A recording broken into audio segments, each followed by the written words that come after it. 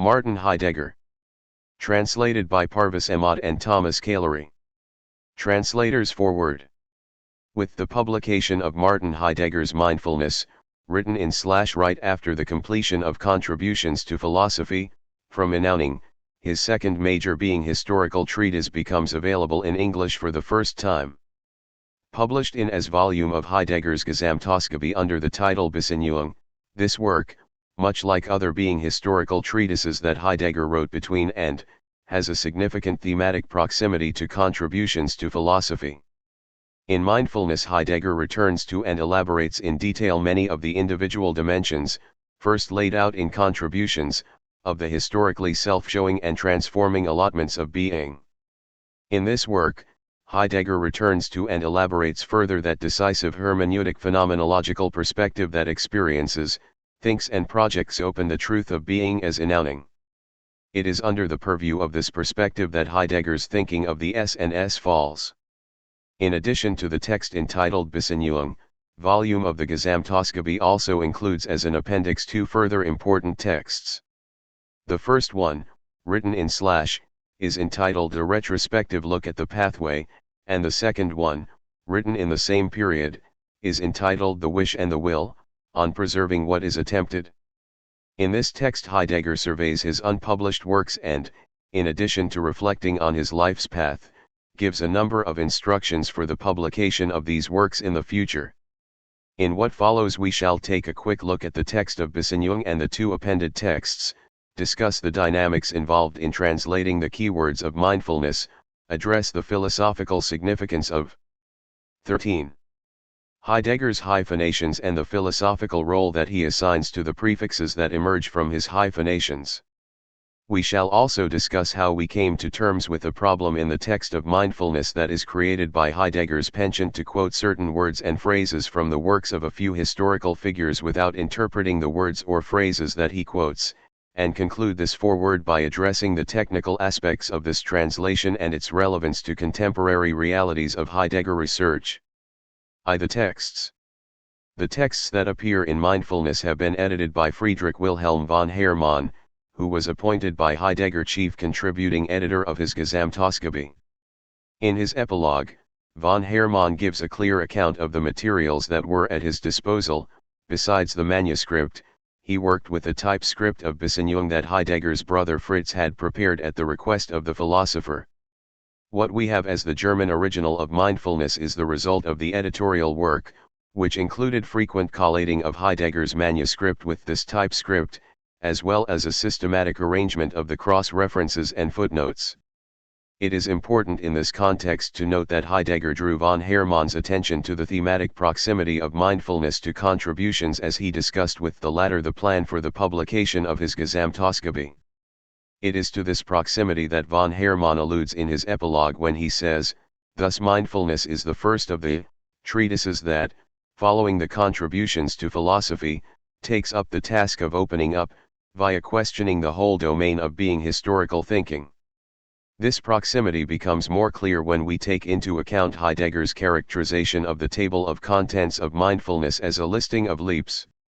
By using the word leap, which is a central keyword of Contributions and is the title of its third joining, Heidegger directly and unambiguously points to the thematic proximity of the two works, Contributions to Philosophy and Mindfulness.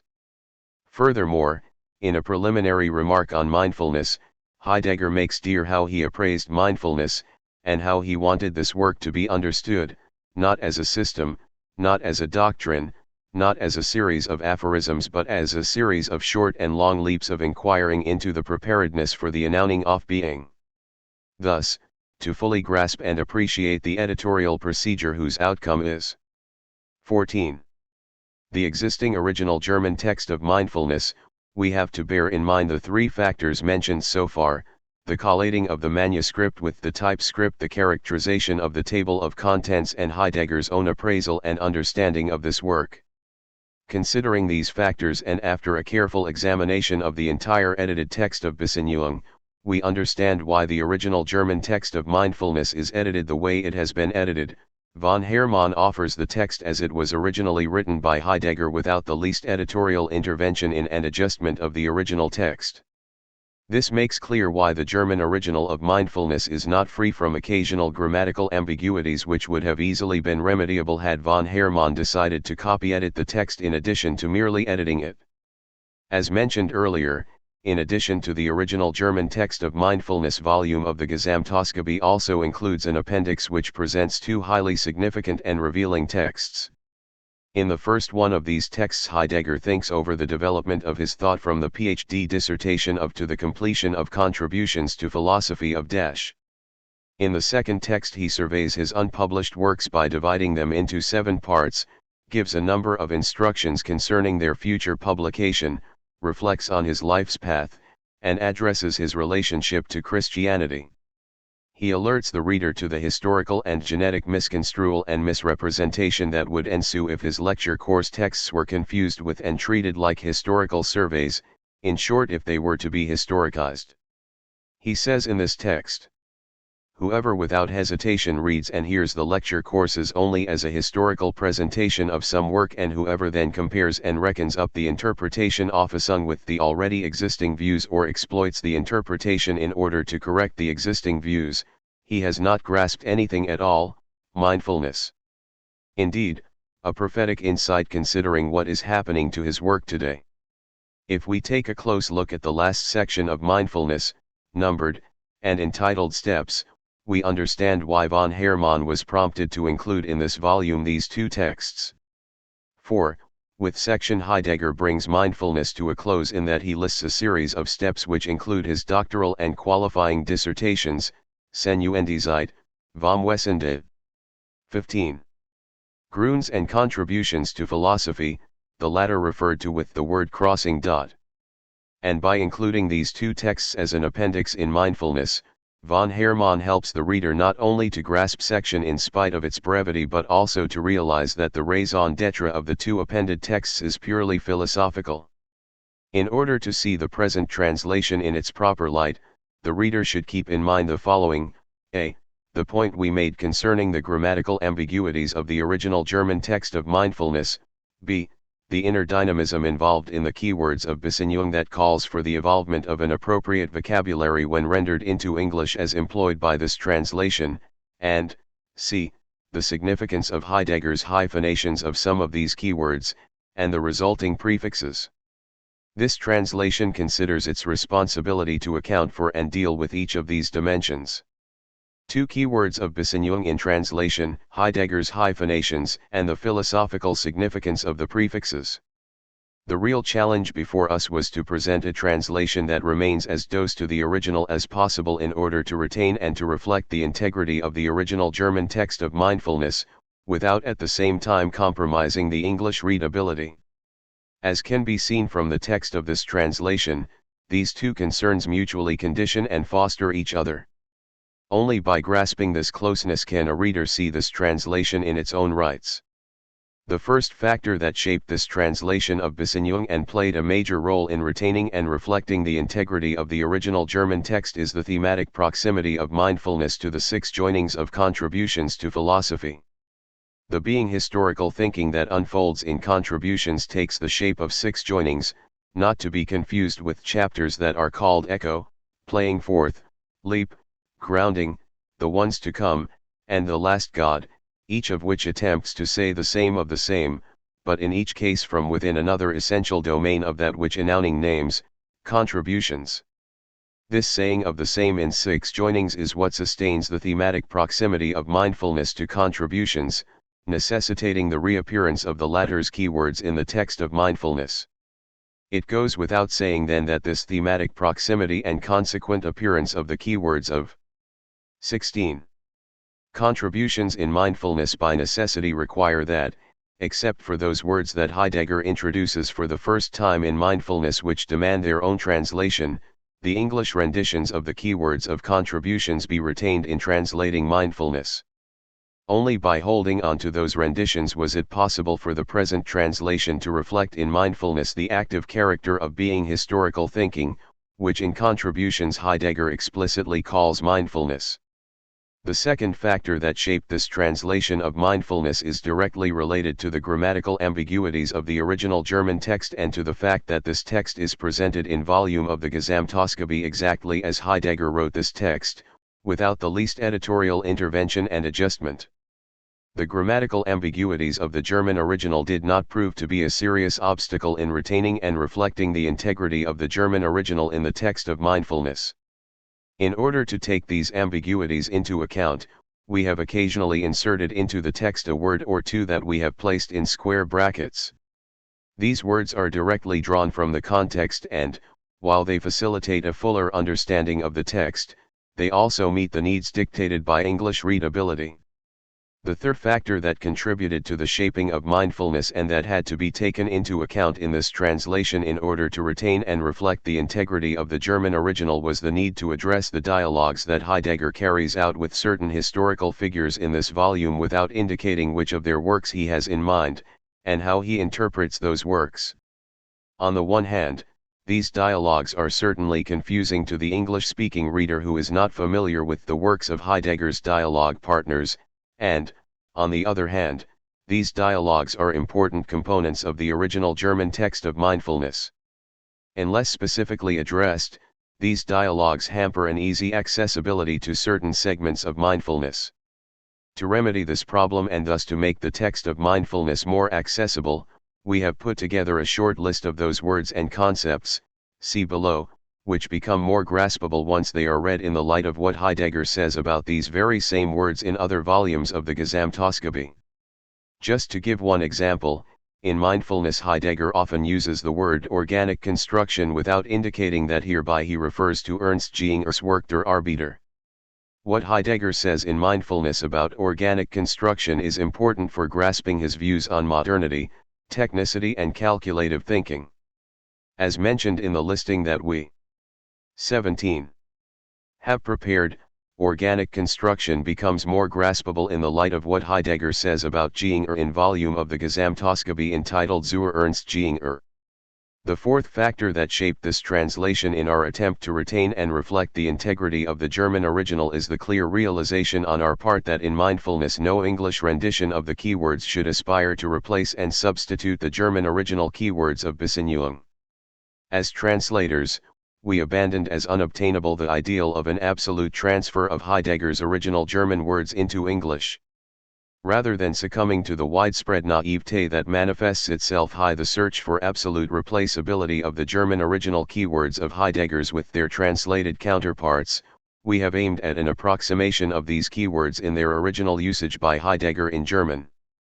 In short, the translation of mindfulness, precisely like the translation of contributions to philosophy, considers unobtainable the ideal of an absolute transfer and absolute replaceability of the original German keywords.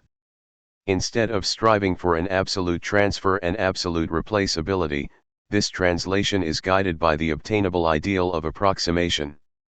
The fifth factor that has shaped this translation in its attempt to retain and reflect the integrity of the original German text is the seriousness with which we have attended to Heidegger's hyphenations, and the resultant prefixes. As in contributions to philosophy, we recognized that these hyphenations are philosophical means for Heidegger to express certain hermeneutic phenomenological insights. By hyphenating certain keywords of mindfulness, Heidegger radically transforms a number of familiar German words and invests them with entirely new meanings. On account of the importance of this last and fifth factor, we shall first address in what follows the impact on this translation of the hyphenations of two keywords, Abgrund and Aranis, and then proceed to deal with our renditions of other keywords of mindfulness.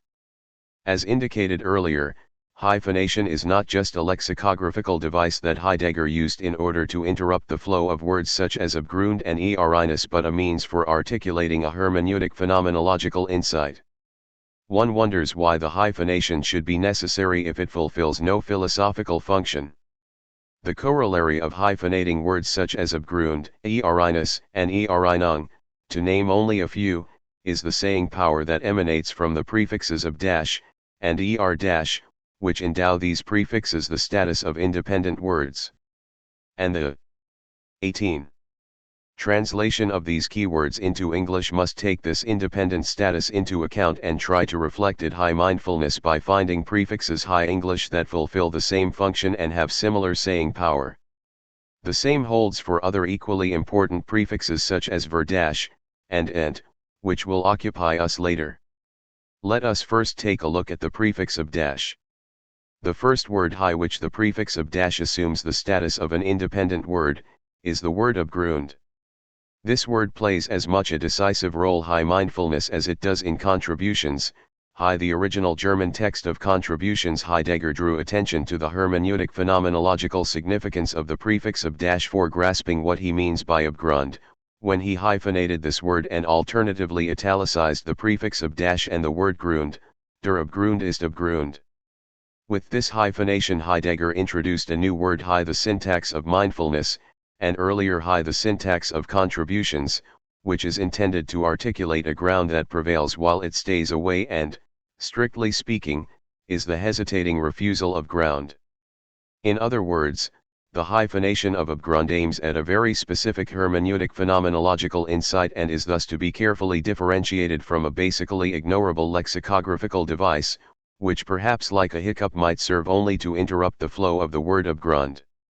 This thematically crucial alternating italicization of the prefix of dash, and the noun grand will lose its real meaning if ab and grand are not treated as independent words and translated distinctly. If this hyphenation is merely conceived as a hiccup which interrupts the flow of a word, then one fails to grasp the hermeneutic phenomenological insight that Heidegger captures by hyphenating the word. Only by blindly overlooking this factor one can proceed to translate Abgrund with abyss and for good measure to hyphenate this word. But this hyphenation accomplishes nothing. For hyphenation of the abyss ends up with ab dash, and yss, the latter of which, i.e., yss, is not a word and is thus totally unfit for accounting for the ground that as Abgrund is a ground that stays away as well as prevails as a hesitating refusal of ground. Even after subjecting the word abyss to the lexicographical device of hyphenation, it can still never reach the dimension of what Heidegger has in mind when he hyphenates Abgrund.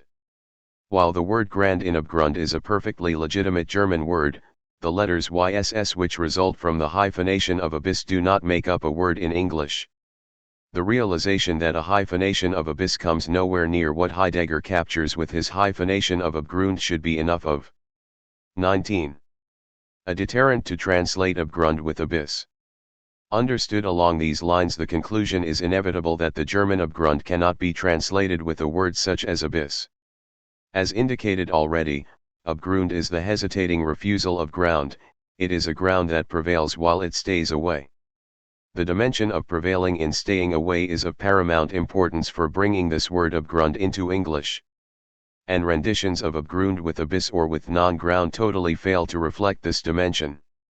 Moreover, Heidegger is quite aware of the difference between Abgrund and Kluft, i.e., abyss, when he points out in mindfulness that question and question recognize each other across the unbridgeable abyss wherein they are suspended. Mindfulness. Thus, given the necessity of translating the prefix of -f, there emerges the question as to how to translate the word Abgrund. As earlier in contributions, we opted for translating Abgrund with the word Abground. There are several advantages in this choice of word. A. The English prefix of dash meaning away from has a similar saying power as the German prefix of. B. The English word ground comes as close as possible to the German Grund and approximates this word. C.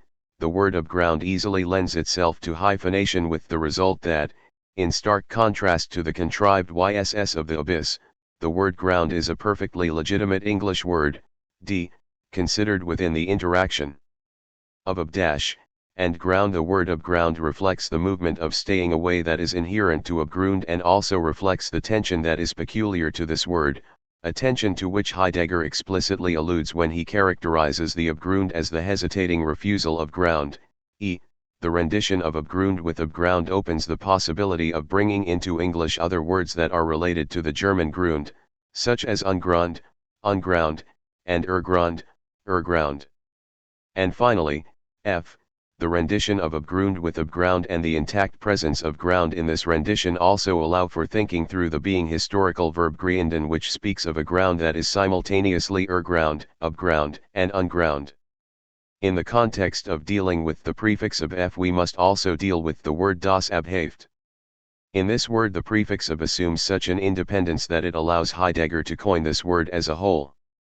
It goes without saying that unless the prefix of dash is treated as an independent word and translated as such, the expression das Abheft cannot be brought into English meaningfully at all.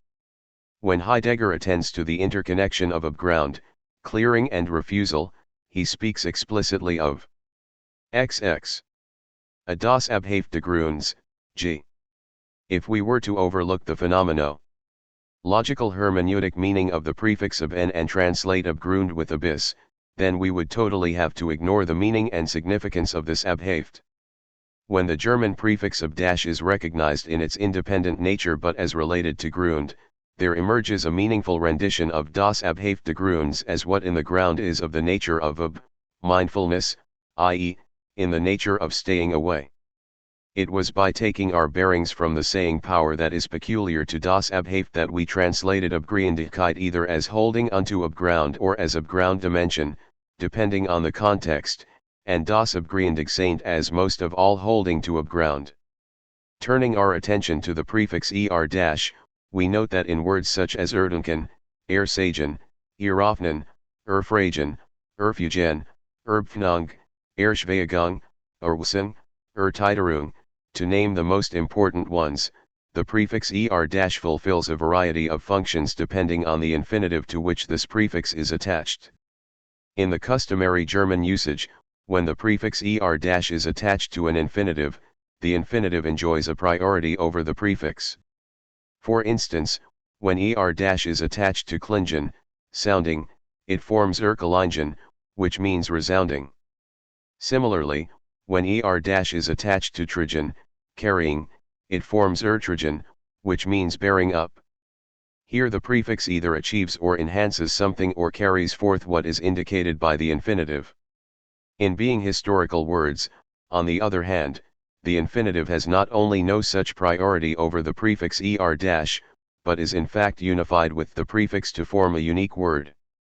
In fact, this prefix determines what goes on in the infinitive and not the other way around. Contributions, 38th. The prefix dash in such words as erdenken, ersagen, ershenfirofhen, erbringen, and so forth has such an impact on the infinitives that it indicates a direction that these infinitives have to take. By using these verbs, Heidegger shows that as being historical words they say much more than what the infinitives alone say or imply. In the context of translating mindfulness, the being historical word ersagen assumes paramount significance, because Heidegger differentiates the sagen, this saying, from assertion or usage when he points out that this saying does not describe or explain, does not proclaim or teach. This saying does not stand over against what is to be said. Rather, the saying itself is the to be said. Contributions. XXI. In sagen the prefix dash indicates the being historical dimension of enabling and enowning, which point to the openness to the allotments of being. We translated sagen with n saying, that is, with a word that retains and reflects the enabling power that is inherent in sagen and points to the swaying of being as enowning. Turning now to the problems that pertain to the translation of Erinus, the most crucial being historical word, we should point out that in bringing this word into English we took our bearings from Heidegger's own stance toward this guiding word. He articulates this stance when he points out that Erinus is as untranslatable as the Greek koyo carat or the Chinese tao. First, we considered the possibility of leaving this word untranslated. But we realized that leaving this word untranslated in the text requires an explanation which cannot be given without interpreting Erinus, and such an interpretation ipso facto requires translating this word. Besides, leaving Erinus untranslated leads to other problems that concern the family of words closely related to Erinus, such as erignung, einung, zeinung, uberignung, eigentum erignen, zeinen, uberignen, einen. Thus, as earlier in contributions, we translated the word Awareness with enowning, a word that approximates the richness of the German word without pretending to replace if, contributions, XX. The English prefix n- in enowning adequately takes over the same function as the German prefix in Awareness. The English prefix n-, with its varied meanings of enabling something, bringing it into a certain condition, and carrying thoroughly through, unifies into one the threefold meanings of the German prefix i.e., of achieving, enhancing and carrying forth. Here the first thing to be kept in mind is that the prefix and the syllable inus have independent status that calls for distinct translations of both and inus if the translation is to be hermeneutically truthful to what Heidegger says with the word inus. In inus the prefix has an active character, which places an unmistakable emphasis on, and highlights the dynamism and the movement that are inherent in the verb in inus. Besides, inus opens the way to the being historical word Eigentum or ownhood. The English prefix n-, with its meanings such as enabling and bringing into condition of, provides the possibility of capturing the movement character implied in of Awareness. When enjoined with owning, this prefix n- puts across a different meaning of owning, an unpossessive owning with no appropriatable content, as differentiated from an owning XXII of something. At the same time, the prefix n- preserves the active, dynamic character of Awareness. The rendition of Awareness with enowning has several advantages. A. Unlike words such as event, appropriation, and event of appropriation, the word enowning lends itself readily to hyphenation and thus functions as an approximate rendition of the and inus of inus. B. Unlike words such as event, appropriation, event of appropriation, and befitting, the word enowning is not tied to any appropriatable, finable content whose appropriation or fitting would be an event. C. Unlike words such as event, appropriation, event of appropriation, and befitting, the word enowning speaks of an owning that has nothing in common with a seizing that seizes without negotiation. D. Unlike words such as event, appropriation, event of appropriation and befitting, that are hard put to reflect the hermeneutic phenomenological kinship of Awareness to words such as Erignung, Einung, Zeinung and Uberignung. The word enowning readily reflects this kinship and allows for an approximate rendition of the following words: Erignung with enownment, Einung with owning, Eigentum with obenhood, Eigenheit with ownness, Zeinung with owning to, Uberignung with owning over to, Eigentium like with what is a foundhood. Having addressed the renditions of the keywords of Grund and Awareness, we now turn our attention to the word mindfulness itself, which appears in the title as well as throughout this translation as the English rendition of Heidegger's word Besinnung. Right from its onset, being historical thinking unfolds itself as Besinnung and not as reflection, since the latter belongs to the domain of a thinking that is not being historical. Accordingly, it is of paramount importance in translating the word Besinnung to hone in on the foundational difference between reflection and Besinnung. In this context, it would serve well to note the intimate hermeneutic phenomenological connection between Sinn and Besinnung, to which Heidegger pays a special attention both in Being and Time and contributions to philosophy. To obtain a rendition of the word Besinnung that approximates in English to what Heidegger regards as the very unfolding of being historical thinking, we have to bear in mind that Besinnung is nothing but an inquiry into the self-disclosure of being, self-disclosure that in Being and Time Heidegger calls the meaning or der Sinn of being, and that in contributions to philosophy he calls the truth of being. What is of utmost significance here is that philosophy as Besinnung unfolds this inquiry. This inquiry is not merely a human enterprise of reflecting on the data of consciousness, on the peculiarities of perception or on the states of mind. XXIII. It differs from reflection in that, as Besinnung, this inquiry is not entirely and exhaustively in human discretion. What distinguishes this inquiry as Besinnung is that it is basically determined and shaped by the truth of being. Thus there is an intimate interconnection between this inquiry, as Besinnung, and being. As Besinnung, this inquiry is already ennowned by being. As ennowned, it stands at the service of being by projecting opening being's ennowning sway or being's conferments, its ennowning throw. Thus, what distinguishes this inquiry is that it is mindful of, does not, via reflection, lay siege on being's conferments its enowning throw. This being mindful of being's enowning throw cannot even be classified as a particular kind of reflection, or even as a mode of conscious awareness. Two factors are important here. On the one hand there is the inexhaustibility of being's enowning throw, and on the other hand the inconclusiveness of its projecting opening. As a result, being mindful of being's enowning throw is not an addendum to this inquiry but originates from within the inexhaustibility of being's enowning throw. One way of grasping the distinction that Heidegger draws between Besinnung and reflection is to consider their bearings upon the issue called self. Reflection on the self, which sustains all psychology and psychiatry, attends to the empirical states of the self in order to render these states accessible to objectification. By contrast, in Besinnung on the self these states are bracketed out, and what is at stake is the grounding of the self via temporality, linguisticality, historically, mortality, and so forth. Heidegger alludes to the distinction between Besinnung on the self, as its grounding, and reflection on the self by first questioning whether the self is accessible to reflection at all, and then by alluding to the necessity of grounding the self. He says, Besinnung is so originary that it above all asks how the self is to be grounded. Thus it is questionable whether through reflection on ourselves we ever find ourself. Contributions, XXXII.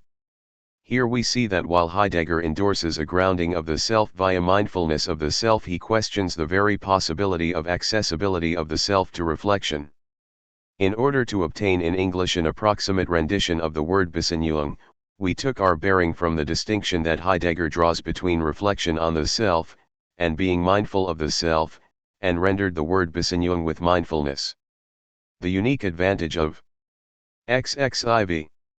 This rendition consists in the fact that the word mindfulness has a pliability that is denied to reflection, a pliability that does not let mindfulness become rigid and unyielding and end up in doctrines, systems, and so forth.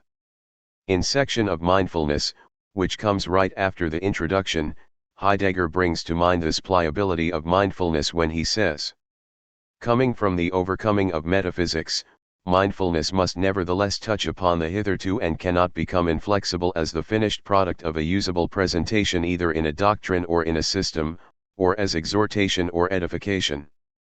Mindfulness. The next keyword of mindfulness to be addressed in this foreword is the word auseinandersetzen that appears sometimes hyphenated as auseinandersetzen. Assuming a broader and more fundamental role in mindfulness than it did high contributions, this word requires special attention in order to be brought into English and approximate a keyword of mindfulness. A careful reading of Part I of Mindfulness, and the sections in which Heidegger brings his being historical inquiry to bear upon Parmenides, Heraclitus, Plato, Aristotle, Hegel, and Nietzsche, soon convinced us that in mindfulness the word auseinandersetzen can no longer be taken exclusively to mean debate, confrontation, and coming to terms with. Taking our bearings from the components of this word, namely auseinander apart, dissociated, and setzen setting, positioning, we decided to bring this word into English with the expression dissociating exposition. This decision is based on a precise grasping of what transpires hermeneutically phenomenologically when Heidegger places and positions side by side the metaphysical question of being and the being historical question of being in order to dissociate the metaphysical and being historical responses to these questions. It is his insight that the metaphysical response to the metaphysical question of being, i.e., determination of the beingness of beings, the general, koivof, relates in a subtle way to the being historical response, i.e., the non-metaphysical determination of being as enowning. In mindfulness, Heidegger takes great pain to highlight this relatedness by distinguishing his dissociating exposition of the metaphysical responses, such as those given in terms of iea, pound vres sia, ego cogito, monas, reason, absolute idea and will to power, from rejection and refutation of the metaphysical doctrines within which these responses XXV are housed. Central to a dissociating exposition of these responses is the fundamental difference between the being historical insight into a given metaphysical position and that position itself. Based on such a difference, A dissociating exposition of any one of these responses is never the same as rejection or refutation of a metaphysical doctrine. Often function as the hidden motivating forces behind historical discussions in philosophy. Rejection and refutation never accomplish what the dissociating exposition of a given metaphysical response or a metaphysical doctrine accomplishes, namely the overcoming of the metaphysical responses to the question of being by the being historical response to this question. The next word to be discussed in this foreword is Vermenschung, which is Heidegger's counter-concept of animal rationale. He uses this word for the first time in mindfulness and gives it an unparalleled importance in those sections of this work in which he addresses the themes of modernity and gods. Vermenschung is derived from the verb vermenschen, which has meanings such as to humanize, to become human and to assume human shape. In these meanings vermenschen is the exact opposite of entmenschen, that is, to dehumanize. However, as used in mindfulness, the words vermenschen and vermenschung have none of these meanings. How to bring this word vermenschung as a keyword of mindfulness into English? Considering the context of the sections in mindfulness in which Heidegger addresses the themes of modernity and gods, and taking our bearings from the prefix ver- in the word vermenschung, we rendered this word with dishumanization. This rendition is based on the realization that the contexts of the discussions devoted to the themes of modernity and gods free the word vermenschung, not only from the usual connotations of humanization, assuming human shape, and becoming human, but also from what is exactly the opposite of vermenschung, that is, entmenschung, or dehumanization. Those contexts in conjunction with the saying power that emanates from the German prefix ver- accomplished for us this realization. Whereas in ordinary usage of the word vermenschung this prefix ver- is so mute as to be almost unhearable, how else could this word mean humanization? In Heidegger's usage of vermenschung high mindfulness, it is precisely the silent ringing of this prefix that qualifies the word vermenschung to become a being historical word. We found that in bringing vermenschung into English, we have to take our bearings from the prefix ver-. Now, since the English counterpart of the German prefix ver- is the prefix dis-, and insofar as hyphenation of vermenschung xxvi does not eliminate the sense of humanization, we arrived at the approximate rendition of the being historical keyword Vernunskung with dishumanization. Closely related to Vernunskung and central to grasping the treatment of the themes of Göttingen, godhood and the last god is the word Vergotterung. In the context of the being historical treatment of Göttingen, Vergotterung alludes to the disannouncing process that is inherent in Göttingen, a process that in conjunction with dishumanization sustains the flight of gods. We found a good approximate rendition of Vergotterung in the English word divinization, which we use in the strict technical sense of raising a being nature, man, a historical figure to divinity. Although this word divinization does not clearly reflect the thrust of the German prefix ver- that is in play in Vergotterung, given the strict technical sense in which divinization is used here, it fits the above-mentioned disannouncing process. Next to be addressed here are two keywords of mindfulness, namely Machbarkeit and Machsamkeit.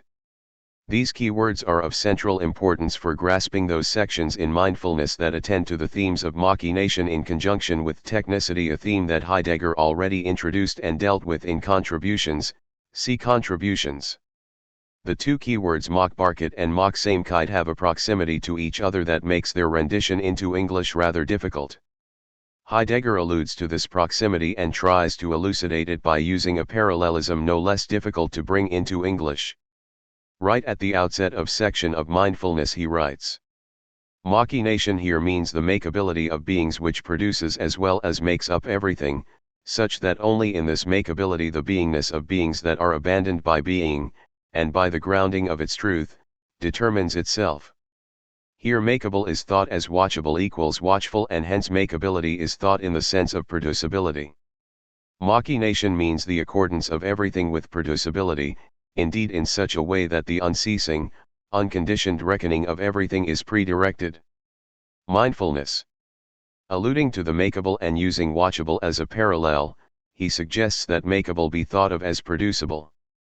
This opens the way for an additional determination of machination, additional insofar as machination is still fundamentally a manner of the swaying of being, but now machination means also the accordance of everything with XXVII. Producibility. In this connection the reader should bear in mind that both words, makeability and producibility, refer to that clearing which, as machination, houses the making and producing that are hallmarks of instrumentally anthropologically conceived technology that should be carefully distinguished from what Heidegger calls technicity. Accordingly, makeability and producibility as used in this translation are not to be confused with descriptive terms that pertain to the technological, instrumental making, and producing. The next keyword of mindfulness to be addressed in this foreword is Inständigkeit. We translate this word with inabiding. This rendition has the following advantages: a. The component in inabiding is a good approximation of the German prefix in Inständigkeit, b. The component abiding is a good approximation of the German Ständigkeit, and c. Inabiding as a rendition of Inständigkeit reflects Heidegger's intention to rethink the earlier concept of existence within the being historical horizon. The corollary of rethinking existence being historically is the differentiation of this concept not only from Karl Jasper's existential philosophy but from existentialism in general. The often attempted rendering of Inständigkeit with insistence is not only inappropriate, it is also totally wrong, for insistence does not at all reflect the hermeneutic phenomenological insight into man's relationship to the truth of being, which is what Inständigkeit is all about. What distinguishes this relationship is man's inabiding the truth of being. Even if we consider the word insistence etymologically, the standing to which this word refers is not the same as inabiding the truth of being, since that standing means insisting on an already adopted position or a preferred opinion.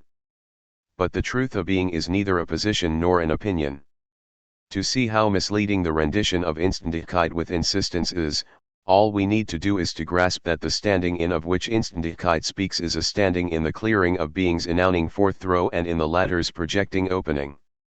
It is the sway of being as an announcing forth throw that lets man as Dasein abide in the truth of being in the manner of an announced projecting opening. The next word to be addressed here is being as a rendition of Sein.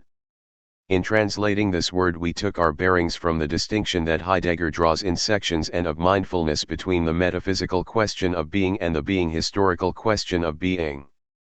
The former question asks what are beings? And the latter how does being sway? The metaphysical question of being wins up with XXVII. Grasping being as the beingness of beings, while the being historical question of being realizes that it is ennowned by being, and as ennowned it thinks being as ennowning.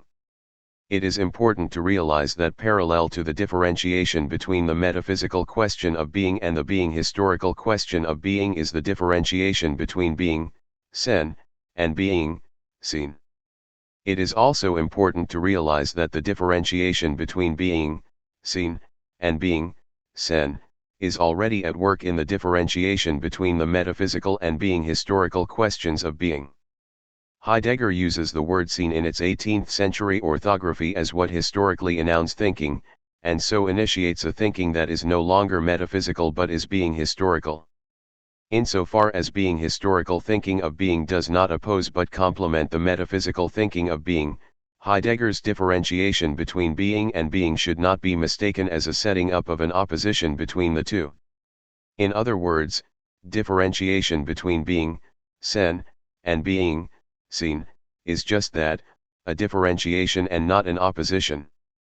Any English rendition that on the basis of the orthography of Sein is oriented to, or establishes an opposition between Sein and Sein, like the rendition being and being, pushes too far a simple orthographic device, contributions, XXII. What speaks further against a rendition that suggests an opposition between Sein and Sein is the fact that these German words, like their English counterparts being and being, are pronounced exactly the same way, whereas the alternative rendition with being uses a word that is not pronounced the same way as being. However, it should be pointed out that in spite of the philosophical importance of the differentiation between Sein and Sein, Heidegger has not been consistent throughout mindfulness in maintaining the different spellings of Sein and Sein. Sometimes he writes Sein but means Sein, and sometimes he writes Sein and means Sein. However, the clue for grasping what he means in each case lies in the differentiation between the metaphysical and being historical question of being that Heidegger elaborates upon in sections and of mindfulness. The next word to be addressed is Geschichte, as differentiated from History. As the scientific erudite recording and analysis of, and the debate about, past events, History has no inkling of a past that still is in sway and is oncoming.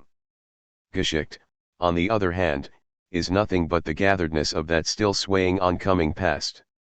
What drives History forth is the finality and irretrievability of the past events with which XXIX History is preoccupied. What distinguishes Geschichte is the suddenness and the coming to presence of that past that, strictly speaking, has not passed away since it is still in sway and oncoming. To allude to Geschichte with the brevity that is required this forward, we should mention Heidegger's accounts of the Temple of Athena the 2 trips he made to Greece in stark contrast to an erudite historical archaeological account of that temple, Heidegger's account is geschichtlich. He bespeaks of the suddenness and the coming to presence of a pastness of which the erudite historical archaeology has no inkling, that is, of the pastness that is the Temple of Athena wherein the goddess is gathered and comes to presence in the midst of the technological hubbub and technologically organized and maintained tourism of the 20th century. For us as translators the question became one of how to bring History and Geschichte into English.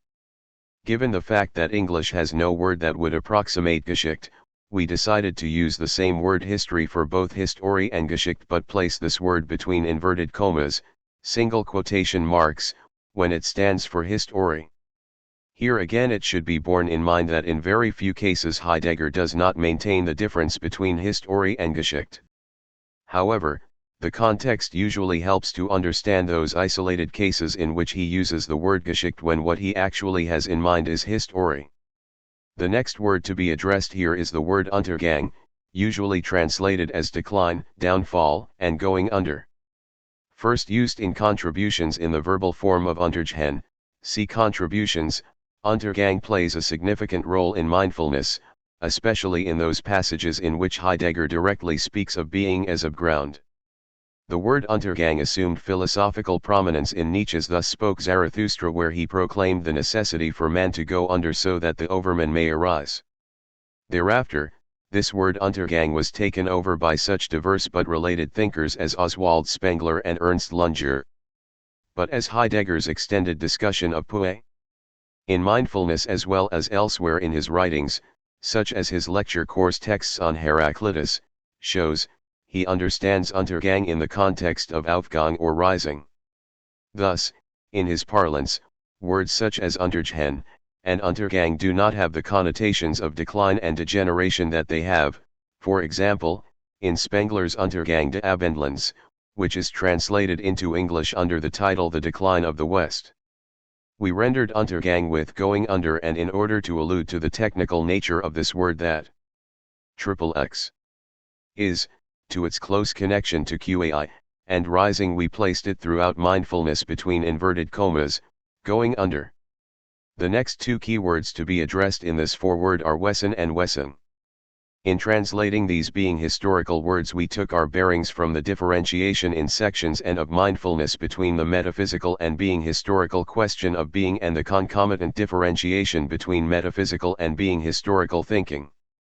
We realized that if the English rendition of these words did not respect these differentiations, it would fail to retain and reflect the integrity of the original German of mindfulness.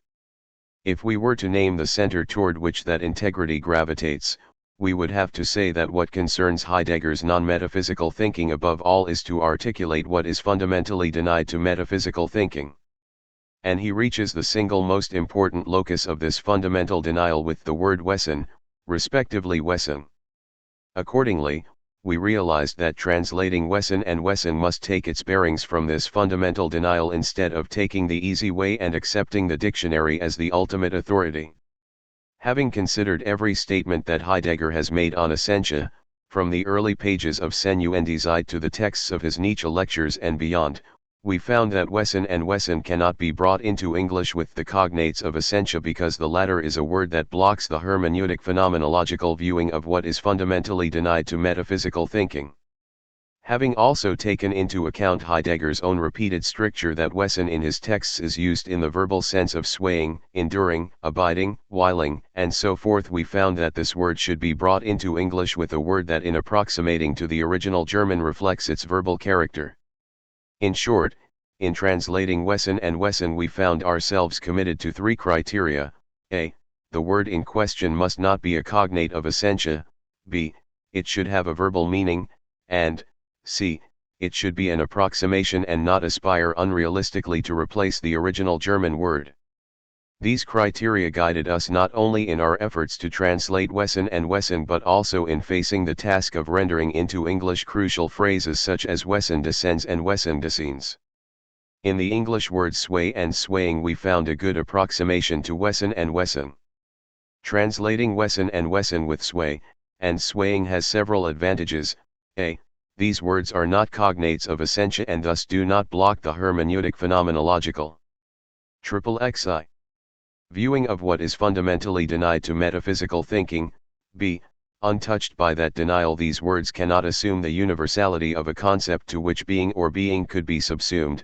Essentia and its cognates are such universal concepts. C. The words sway and swaying have a distinct verbal meaning that indicates dynamism and movement, both of which are denied to essentia and its cognates. D. By being removed from the domain of essentia, these words stand at the service of the thinking that unfolds in the other beginning, and Heidegger calls being historical thinking, in stark contrast to essentia and its cognates, which are shaped by the power and the preeminence that thinking already assumes in the first Greek beginning vis a vis pump. The words sway and swaying do not in the least reflect that power and preeminence, and f. In stark contrast to essentia and its cognates, the words sway and swaying fit into the futural task which consists not only of saying and xfeia, as the first Greek beginning did, but also of thinking and afeia. However, in translating Wesen in relation to man, we took our bearings from Heidegger's own remarks about this word to the effect that Wesen also means what is own most to something. Accordingly, we translated the phrase Das Wesen de Menschen with what is own most to man, or sometimes with man's own most. Here again we should point out that in mindfulness Heidegger is not consistent in his use of the words Wesen and Wesen, but the context often makes clear the specific sense that he has in mind in using these words. The next keyword, saying, is a rendition of both sagen and spruch. Placed between single quotation marks, saying brings into English Heidegger's word spruch. Placed between double quotation marks, it is our rendition of the original German sagen. Finally, we conclude this discussion of the keywords of mindfulness with a brief remark on the differentiation between Bestandigung and Beständigkeit. In most cases we translated the former with making presencing constant, and the latter with constancy of presencing.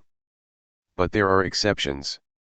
In some cases we translate Bestandigung simply with constancy, and Beständigkeit with constantness. 3-2 phrases of Besinnung translation. In the very first sentence of the prose section of the introduction to mindfulness there is a phrase that places special demands on translation. XXXII. And reads, Ernst Einzigen im Sehenden. This usage of the word das Sehend poses some problems for an accurate rendition in English. Because of this underlying difficulty, the rendition of Einzigen im Sehenden as that which is sole and unique in beings is unavoidable but precarious. If philosophical precision were to be the only criterion, then das Sehend has to be uniformly translated as a being, and consequently the phrase Einzigen im Sehenden as that which is sole and unique in a being. But what Heidegger wants to say with this phrase has nothing to do with a single being as such, nor with a chain of beings, nor with their inherent hierarchy.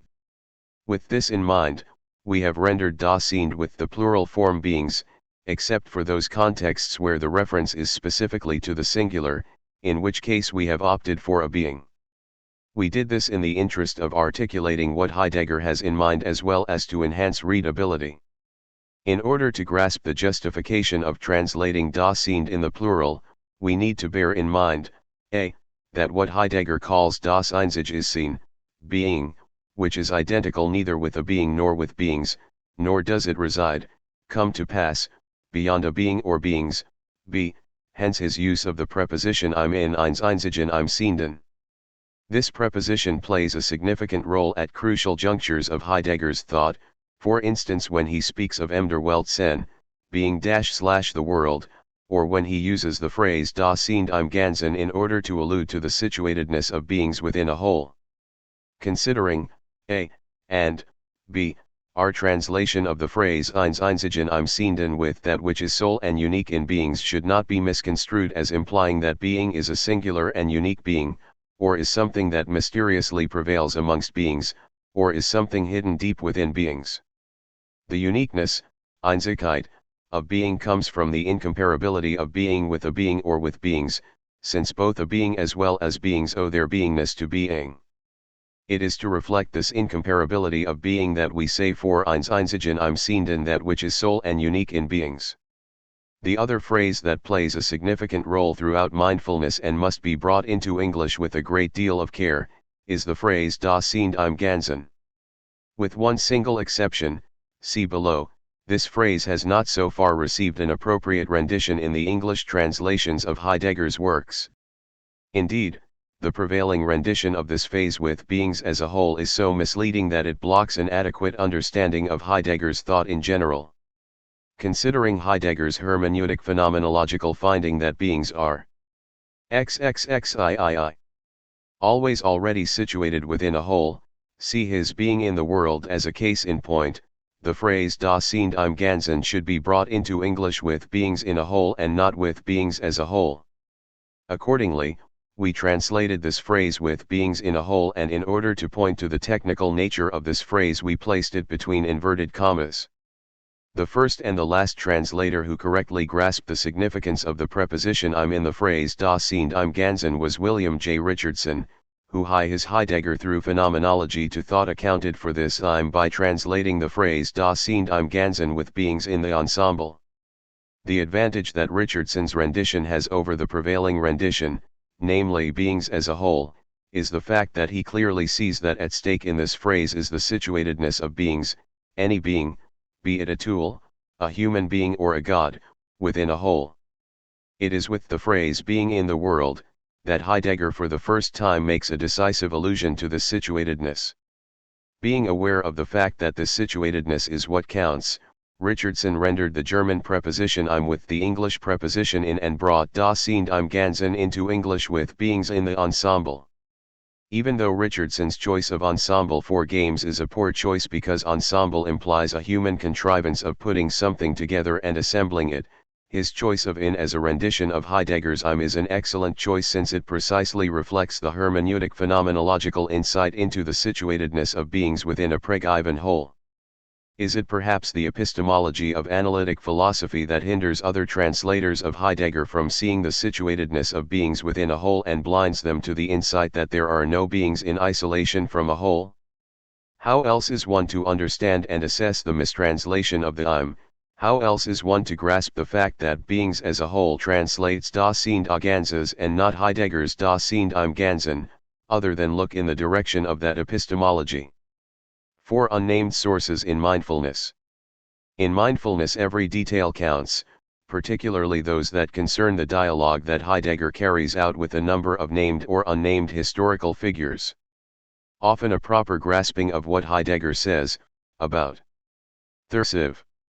modernity for example, depends on knowing how certain words or phrases are to be understood in relation to the historical figures to which those words and phrases refer. A case in point is the phrase organic construction that first appears near the end of section, and then in other sections of mindfulness such as section. Near the end of section Heidegger points out that Ernst Lunger thinks planetarily, not economically, not societally, not politically, the gestalt of the worker in whom the modern humanity becomes a permanent member of the organic construction of beings in the whole. Mindfulness. The reader unfamiliar with Ernst Jinger's Der Arbeiter the worker will probably be in a better position to understand why Heidegger can say that Jinger thinks the worker planetarily as the gestalt in whom modern humanity becomes a permanent member of the organic construction of beings in a whole if the reader takes into account what Heidegger says about organic construction in volume of his Gesamtausgabe entitled Zur Ernst Jinger. As a response to such a need, in what follows we list the number of the volumes of the Gesamtausgabe in which the reader may find a more elaborate treatment of certain words, concepts, and phrases that appear in mindfulness. This list does not claim to be complete, it is offered here only as a help in need. For organic construction, heroism, heroic realism, GA. For life, all life, chaos, values, becoming, GA, GA, GA, GA, GA, GA, and GA. For real ontology, realistic ontology, critical ontology, GA. For encompassing, GA, GA. For sacrifice, GA. For the new awakening, GA. For love of wisdom, GA. Moreover, a few passages in mindfulness become more graspable in the light of the fact that in those passages Heidegger has some of his contemporaries and their works in mind, although none is mentioned explicitly in mindfulness. A case in point is what Heidegger says in the following passage. XXXV. The subsequent scholarly exploitation of this Nietzschean thought that originates in Nietzsche's reversal of Platonism, for the purpose of playing certain categoriati games with the layers of being and the like is meaningless and can never render the deciding question discernible. Mindfulness. Unless the reader is aware of the fact that words and phrases such as categorial and layers of being refer to Nikolai Hartmann's Aufbau der realen Welt, the reader will be hard put to fully grasp this passage. In similar vein, only when the reader knows that Nikolai Hartmann in his Zur Grundlegung der Ontologie refers to the question of being and criticizes this question, will the reader understand the passage in which Heidegger alludes to those who ascribe to this question their own preconceived ideas. The passage high question is the following. Therefore, it is only an illusion when out of one's heedless opinion one ascribes one's own meaning to the phrase, the question of being. Mindfulness.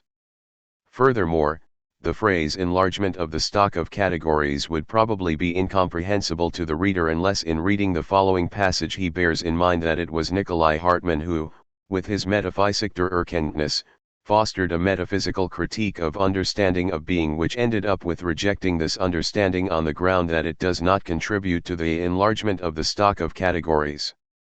The passage in question reads. Thus addressing the understanding of being would mean returning to the anthropological and so to the one-sidedly grasped conditions for the enactment of thinking, roughly put, would amount to a psychology of metaphysics and so would prove to be anything but a contribution to the enlargement of the stock of categories. Mindfulness. V. Technical aspects of the translation. Layout in each of its pages. This translation reproduces the layout of the original German. All paragraphs, all indentations, and spacings are exactly the same as they appear high the original German text. It should be noted that 30. The layout of the original German text had to be retained because the diction of the original text requires this layout. Double quotation marks and single quotation marks, except when placed around saying, double quotation marks in this translation are Heidegger's own. All single quotation marks, the so-called inverted commas, are translators. Thus we place between single quotation marks words and phases that because of their technical nature need to be singled out. Just to give a few examples we should mention in between, t/here, history/historical, as differentiated from Geschichte, see above, the ones to come, beings in a whole, going under, unknown most. Italics with a few exceptions. All italics are Heidegger's. However, being part of the translation process, we have on occasion used a few italics of our own. Parentheses and square brackets. All parentheses are Heidegger's, while all square brackets are translators. To avoid confusing translators' additions to the text with editors' footnotes, which in the original German text are also placed between square brackets, editors' footnotes are placed between braces. In this foreword as well as throughout mindfulness, the abbreviation G followed by a page number and placed within a square bracket indicates the pagination of the original German text. Footnotes. All footnotes and cross-references in this translation are identical to those in the original German text. There are no translators' footnotes. Works cited except for contributions to philosophy, from Enauning, The titles of all Heidegger's works are given as they appear in the original German text of mindfulness. The thematic proximity of mindfulness to contributions and the necessity of retaining the keywords of the latter in the text of the former required that we use the title Contributions to Philosophy, from Enowning, in the footnotes. However, including bibliographical information of the XXXVII existing English translations in the footnotes proved to be unpractical for two reasons. First, to include such information meant acting as if Heidegger refers to these translations, which in fact he does not. To give one example, Heidegger often refers to his first major work in a general sort of way by mentioning the title Senuendizeit, and sometimes he mentions this title not so much as the title of a book but as an achievement. Mentioning being and time instead seemed to us to obfuscate this distinction. Secondly, in some cases there is more than one English translation of the same work, and in some cases even the titles in English are not identical. Cases in point are the existing English translations of Vom Wesen des Grundes and Kant und das Problem der Metaphysik, not to mention the translations of the lecture was St. Metaphysik. Given this state of affairs, the reader who needs bibliographical information concerning the English translations of the volumes of the Gesamtausgabe should use Update on the Gesamtausgabe, Heidegger Studies, pp. Retaining the word Gesamtausgabe. The word Gesamtausgabe is left untranslated in this text and abbreviated with GA since the term is now accepted as a standard technical term. All references in the footnotes are to the volumes of this edition and use the abbreviation GA. It should be mentioned in passing that the rendition of the word Gesamtausgabe with collected edition is not a correct translation since Gesamtausgabe is to be distinguished from Gesammeltwerke, that is, a collected edition. If we were to translate the word Gesamtausgabe we would have to say complete edition. 6. Mindfulness and contemporary realities of Heidegger research. In reading Contributions and Mindfulness, the reader should consider the following dimensions. Heidegger understands these works as originating from the non-representational apophantic character of being historical thinking. It is the unique nature of Contributions and Mindfulness as philosophical statements that they emerge from and return to that which shows and manifests itself as it is in itself. Failing to grasp this will lead to the mischaracterization of these works as working notes, aphorisms, mystical expressions, and so forth. Heidegger does not understand these works as absolute statements about being, but rather as 38. Formal indications of the historical sway of being, formal indications that await fulfillment. Being historical thinking has an unusual syntax because of the referential dependence of the syntax on the already mentioned fulfillment. Seen in this light, the syntax of being historical thinking is not a deficient one. The singularity of the syntax of being historical thinking follows from the fact that this thinking is not a thinking about being but is one that is ennowned by being. And insofar as this thinking itself is ennowned by being, the translation of the syntax of this thinking must take its bearings from this ennownment. Thus the goal of translating the syntax of being historical thinking is not to make the translation more intelligible than the original, but to let this thinking come alive once again. The key for entering into being historical thinking of Contributions and Mindfulness does not lie in translating Heidegger's language of thinking into another more intelligible language but precisely in dwelling in Heidegger's language of thinking itself. Once these three dimensions are attended to, the possibility opens up of taking a brief look at mindfulness in the light of contemporary realities of Heidegger research. In the context of appropriation and co-enactment of Heidegger's thought, mindfulness, besides being the second major being historical treatise, is significant in two other respects. The first pertains to the question concerning Heidegger's political error of the S. Anyone who is still interested in this question would do well to take a close look at those passages and sections of mindfulness that shed considerable light on the political situation in the Germany of the S and, by extension, on Heidegger's political error.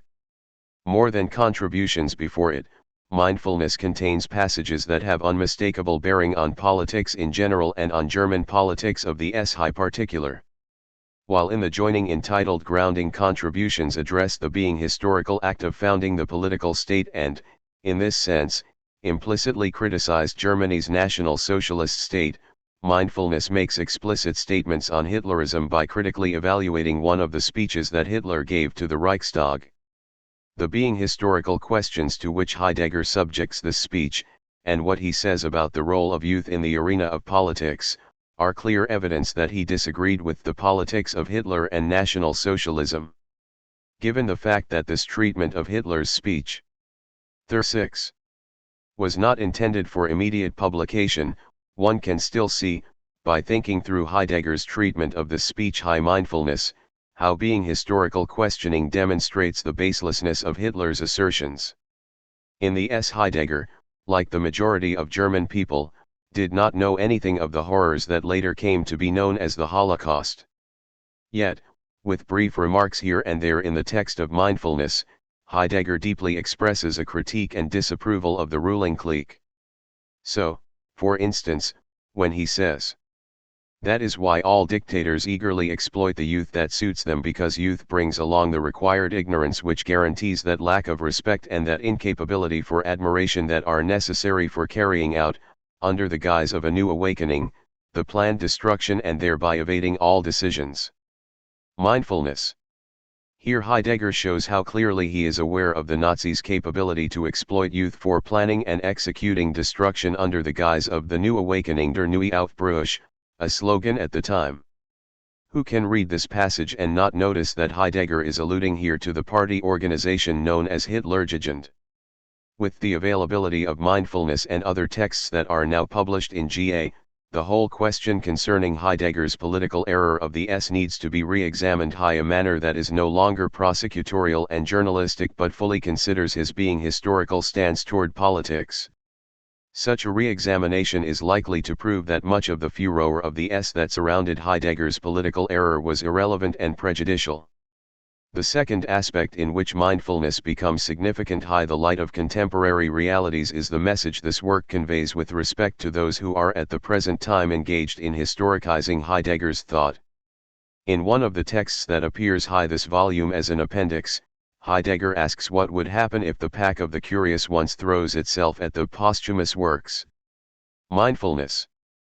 With a prophetic look into the future, he warns against historicization of his life's work and says, "Whoever without hesitation reads the lecture courses only as a historical presentation of some work, and whoever then compares and reckons up the interpretation often with the already existing views or exploits the interpretation in order to correct the existing views, he has not grasped anything at all." Mindfulness.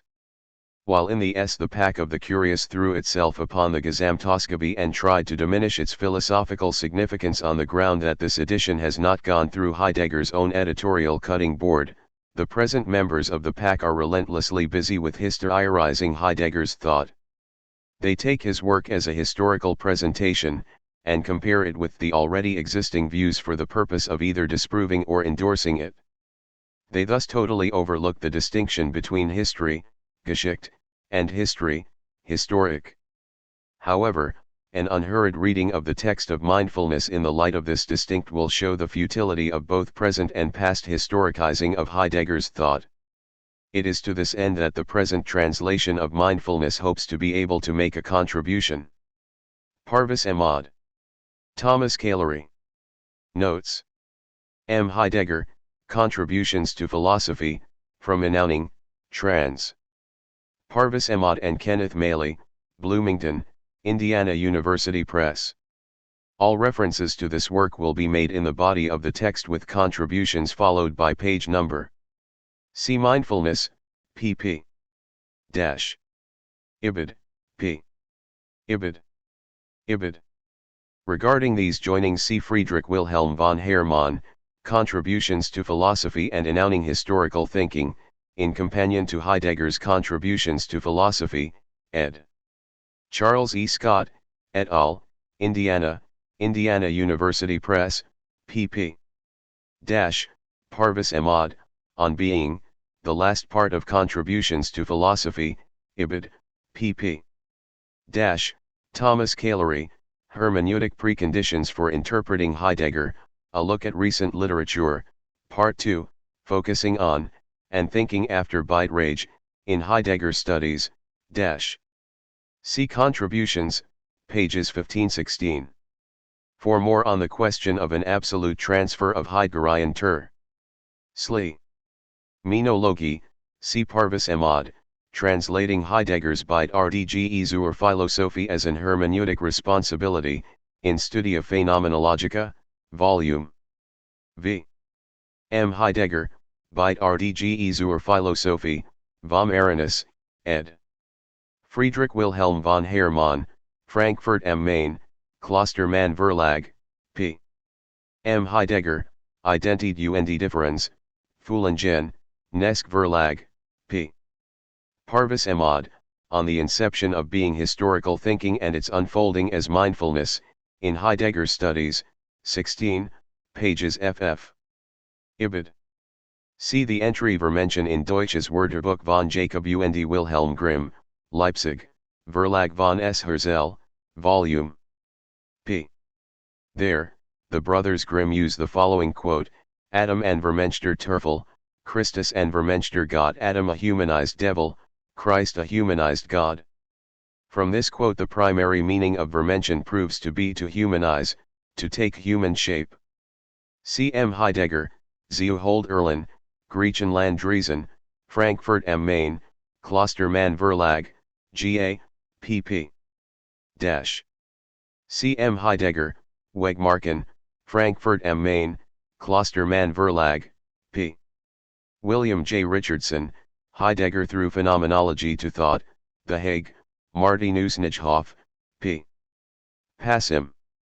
Parvis Emad, On the Inception, p. For a general discussion of mindfulness, see Parvis Emad, A Conversation with Friedrich Wilhelm von Hermann on Mindfulness F in the New Yearbook for Phenomenology and Phenomenological Philosophy, Vol. 6, pp. Dash. Sly. Acknowledgements.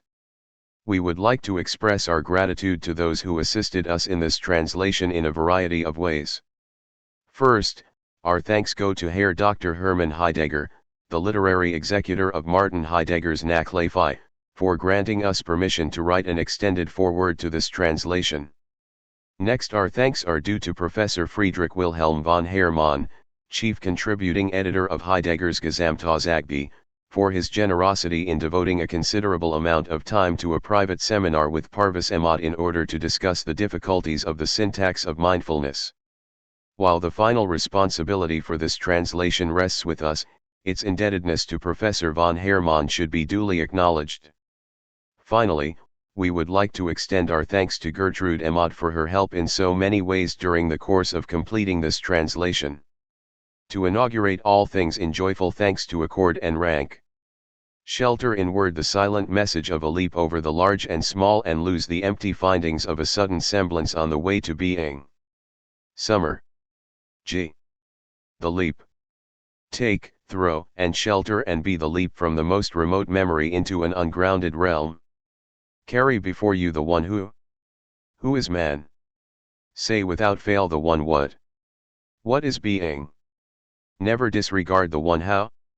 How is there concord? Man, truth, being respond out of heightening of man's own most, of the sway of truth and being unto refusal, wherein they are granted to themselves. Introduction. G. The Guardians. Away rolls the subterranean storm, inaudible to all the many, into spaces above worldly, remote thrust of being. The world and the earth blended long since disturbed in their law of strife withdraw from things any destiny. Number raves into empty quantity no longer bestows bond and likeness. What counts as a being is what lives, but living lives only by the uproar of a noisy presumption, which is already late to the ones that follow. But they guard, the secret guardians of an unrisen transformation, remote thrust of being between the turbulent making and contrivance. G. The knowing awareness. But we know the beginning, the other one, we know it by questioning, we stay in the leap ahead of any yes and no. Certainly we are never the knowing ones, yet in knowing awareness we are those who are, we leave ourselves behind in questioning the clearing of being. Decision is still being's, whether being, crushing power and powerlessness calls to the earth the world into strife, whether being brings God to distress and N owns the expansive stillness to descend, to man. G. The word. Nothing, nowhere, never before every something, before all then and there towers the word out of the ground, which granted, what every ground failed to grant, since only the bond with what is said fits out everything as a thing and scatters in a maze the hunted senses. Ga. We do not know goals. We do not know goals and are only a pathway.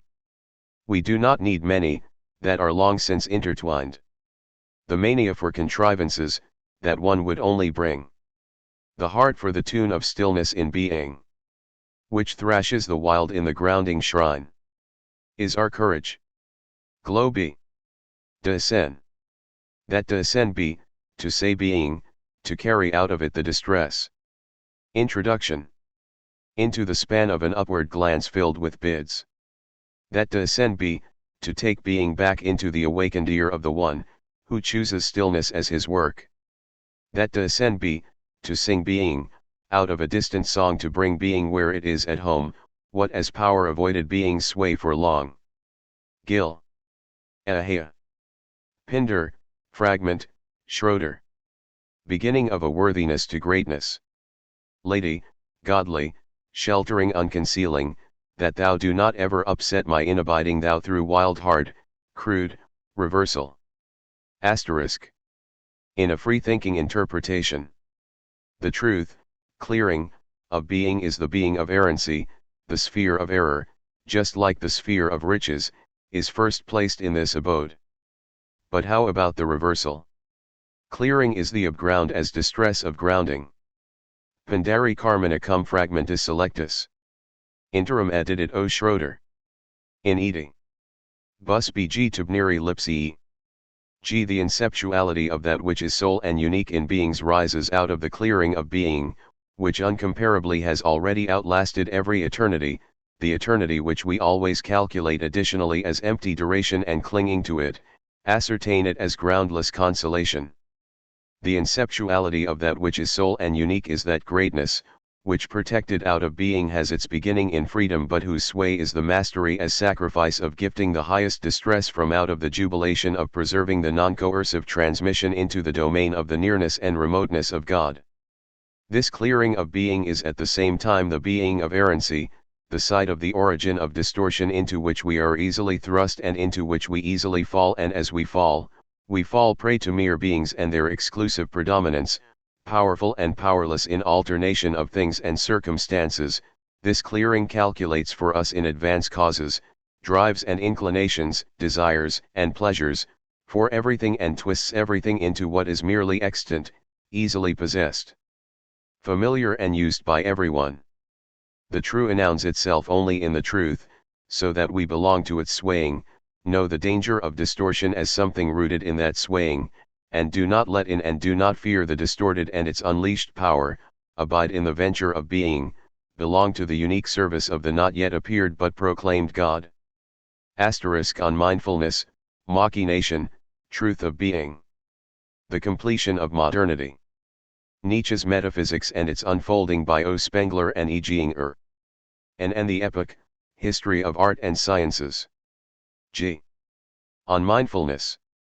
Only by coining from far away from the remote beginning of the history of being, free from every history, can thinking prepare the readiness for the grounding of the one decision, cf. below G, and for the more detailed account of decision see Überlegungen xn, asterisk, and only this, whether machination of beings would make man exceedingly powerful and transpose none into an unbridled being of power, or whether being would gift the grounding of its truth as distress from out of which the countering of God and man cross with the strife of the earth and the world.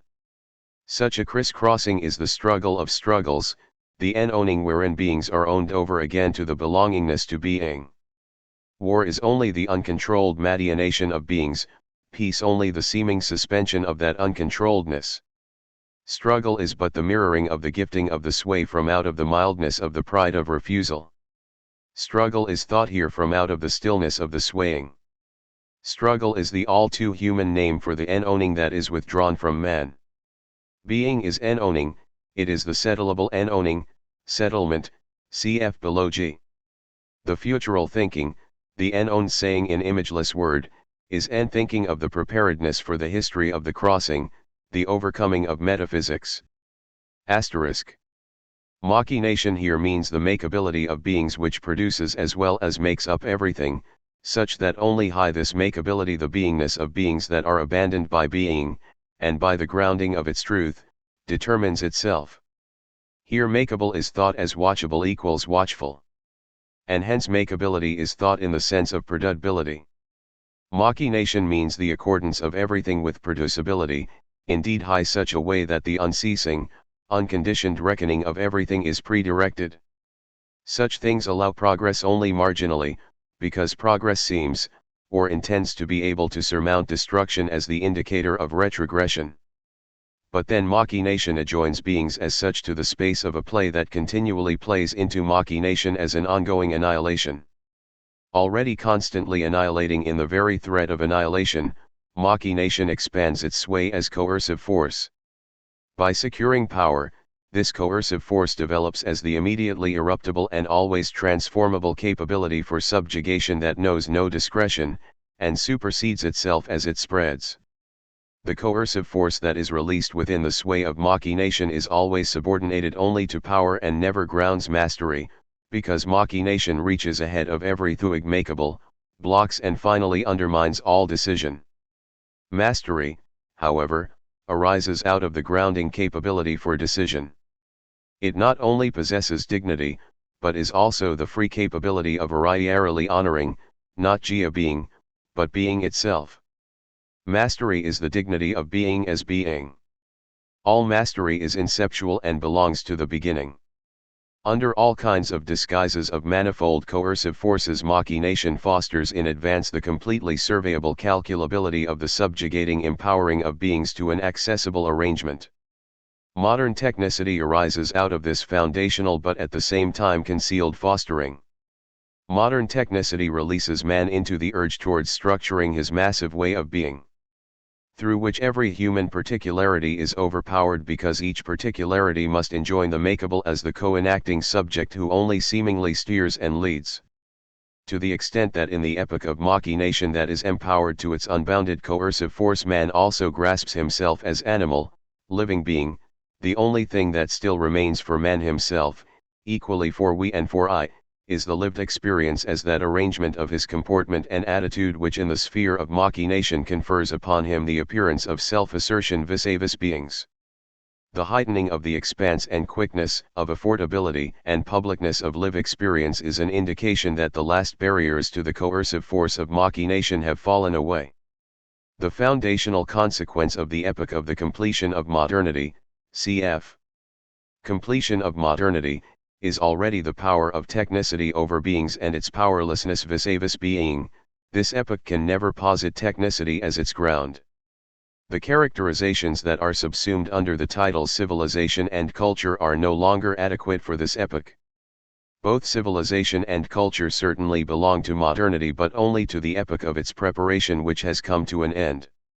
The sway of technicity is still held back in both civilization and culture, and hence counts only as a special domain and above all as the limited form of dominating things as well as man's massive way of being, cf. technicity. As the ownmost of beings, as the manner in which beings as such generally are, machination impels all the forces capable of power and of transforming power to total unleashing into self-overpowering of power. True to the basic sway of power, power has always continued by furthering and heightening of power such that its superseding should count only as something unessential and exclusively conspicuous in external process.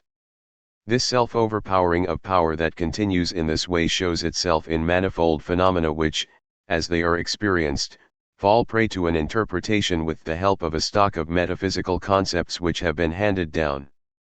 Without determining the sway of force closely or in general, one speaks of the dynamic and means propulsiveness of power that is launched and let loose and overflows itself.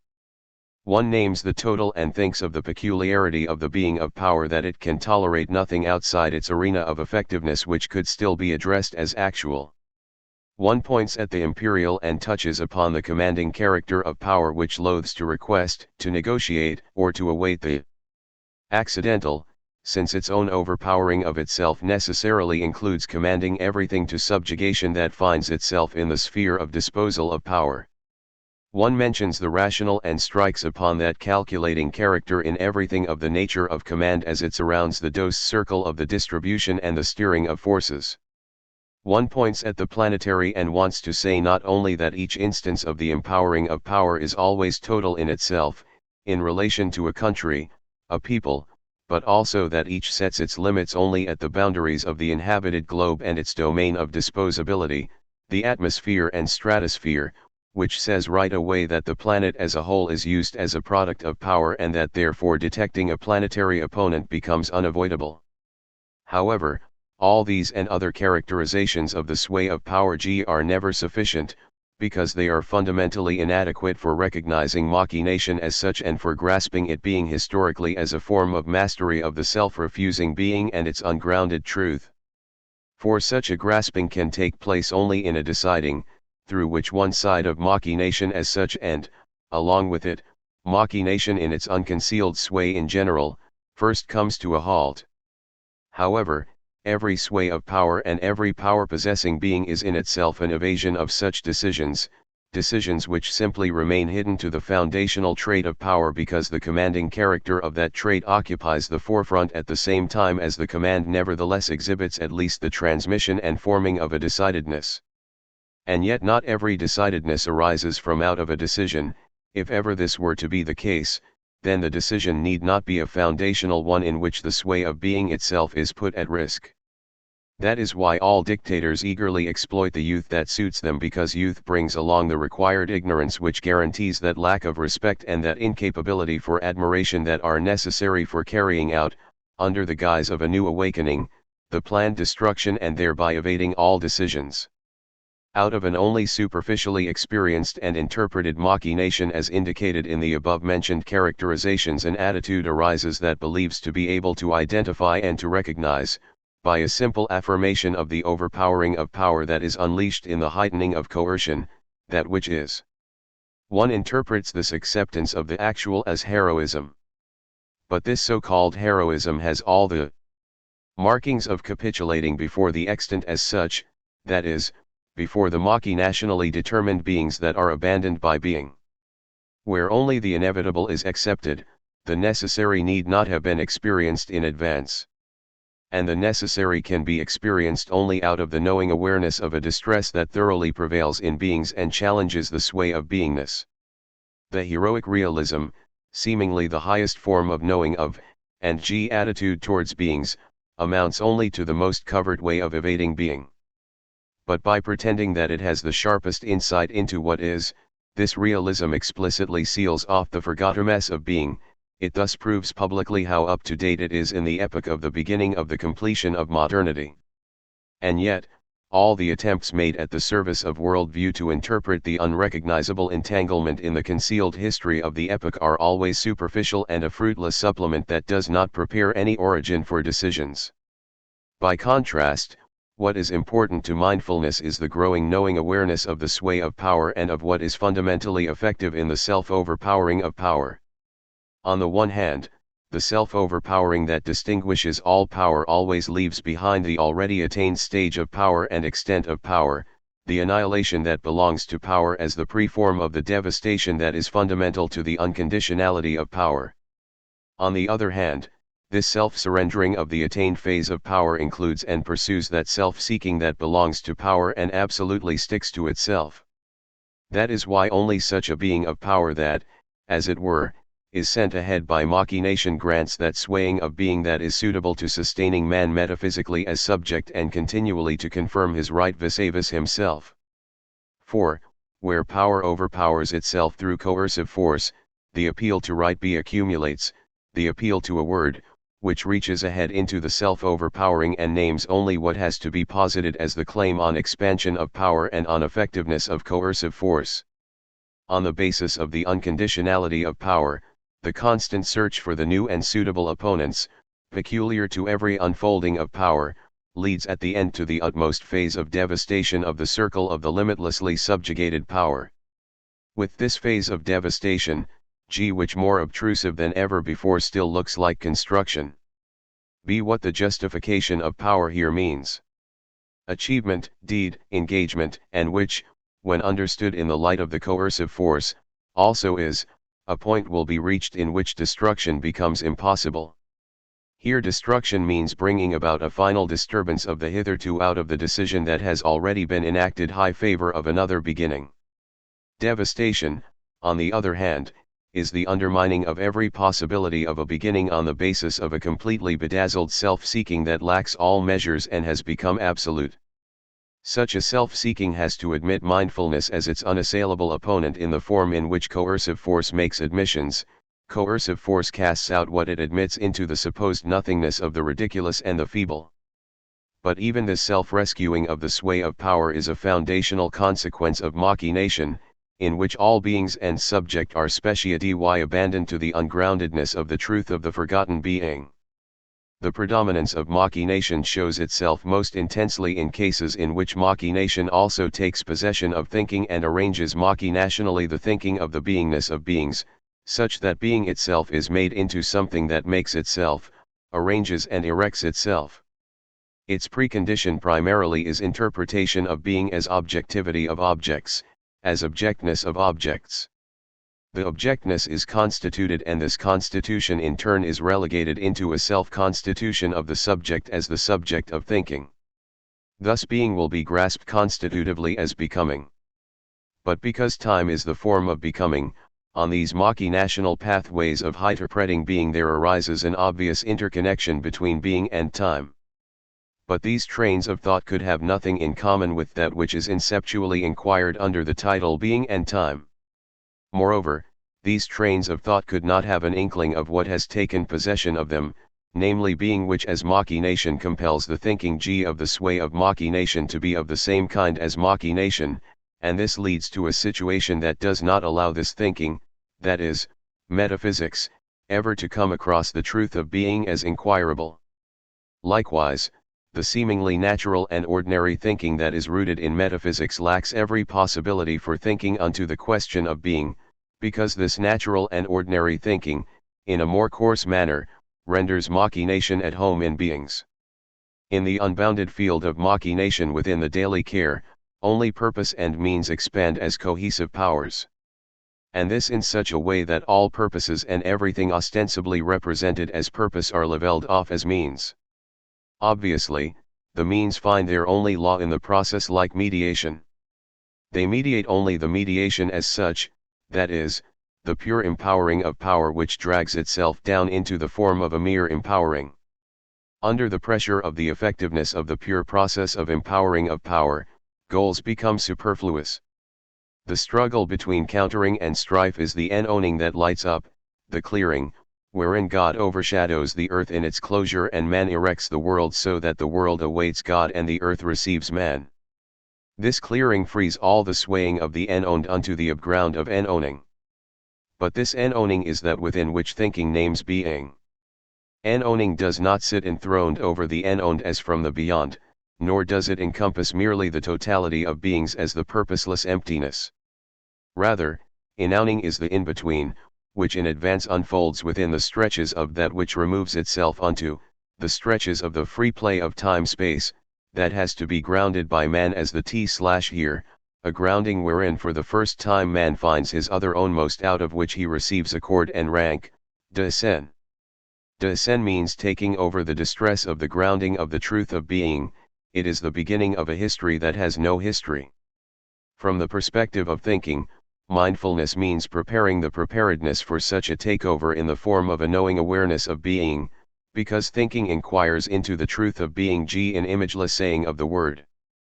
But the word is the tune of the struggle between countering and strife, the word is attuned out of owning, is thoroughly tuning the clearing and is tuned into the upground of being. In accordance with the mirroring of enownement, every foundational word, every saying, is ambiguous. But such ambiguity does not know the arbitrariness of the unbridled, it remains enveloped within the richness of the uniqueness of being. Because being sways in and as the word, all dialectic of propositions and concepts moves constantly within objects and blocks every step towards mindfulness. Coming from the overcoming of metaphysics, mindfulness must nevertheless touch upon the hitherto and cannot become inflexible as the finished product of a usable presentation either in a doctrine or in a system, or as exhortation or edification. The fittingness and the rigor of this thinking vis-a-vis all the unfittingness of opinions and the casualness of mere talking, have their rooting and branching in the sway of the truth of being, which, exempt from all the power of the effective, and not compelled by the powerlessness of the mere represented, must ground itself in the nowhere and never of beings, ground itself unto the sightless place and the hourless time of the struggle of ennonement wherein those ennowned call each other unto their sway, which foundational call of being attunes itself as the word and determines the thinking of being as saying. The preparation for that unique decision can be enacted only by leaping ahead unto an appropriate decidedness, which reckoned historically, is not yet actual, discernible, or effective, and has none the less taken over the history of the other beginning as the history of the swaying of the truth of being. That decision is, therefore, never a historical critique which always would have to remain within its epoch. The decision prepares itself as mindfulness of what is owed most to the epoch that consists of the completion of modernity. This completion is the either to the or of the other beginning. The preparation for decision is in the crossing and yet it is not affected by that piecemealness that marks undecidedness. The crossing is sustained and retained clearly by the knowing awareness of the sway of the completion of the metaphysical epoch and by the unique inquiry that is denied to any metaphysics, namely the inquiry into the truth of being. Necessitated and held within decision itself, mindfulness, as the arriary onefold of that historical knowing awareness and this inquiry, only prepares the decision. Beyond the mocking national wars and organizations of peace, and in accord with the ennonement of that struggle, this decision itself is not only historical, but is also the ground of the fundamental transformation of that history which is free from all history. This decision is not made as an act of an individual man, it is the thrust of being itself, by which machination of beings and man as a historical animal are separated vis-a-vis the ground of being and are left to their own lack of origin. That is why preparation for decision does not mean paving the way for it as if decision is a contrivance of man, or possibly still could be such a contrivance. Only the free play of the time-space is prepared wherein the fundamental transformation, not a mere higher breeding or a rebreeding, of the animal rationale has to announ historically. Thinking mindfulness must recognize itself as only one action, perhaps the one which thinks ahead the furthest, for this preparation and therefore it should engage itself in the most intensive mindfulness as inceptual self-mindfulness of philosophy. But thinking saying cannot become the word that actually sways, this needs a poet, who must grow out of that stock whose lineage hold Erlen erected, we when am feiertage. Specifically, thinking mindfulness should grasp the sway of the completion of modernity and leave behind all thinking that acquiesces to metaphysics, even in cases in which such thinking seemingly rejects metaphysics on the assumption that by no longer questioning it, metaphysics has been mastered. But metaphysics and this always means domination of being that is determined by thinking as representing, a domination whose truth is ungrounded, can be overcome only by a more inceptual questioning of metaphysics's own most question and by relegating metaphysics to its full historical necessity. Questioning more inceptually means, on the one hand, to raise to what is most question-worthy that which remained fundamentally unquestioned, the truth of being, not of beings, that is, the being of truth. Questioning more inceptually means, on the other hand, to leap into the hitherto hidden history of being and thereby to grasp history itself in the whole more foundationally than any kind of history. That is why mindfulness requires a knowing awareness of the sway of its epoch, the epoch that mindfulness has already abandoned and has to abandon at the moment when the completion of this epoch begins, cf. Completion of modernity. Cf. The inquiry into the truth of being, which as questioning never leads up to an answer but wholly entrusts itself to the tune of stillness, to the answer that is attuned to being as its swaying. Completion of modernity *. Completion of modernity is simultaneously completion of the metaphysical history of the Occident, the history which explicitly or implicitly is sustained by metaphysics. More precisely put, completion of metaphysics determines and sustains the beginning of the completion of modernity. Here completion means the unbounded and therefore untangled simple empowering of the sway of the epoch. Completion thus neither *cf. Die Begründung des zeitlichen Weltbilds durch die Metaphysik, of July, published under the title Die Zeit des Weltbilds, in Holzwege, G.A., ed. R.W. von Hermann, Frankfurt am Main, pp. Indicates a mere attaching of a still missing period, nor the coming to an end of what is basically already known. Rather, completion heralds what is lastly and mostly disconcerting within the epoch, and does not cease with the completion, but begins the foundational domination. The completion of the metaphysical epoch raises being in the sense of machination to such a domination, that within machination being is indeed forgotten, and yet the beings of such nature are pursued as the only unconditionally secured representing and producing. Such arrangeable representedness and producedness decides upon what should be admitted as being and discarded as non-being. The producibility of beings that produces and makes up everything is machination, which predetermines also the nature of the effectiveness of beings and provides actuality with its unique meaning. What is effective as such is not calculated according to the short-term purposes of a being. Rather, it consists solely in the manner of the effectiveness of machination itself, of being. Machination prevails at the same time as the ground of interpreting the actual as the will to power, the ground that is not known in its sway and is also unrecognizable by all metaphysics. Its sway consists in the necessary and therefore unceasing overpowering of all power, an overpowering whose sway fosters in advance, but does not cause, the makeability of machination. Planning, calculating, arranging and breeding foster a being that has come to power in this way and thereby fosters the affirmation of becoming, but not with the intention of progressing towards a goal and an ideal, rather for the sake of becoming itself. For becoming pursues the overpowering, since any kind of power can maintain itself only in overpowering. However, becoming is fundamentally fostered beforehand by machination itself, because machination arises out of the sway of being as presencing and constancy. Being is becoming, this is not a denial of being.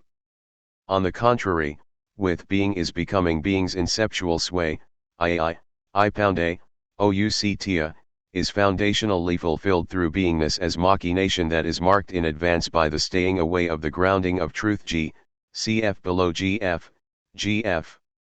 The seeming priority of becoming over being indicates only the self-empowering of producibility for rendering its unconditioned presencing constant and thus for the completed empowering of becoming to being. When thinking insists on the seeming oppositionality of becoming to being, thinking does not know what it thinks. This insistence is an indication that thinking has failed to come to terms with metaphysics. Hegel's and Nietzsche's metaphysics, belonging together within the completion of Occidental metaphysics like left and right, enact that interpretation of beings as such in the whole, which can no longer be surpassed and undermined within metaphysics, not even considering what constitutes the position of each thinker, namely absolute reason in Hegel and body in Nietzsche, in short in both the absolute rational animal. The completion of the metaphysical epoch frees being unto the sway of machination, but man, the unrecognized guardian of the truth of being, completes himself initially as the despiser of this truth with a contempt that indeed has to know nothing of that which it overlooks. The rational animal has become subject and has developed reason into history, whose sway coincides with the sway of technicity. The man of the completed modernity is the historical animal, who out of his drivenness raises his own doings as lived experience to a desideratum and to whom beings in the whole appear as life. The only two developments of the final Occidental metaphysics in Nietzsche that struggle toward the completion of modernity and are worthy of attention are O. Spengler's Caesarist's metaphysics of history and E. Lunger's metaphysics of the worker. The former thinks in the perspective of man as a predator and sees the ongoing completion and the end in the domination of Caesars to whom the masses have become serviceable through economy, technicity, and world wars. The latter thinks planetarily not economically, not societally, not politically, the gestalt of the worker in whom the modern humanity becomes a permanent member of the organic construction of beings in the whole. However, neither Spengler's nor Lunger's thought should be confined to words like Caesar and the worker, words with which Spengler and Ginger, having great individuals in mind, seek to capture the ownmost of the overman, that is, the henceforth determined animal. However, such stereotyped allusions to the actually enacted trains of thought shorten and postpone things continually. These allusions only suggest that here a struggle is going on for positions and standpoints, which unfolds its disclosive power exclusively through an unpublic encounter with that struggle. Although Spengler and Ginger grow out of the same metaphysical root, their thinking is different from the ground up. It is not important how, as the upshot of a latter-day historical psychology, both Spengler and Ginger become effective publicly, are rejected, used and rendered harmless. Spengler's pure pessimism of doom and Ginger's pure dynamism in each case only make up the foregrounds in the domain of publicly necessitated thoughtless labeling. On both Spengler's and Ginger's ways of unfolding Nietzsche's metaphysics, beings in the whole are machinationally thought, and due to man's fundamental entanglement in machination he is determined as executor of machination. As organized mass and as individual member of such organization, man is thus simultaneously always the powerful and the indifferent, the leader and the melted down. Therefore, the final word wherein beings in the whole and being human cross is called destiny. As the highest will to power of the predator, the military thinking that comes from the world war and the unconditionally of armament always indicate the completion of the metaphysical epoch. World war as well as world peace, in the Judeo-Christian ambiguity, mean machinational organizations that correspond to each other. War and peace in this epoch can no longer be a means for any purpose and goal, nor can they be purposes and goals in themselves. Rather, world war as well as world peace are only that in which the actual and beings have to be completed, beings whose strength and distinction consists in the abandonment by being, cf. and being and man, cf. technicity. The appeal to destiny means arming beings' abandonment of beings vis-a-vis beings. This appeal is at the same time the empty victory of the heroism of man as subject, which lacks decision. The appeal to destiny is only the reverse side of the historical conception of history, is its thoroughgoing explanation out of what always is a being, an explanation out of causes and purposes that are wished to be. The affirmation of destiny is the exit into the metaphysics that has no exit, into the metaphysics which exhausts itself in all its possible expressions and reversals and thereby has become totally entangled in itself.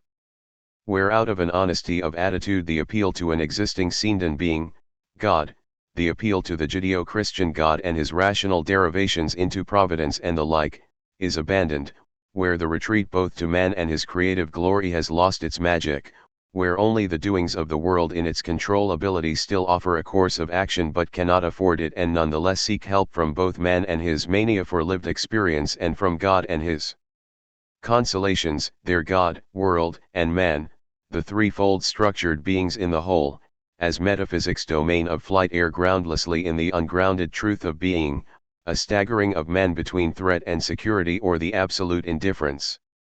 G. Art in the epoch of completion of modernity *. In the epoch of the completion of modernity what is hitherto metaphysically ownmost to art becomes complete. The sign of this is the disappearance of the work of art but not art itself. Art becomes a manner in which machination completes itself in a thorough construction of beings unto the unconditioned, secure disposability of the organized.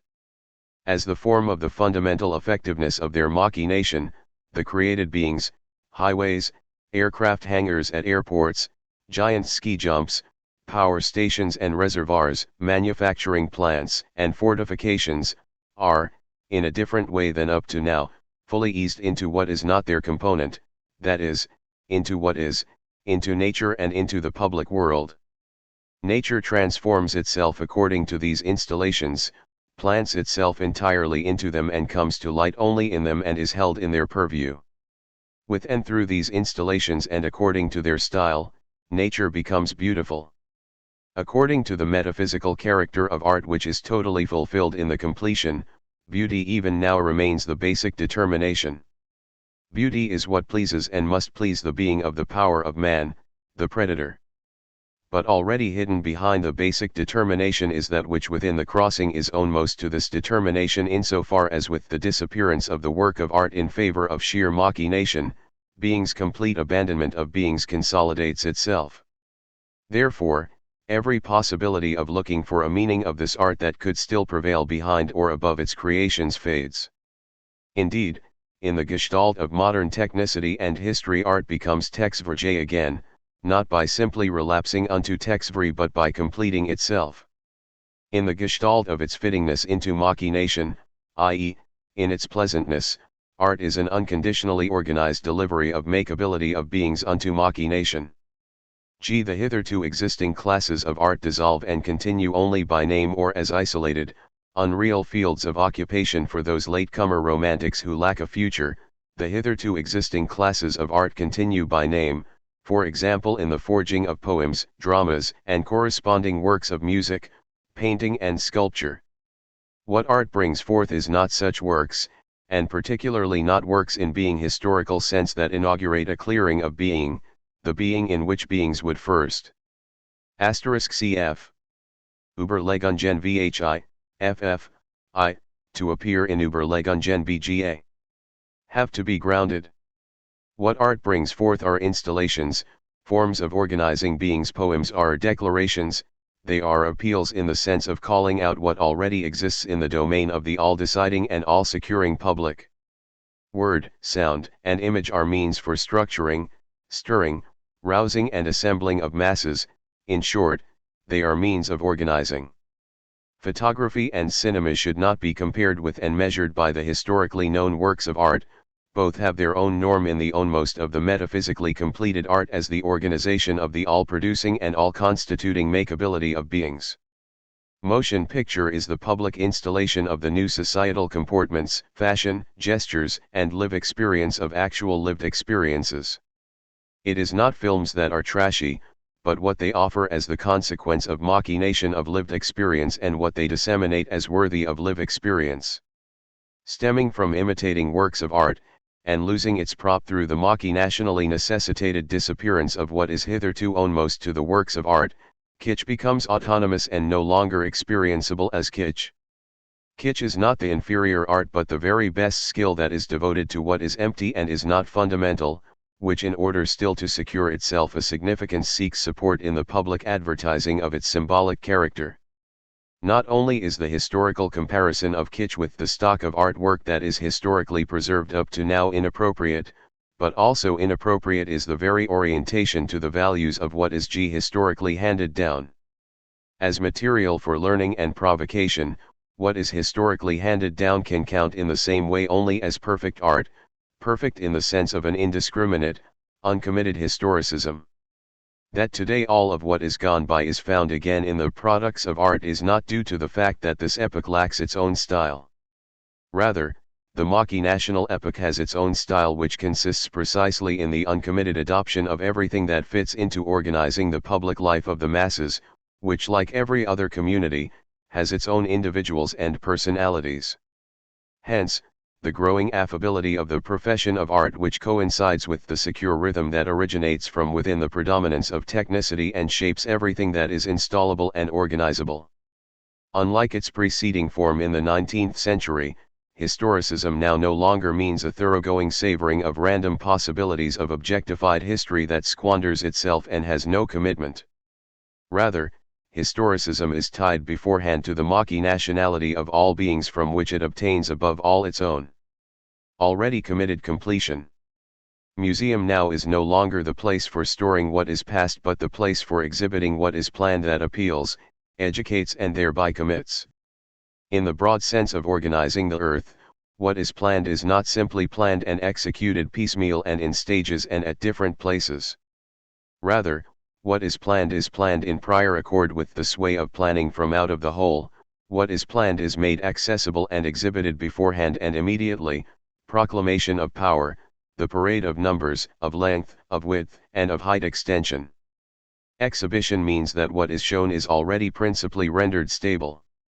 Productions of art generally have the character of installation which is already guided by a preordained direction of a surpassing that plans and produces the beings that are to be controlled, a preordained direction which is never to become explicit but should organically fit into the landscape, into the public needs and measures. However, in the light of that which machinationally sways in these productions, that into which, for instance, the landscape fits will be seen in advance technologically technous so that the technological products also conform to the landscape. Appendix, land, and populated valleys, mountains, and rivers are not seen technologically as if only what otherwise remains a landscape should additionally be made useful in terms of technicity. A being is no longer primarily admitted as landscape, nor does mere technicity dominate it. Rather, what is created is determined in advance as installation by the machinational securing and ordering of beings in the whole, that is, by an installation which installs itself on beings and in beings, thus installing them onto the securing of organizing as an organization of securing. The grounding attunement of organizing installation is the grounding attunement of the heightening of power through a playful unobtrusiveness of calculation. For the origin of installation within producibility, cf. above G. The manner of representing the productions corresponds to the installation character of productions and to the way of dealing with them, control and embracement. And this as lived experience, as training in lived experience, which means honing in on everything by taking and assessing everything entirely according to what machinationally sways in beings. A rigorously thought, there is neither one visible landscape, nor a self-shaping technicity. Itself hidden and ungraspable.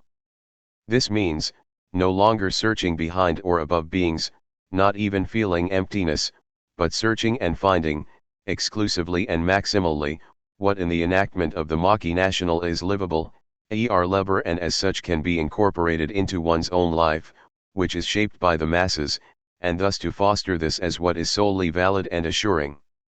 Installation and training in lived experience belong to the sway of the machinational security of beings in the whole and to man's securing that is herein incorporated. But what is metaphysically own most to art and completes itself need not be grasped immediately at all. On the contrary, following being's abandonment of beings that is organized along with art, man's forgottenness of being becomes boundless. When grasped according to being, that is, being historically, what in the epoch of completion actually happens must be not only hidden, but also disguised. The explicit regard for art, and the preoccupation with art, all the way to the industry called art history, are animated by entirely different categories of thinking, namely by those that are required by the preeminence of man as subject, that is, by the interpretation of beings in the whole and of man in terms of life. Art counts as an expression of life and is valued depending on the extent it succeeds in being such an expression, whereby what life is simultaneously laid out along with the type of artistic productions, e.g. masculinity of man is laid out along with huge muscles and genitals, blank faces that are tense with brutality. But interpretation of art as expression indicates at the same time that art, although still interpreted historically according to work character and according to how art makes pleasure possible, must be adequate to the sway of installation whose appropriation simply can be effected only by training in lived experience. Thus history as a science has received, not created, a new horizon of interpretation, which beyond a corresponding span of time guarantees history the hitherto unused possibilities for new knowledge and likewise secures fellow travelers the means for proving their superiority and a new awakening and thus the occasion for securing their indispensability. But with this indispensability science has become something entirely different than what it was meant to be and once might have been, neither the grounding nor the pathway of grounding that belongs to a foundational knowing awareness, rather a technical organization of training for the security of lived experience vis-a-vis the machinational. Therefore, the operational forms of the modern and perfected sciences are developed forthwith most purely there, where they are allowed to operate with the unlimited means of organizing and representing i.e., within the universities. These are in all respects nothing but the mandated forms of training as distinguished from research institutes and research establishments and all kinds of higher schools of learning. In this way, art becomes the development that is germane to modes of representing and producing of multinational beings. Art becomes so germane to the very development of the modes of producing which remain entirely in serviceability that this development delimits the relevant matter das Sachhaft and only admits as relevant sachlich what can be multinationally planned. Art means organizing the installations of producibility of all beings, hence it lacks decision in advance. Sharing the sway of technicity and history, art undertakes the organizing of beings whose being is decided upon in advance as machination. That is why art is not at all entitled to a free play of decision, and a decidability. It is difficult to see the ownmost of art in the perspective of historical comparison of art history, and still more difficult to behold in that comparison the completion of what metaphysically sways in art. By contrast, determining the sway of art as setting the truth of being unto work means leaping ahead into another history. And only by misusing this history can one interpret the history of metaphysical art. Insofar as in this art, too, being of beings takes shape, one can initially interpret what being historically sways in art from out of the historical remembrance, whereby this interpretation already no longer thinks metaphysically, but being historically. Cf. Lectures on the Origin of the Work of Art *. G. Nietzsche's concept of art as stimulant of life takes a peculiar position between aesthetic, metaphysical artwork and the art that completes and consolidates its ownmost in the mode of organizing machination. Thus this concept remains entirely in the metaphysical domain, of course, according to Nietzsche's way of reversing Platonism. Today Nietzsche's interpretation of art is also crudely and subtly effective in a designing of art that concerns the massive character of life. The genuine modern art, which had to grow beyond what Hegel was able to see as art and beyond what the 19th century attempted, is distinguished by creativity's own covert installation character that *C der Ursprung des Kunstwerks, in Holzwege. Ga. Interpenetrates all beings. Next to this, and in part desired and fostered by the same spirit, there is a historical continuation of the art industry of the 19th century which is now assessed in terms of cultural politics, but remains unreal and only indicates the historicism that shimmers in all its possible colors. Besides, parallel or lingering next to this historicism there is a cultivation and an enjoyment of the historical traditions of Occidental art that are aesthetically sure of their taste and mostly supported and guided by the educationally motivated dissemination of historical research into art. On the other hand, no mindfulness of art can be pursued in all of this, because such a mindfulness should no longer discuss the direction and kind of the art heretofore and its possibilities, but must put to decision a transformation of what is ownmost to art, and this, moreover, only out of a grounding decision on the domination of machination beings and on the grounding of the truth of being. Such a mindfulness of art that is charged with decision lies outside all theories of art. That is why the overcoming of aesthetics remains a concurrent task, and what is more, easily misinterpretable, as it could suggest that aesthetics is to be exchanged with, and replaced by, another way of observing art. This mindfulness has nothing to do with emphasizing the work in itself over against the artist, over against the recipients of art, and over against the historical circumstances and historically effective interconnections that condition both the artist and the recipient, because even such an emphasis need not step out of the metaphysically experienced art. In all this the artwork is grasped only as an object. However, as soon as the ownmost of the artwork is seen together with being itself and with the grounding of its truth, the being historical question concerning the work of art will be seen as having a completely different meaning. Now the artwork itself meets the foundational task of unfolding itself as the decision unto being. Such a work of art is neither a symbolic object, nor the installation that organizes beings, but is the clearing of being as such which holds the decision for man's other way of being. Now art has the character of descent, and moves out of all striving concerned with culture. Taking the enactment of art, or its appropriation as measure, either way the work of art does not belong to man. Art is now the sites of decision of the rare ones. Artwork now is the gathering of purest solitude unto the upground of being. Such creative prowess will not be affected by fame or by disregard. According to its ownmost, the work of art remains withdrawn from the public and private adventure and belongs solely to inabiding the going under, which alone can become the foundation of a proper history that leaves behind a clearing of being.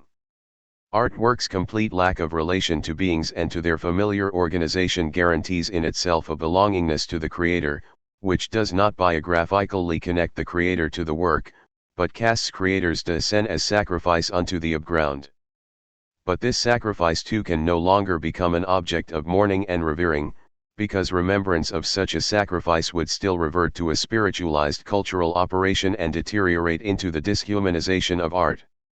What is owed most to sacrifice, a word all too easily misinterpretable in the context of the heretofore, consists in reticently inabiding in and awaiting that is bequeathed to us for the truth of being the truth which as such has the struggle between countering and strife as its own most plus therefore, it is only work that within the mutual calling forth of the sway of the earth and the sway of the world puts to decision the sway of gods and the ownmost of man. Whatever does not let the sphere of such a preparation for decision prevail all around itself, may still serve as entertainment, banishing boredom, stand out as proclamation and confirmation of the extant, distinguish itself as the focus of a group of admirers, it is nowhere and never a work of art. The criteria of the future art cannot at all be gleaned from the metaphysical art hitherto, even if one would look for these criteria in some kind of classical art and would enhance the latter beyond itself.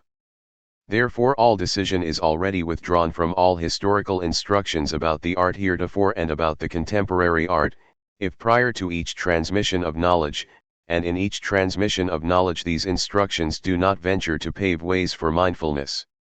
Since within the science industry something like this paving of the way remains impossible insofar as here the knowing awareness of the foundational has become unfamiliar, no impetus to mindfulness can possibly come from the historical humanistic disciplines.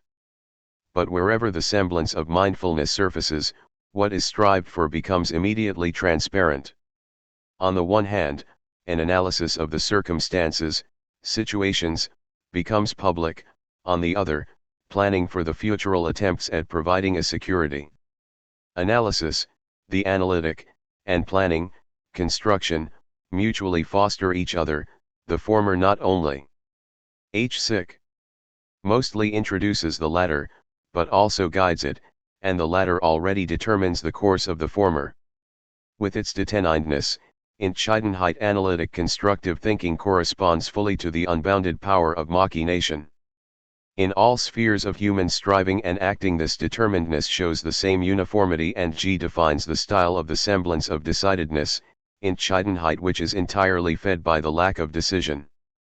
But this lack of decision increasingly consolidates itself as that presupposition which expands the unbounded overpowering of power as the pure actuality of what is effective. What resistance thereby still arises from the realms of the liberal cultural optimism is not fundamental, even if it could occasionally score a success. As resistance and mere resistance it is bogged down in the heretofore, entangles itself increasingly in the dependence on historical necessities which it even tries, fundamentally in vain, to evade. True to its nature, the Judeo-Christian domination is engaged in a double dealing and sides at the same time with the dictatorship of the proletariat and with the liberal democratic zeal for culture. For a long time this double dealing disguises even the already existing uprootedness and the asthenia for foundational decisions. Initially, of course, the illusion that here a mindfulness or perhaps only a rescue takes place may sporadically achieve effects even if only high the direction of misconstruing the ownmost of the genuine historical mindfulness of the Occident, or if intimating this mindfulness, distorting and misguiding it. That the completion of modernity is actually the completion of the metaphysical history of the Occident and that this completion prepares at the same time the highest decision, cf. on mindfulness, which alone has the binding historical strength for mindfulness, reveals itself quite simply in the historical movement of the epoch that begins. This completion is grounded in the differentiation between beings and being that in various formations is already formed by metaphysics. Machination takes hold of beings and absolutely legitimizes the forgottenness of being. The heretofore cultural pursuits, the Judeo-Christian, classically formed, democratic Occidental, and American kinds, entrust themselves to being, ideals and values, g. With utmost exaggeration, machination, and the culture industry juxtapose beings and being as measure and take along in each case the differentiated ones into the claim of attention and care. Machination of beings incorporates the culture industry into its planning as a means of power. Similarly, democratic cultural optimism presumes to recover and liberate the masses and uses and fosters technicity in all its achievements. Historically, the incipient epoch becomes the unlimited overpowering of what is metaphysically differentiated, namely beings and being which mutually play into each other. And foundational to this overpowering is that it needs a lack of mindfulness of itself in order to unfold its own sway, and thus to enact all interpretations and proclamations of its sway in opposition to its counter-players, which in each case are counter-players only seemingly and only in the foreground. What is uncanniest and already a sign of the upground of being is that in this process beings cast aside being and become increasingly and irresistibly attractive. And the more beings succeed in this casting aside and in this becoming irresistibly attractive, the more unrelenting the pursuit of culture and of its ideals have to remain pure evasion, and benumbing have to remain powerless means of an empty resistance.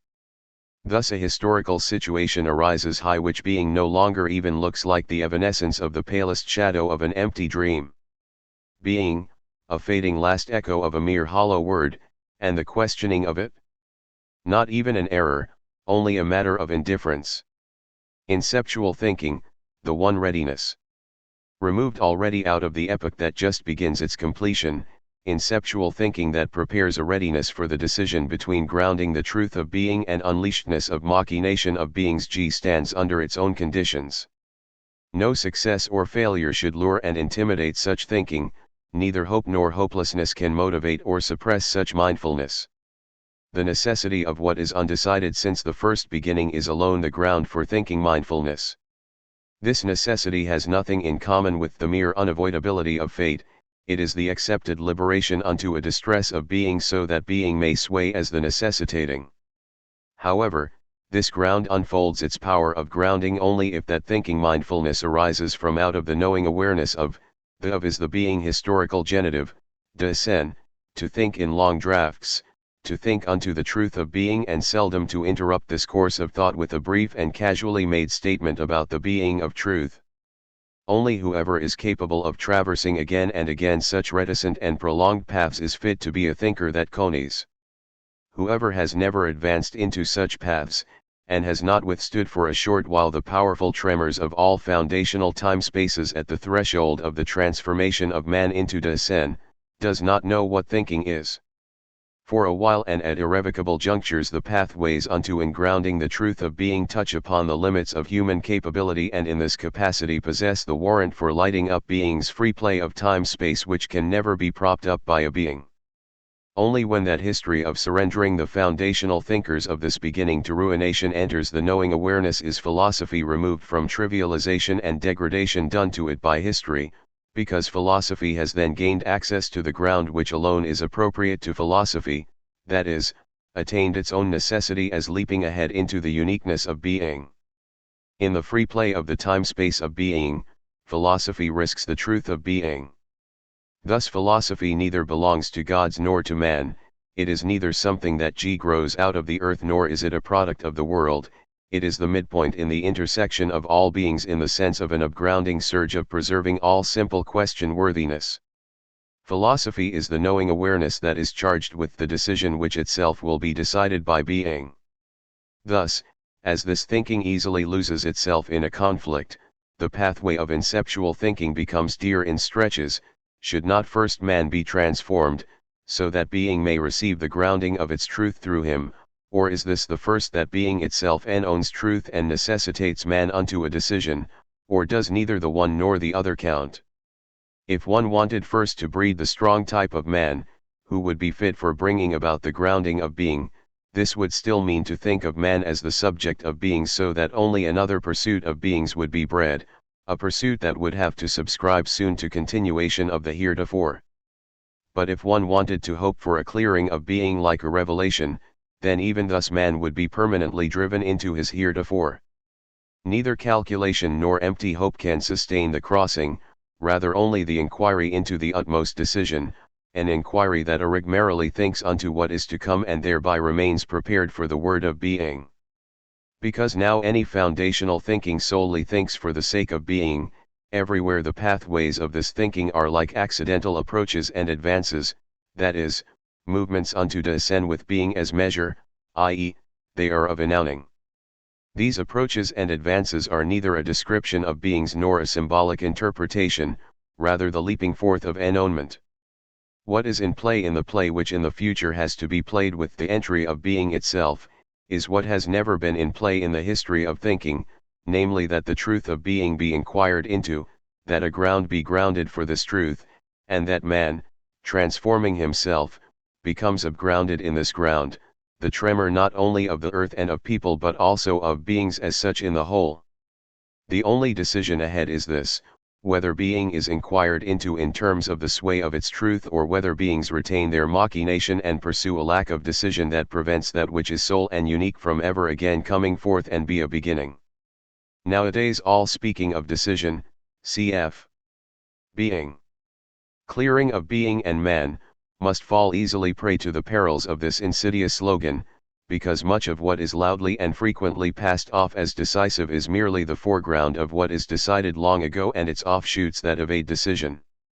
Nevertheless, in defiance of every misuse, a word must be said about decision in terms of the one question, whether decision is to be between being and non-being, that is, between preserving the extant and what continues to go on, and cessation of such prospects and ways, or whether the decision is to be more originary ursprünglich, that is, to be a decision on being and beings, cf. clearing of being and man. For, that decision never decides about being, rather only about rescuing or losing beings which are nevertheless questionless in their being, beings that belong to the modern procuring of culture and power high terms of an omnipresent life. It is all the same and unworthy of decision, whether we people and individuals of this epoch are or are not, whether we possess the securing of this life or fall prey to the mere flow of the epoch and its inner decay in the illusion of unfolding of power and of the unbounded art of inventing and organizing. What is deciding above all is enoping the decision and casting it unto the future. What is deciding is whether high advance being itself, being of possible beings in the whole, arrives at its grounded truth or whether being is overshadowed and eclipsed by the mere actuality and effectivity of beings. Decision is not decision between being or non-being of man but between the truth of being of any possible being and the machination of beings in the whole that are abandoned by being. Decision belongs to the sway of being itself and it is not a contrivance of man because he always receives from this decision and its refusal what is for his way of being either inherently grounding or operational and fleeting. Being decides in its swaying, and as such, being disengages itself unto ennonement. Here decision is not what gets added to a discriminating attitude. As refusal, being extricates itself from every differentiation shadung a la discriminated beings, whether posited equal to a being or only placed ahead or even behind a being, being no longer lets itself be metaphysically called being of a being. Being is the decision unto itself as unto the upground and is thus the ungroundable distress of the necessity of all grounding. In this way, being is the hidden exuberance of descent, and therefore the swaying sights of a possible history of man since being is of yore the upground of gods, upground as the chaos, the gaping opening, of gods, cf. below G. What philosophy has to know in the future, what is primary and comes from long ago, is that being has to be grounded from out of its truth. Therefore, as decidedly as never before philosophy's mindfulness of itself, that means mindfulness of what is to be and thought in philosophy, must be a mindfulness of its time. Philosophy's mindfulness of itself must know what is of today, not for purposes of practical enhancement and alteration of the status of a historical situation, but by taking what is of today as fundamental hints at that which being historically sways in the epoch of modernity. Moreover, this mindfulness is not at the service of a mere extended calculation of epochs or even their classification, it solely serves the echo of being itself, which as machination has relinquished beings in the whole to their own contrivance and their own onward rend as life, so that the utmost distress of the concealed lack of distress prepares discernment in the quietest stillness. To the extent that philosophy, as en thinking of being, cf. below G, obtains its genuine own most, it is ennowned by this discernment, by being itself, and belongs to the upground of being and remains a stranger in every culture. And yet, if this decision of being between being and beings is in play, and if being calls humanist to the thinking of being for the grounding of its truth so that being as such might sway in the open again, then in the history of being philosophy must once again become for being a beginning.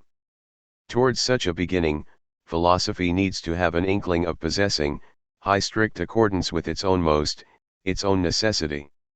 Philosophy obtains this possessing only through a mindfulness of itself. Philosophy should not evade the demeaning impression that surrounds every mindfulness, namely that it is a hesitation and a cover-up for the incapability for acting. In our estimations we still know little about the FLC#W# character of thoughtful thinking, still we do not appraise the enigma, namely that philosophy often and readily determines itself high the light of what is alien to philosophy, erudition, wisdom, a determination that philosophy itself has probably brought about and conditioned in its continuance. Through mindfulness philosophy ventures unto the mandate of what is set ahead of philosophy, a venturing unto what is to be and thought and to be grounded in descent by virtue of this thinking, so that the mystery of man's being will be saved rather than abolished. However, from where does this thinking receive directions for its style? From where, if not from that which is to be and thought G itself? But before that which is to be and thought is interrogated, how can it already beforehand grant directive for the style of this thinking? Does the old saying, TOIQ*OIOI, TCI*IOIA only through the like will be known, primarily apply here, and, if yes, why? Prior to thinking and always the most question-worthy is being, is that deciding anskidende, that which is like being can only be the highest honoring, it is the capability to project open greatness still greater, so that what is great might be engrossed in its greatness. But only what is great possesses the strength to be greater, whereas what is small betrays its own most by always becoming smaller, even if it is only so that from time to time it claims greatness as its own. The sheerest furthering of greatness is the honoring wherein what is most worthy belongs entirely to itself. Therefore, questioning in the sense of inquiring into the most question-worthy is no idle intrusiveness but the unblending of all-knowing awareness unto what is sole and unique. Honoring as a thinking honoring is neither currying a favor nor transgressing, but a dissociating exposition that must venture its own foundational distress. Dissociating exposition exposes questioning to being in such a way that the latter is honored as what is interrogated and its response is taken over into the grounding of descent. Through mindfulness, inquiring musing, man enters the truth of being and thus takes man himself unto the fundamental transformation that arises out of this truth, the expectancy of descent. Mindfulness means at the same time becoming free from the freedom of the subject, from the self-entangled dishumanization of man. Mindfulness means overcoming reason, be it as mere receiving of what is pre-given, VOGCJ, be it as calculating and explaining, ratio, or be it as planning and securing. Reason remains closed off to the sway of truth, G. It only pursues a thinking that is turned towards beings and is always a superficial thinking. Mindfulness is attuning of the grounding attunement of man insofar as this attunement attunes him unto being, and unto the groundership of the truth of being. Mindfulness transfers man unto Dasein, provided that mindfulness itself is already owned by being. But being longs for that word which always sways as owning. Philosophy, this soul struggle for the imageless word of being in an epoch of asthenia and lack of enthusiasm for the swaying word. Mindfulness, in the epoch of the planetary lack of mindfulness. Philosophy in mindfulness of itself. N. Philosophy in the dissociating exposition of its history, as metaphysics.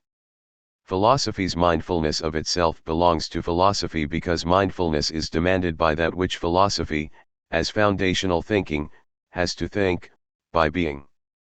Such mindfulness does not serve the purpose of provisionally securing the concept of philosophy so that philosophy could then begin to be carried out and pursued. Such mindfulness does not exhaust itself also high a supplementary reflection of philosophy upon itself in the form of geophilosophy of philosophy, which marks the end of all possibilities of philosophy, and only historically counts up philosophy's past figures in an indifferent typology. Philosophy's mindfulness of itself belongs to the thinking of being. Being sways solely in the clearing which is being itself. But this clearing remains sustainable only in a projecting opening that throws itself onto the opening of this clearing and owns itself over to the openness of this opening and ventures to ground it. This grounding projecting opening and thinks the truth of being and, however different and contrary this may seem, is thereby nonetheless and owned only by being itself. The development of philosophy is always the unfolding of the ownmost of philosophy via ever simpler gathering unto the unique thought of being. Its goal is neither to communicate a knowledge, nor to set up a doctrine. To be the foundational knowing awareness, preserving the grounded truth, but never to be effective remains philosophy's ownmost. Only in this way does philosophy find itself in its ownmost which belongs to being. If philosophy succeeds in this, then it also takes for granted the danger of misinterpretations, because philosophy's ownmost is necessarily estranging and misleads to constantly recurring attempts to fix philosophy's ownmost by fitting it into an inappropriate, but seemingly more intelligible, context.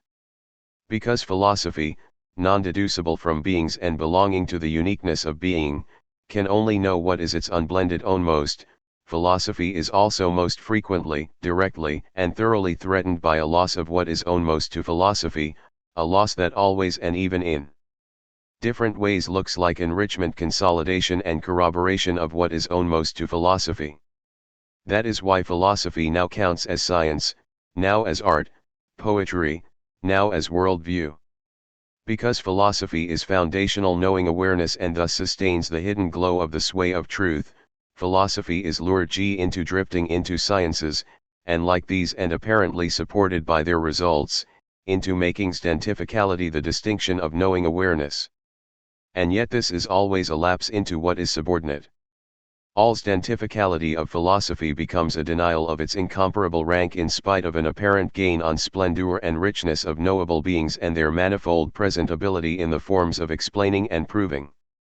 Because philosophy says being and is, therefore, only as word in word, and because its word never merely means or designates what is to be said but pretzely in saying is being itself, philosophy might hurriedly try to cross directly over into poetry as help in need and especially as receptade.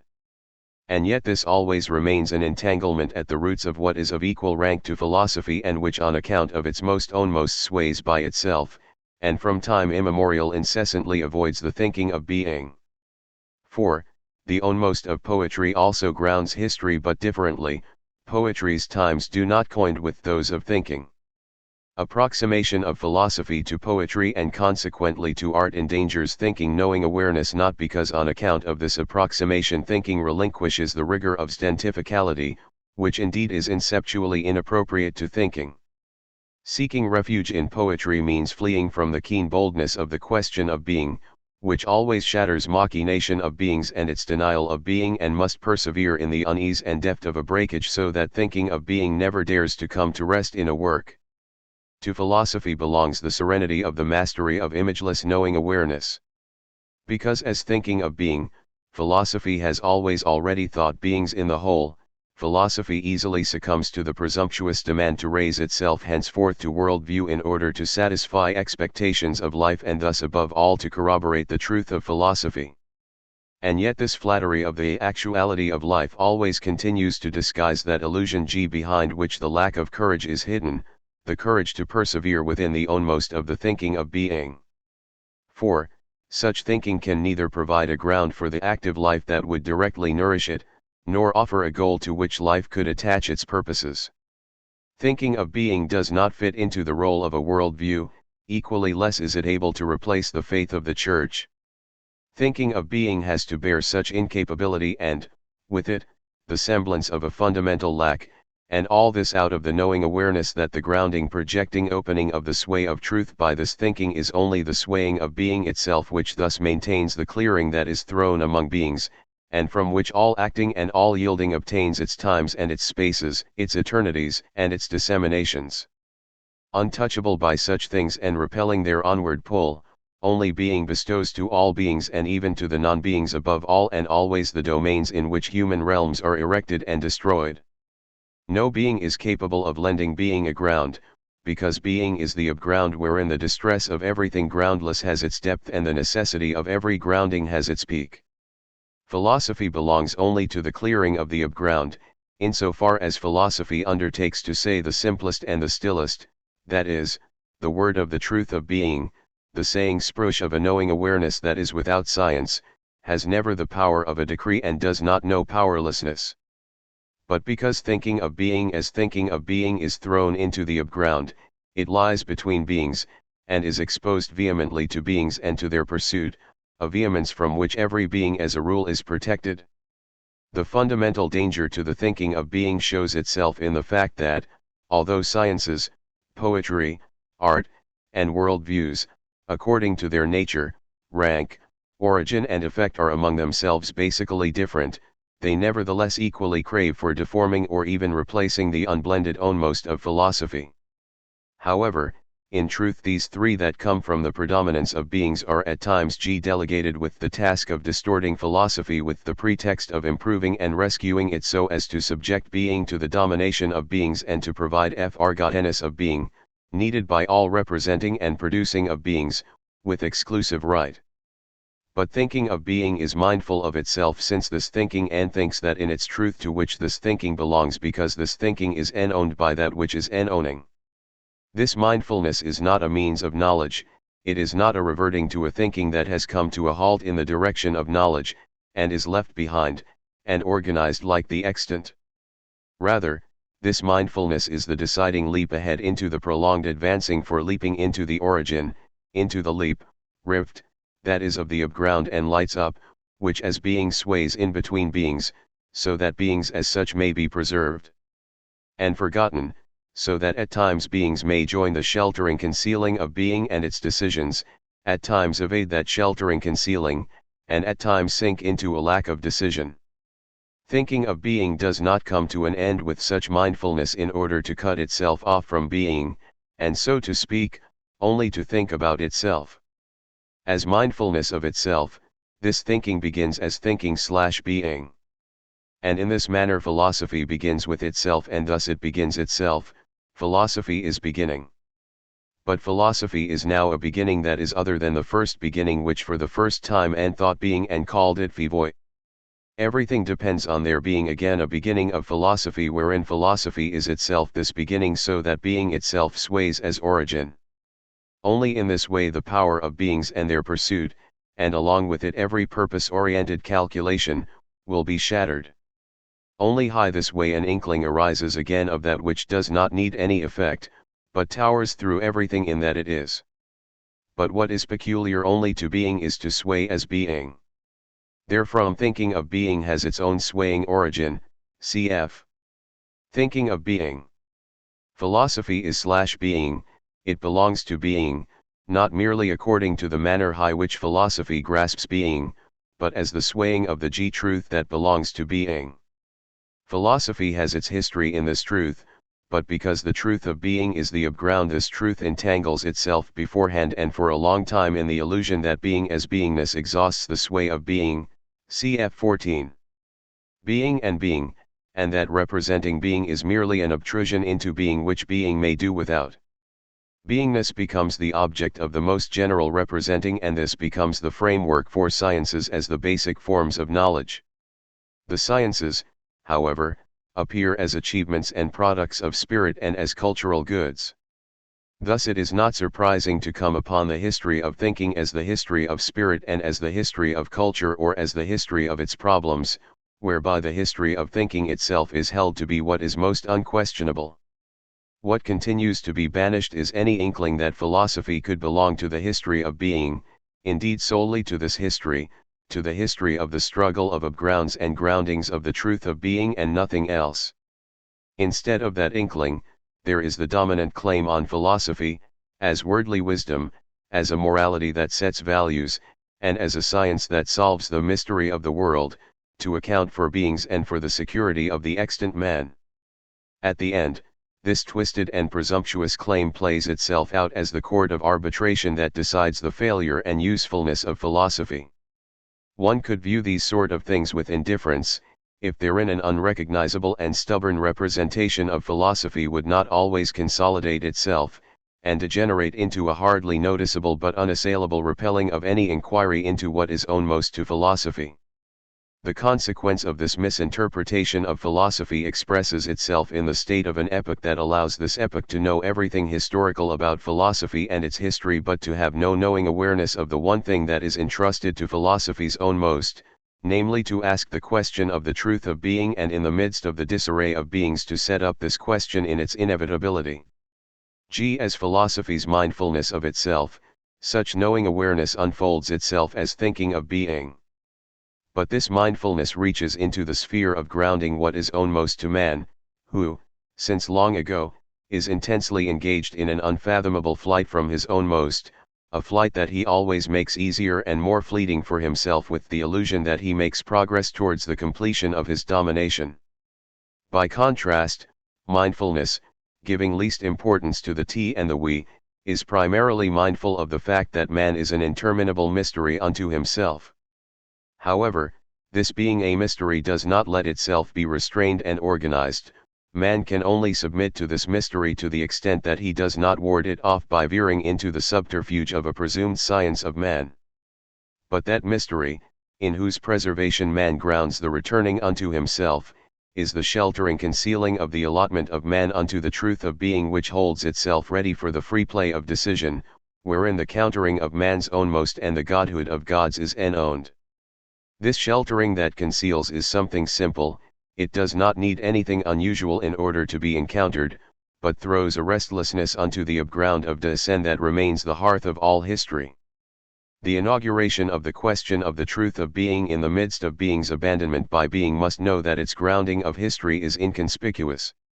And the more merrily ursprünglich its saying grows out of the thinking of being, the more it must experience that in every attempt the poet is always capable of achieving the highest in grounding. The charm of what is near and inflaming shines through the poet's word. This word finds the most listening ear directly in the heart and does not need the keen boldness of questioning that throws itself unto what is most question-worthy. The word of the poet speaks unto what is intimate and kindles its fire in it. Thinking saying rends unto what is strange by leaving that which is to be known within that which makes no impression and lacks effect. Thinking of being grounds the unconditioned, still undecided aloneness of the in-between, which though undecided, fosters decision, grounds the origin that rends a clearing that remains an imponderable lonesomeness. The imponderable is being. Only high-end thinking of that clearing does the thinker acquire that venture, which without prop and protection inquires into the sway of truth.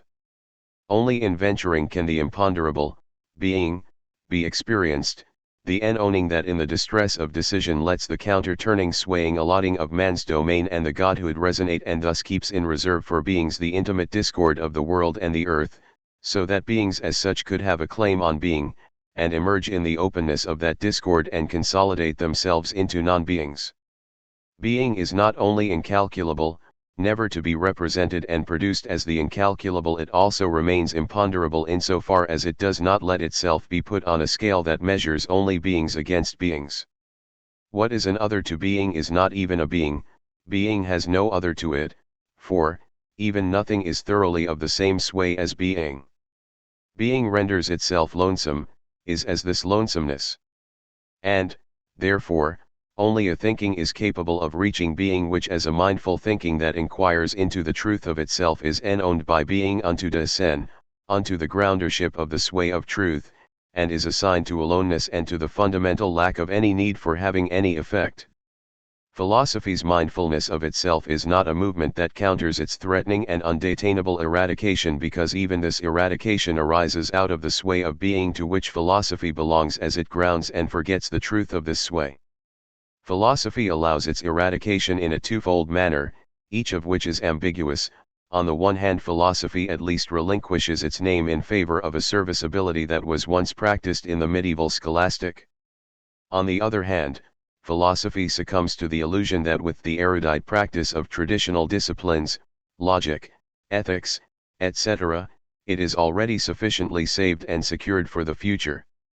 Both manners of eradication of philosophy could combine, and their insidiousness might be warded off so that within the culture industry philosophy will be taken up as a desideratum and item of decor. This eradication of philosophy is more radical than any blatant debasing and explicit abolishing of philosophy.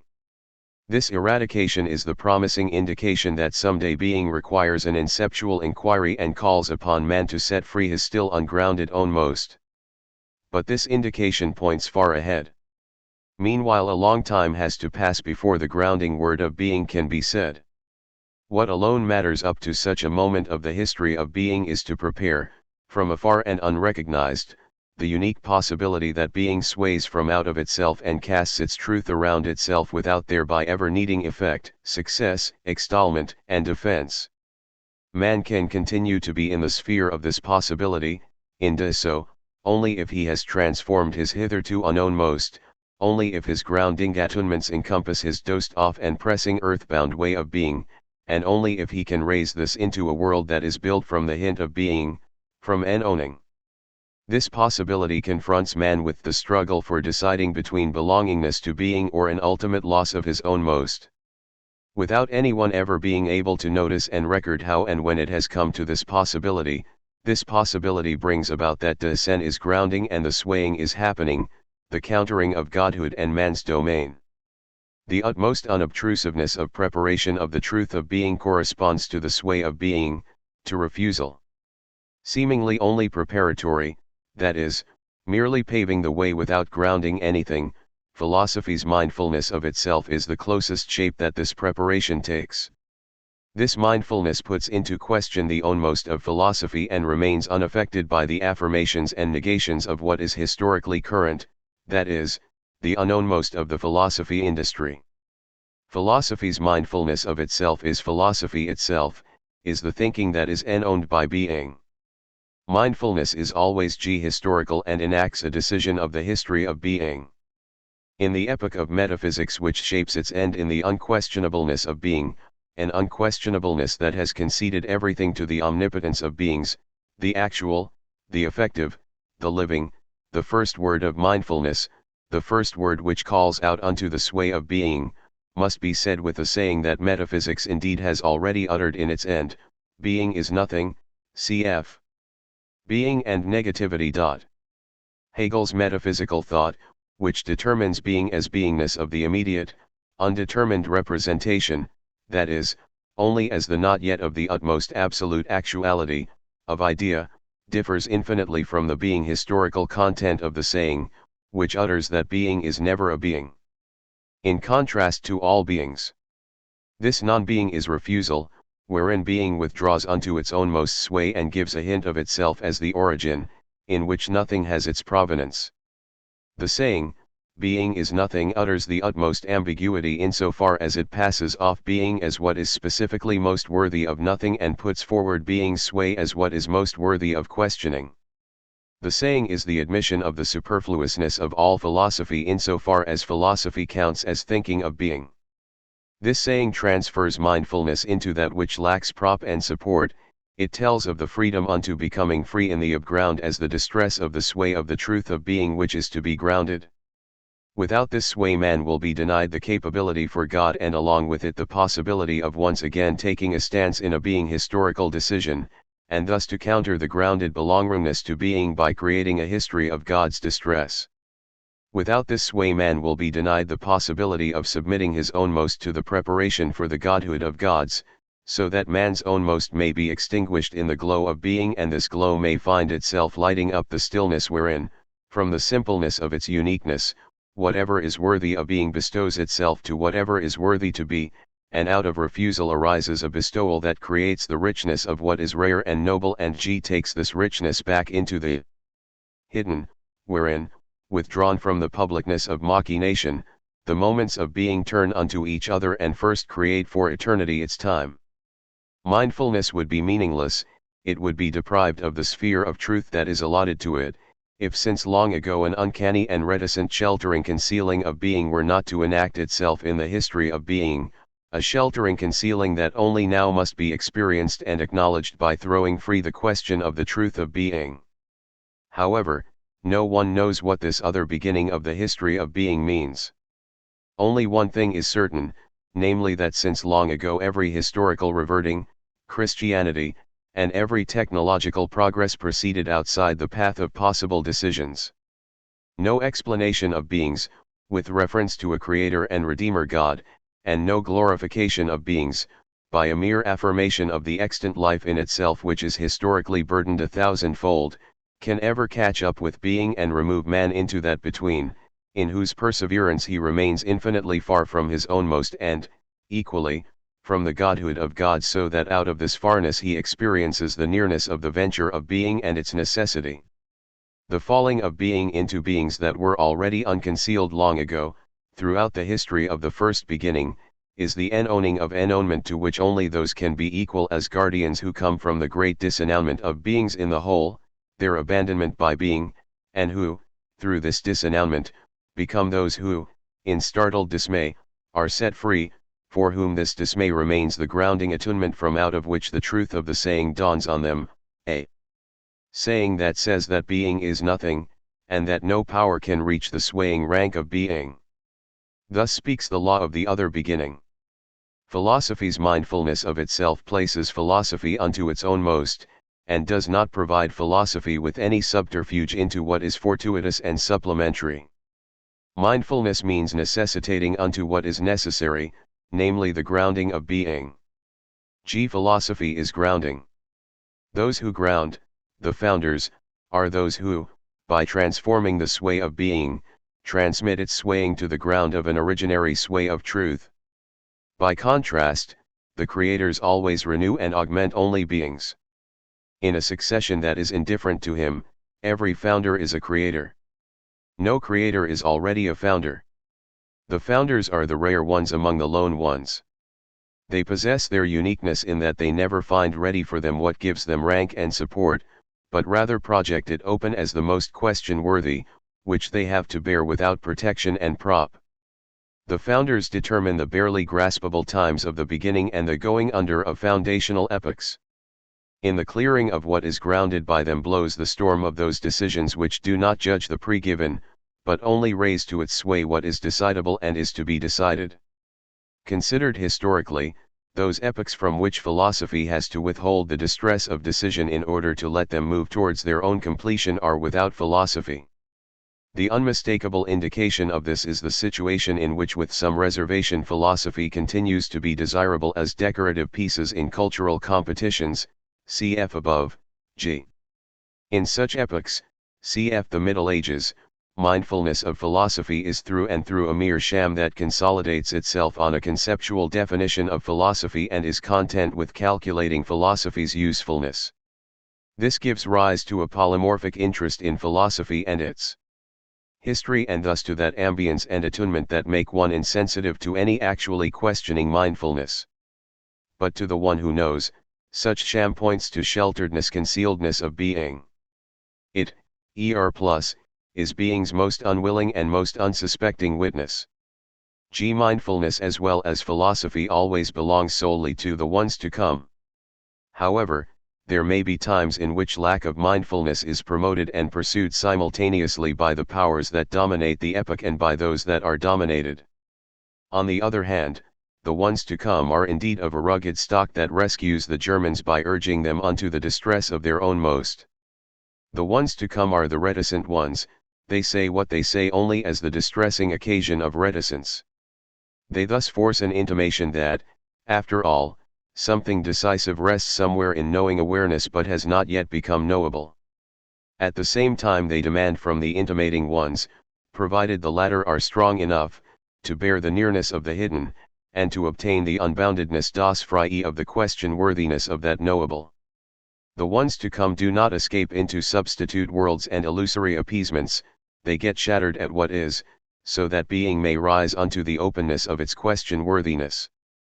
Foundational reticence is the firmness of a gentleness that reticently compels merely a few unto what is unique, so that the latter know that without a knowing awareness of the sway of truth, the realm of foremost decisions remains dosed off to man. The mere wordless ones are not the reticent ones, but neither are the talkers nor the scribes.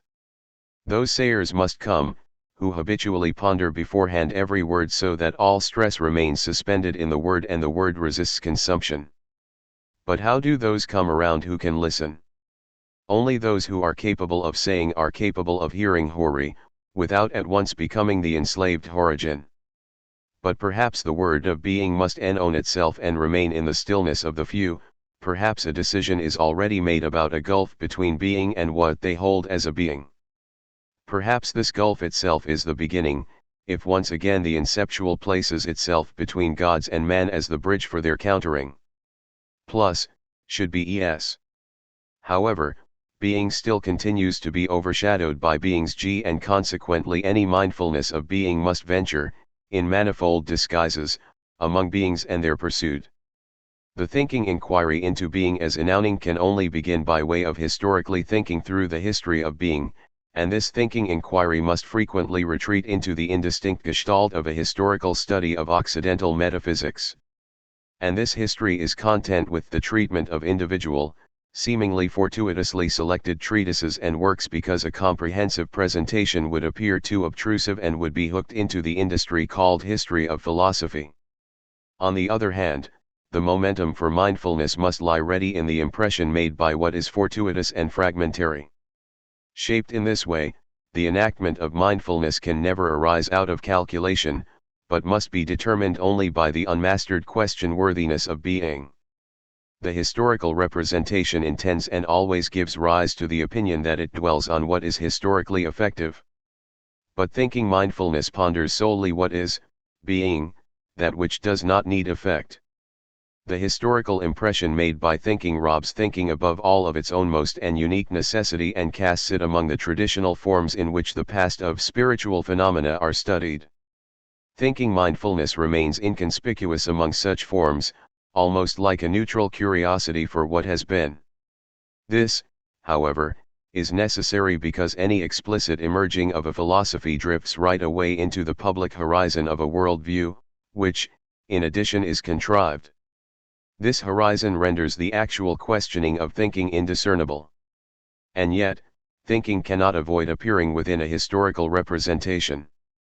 It is not important to the thinking into whose enactment mindfulness must inquire, whether this thinking succeeds in making a statement on what is hitherto unrecognized. It is not important whether this thinking discovers something that serves life, not important whether this thinking achieves a flawless explainability of all beings, not important whether this thinking obtains a cohesive guideline for self-orientation valuing.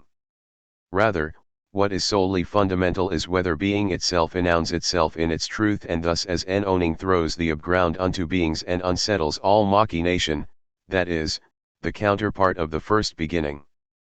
All the criteria for judging philosophy are destroyed, but beginning again, philosophy itself must first open up the struggle for the spaces of the mastery of the most question-worthy. Vis-a-vis withholding of being in the midst of effectiveness of beings, only little can occasionally endure. No sooner does philosophy cease to think being in advance in the direction of beings and as their beingness, and instead inquires ahead into the truth of being, than its self-mindfulness, seemingly only an addendum to philosophy, intertwines entirely with philosophy's own most.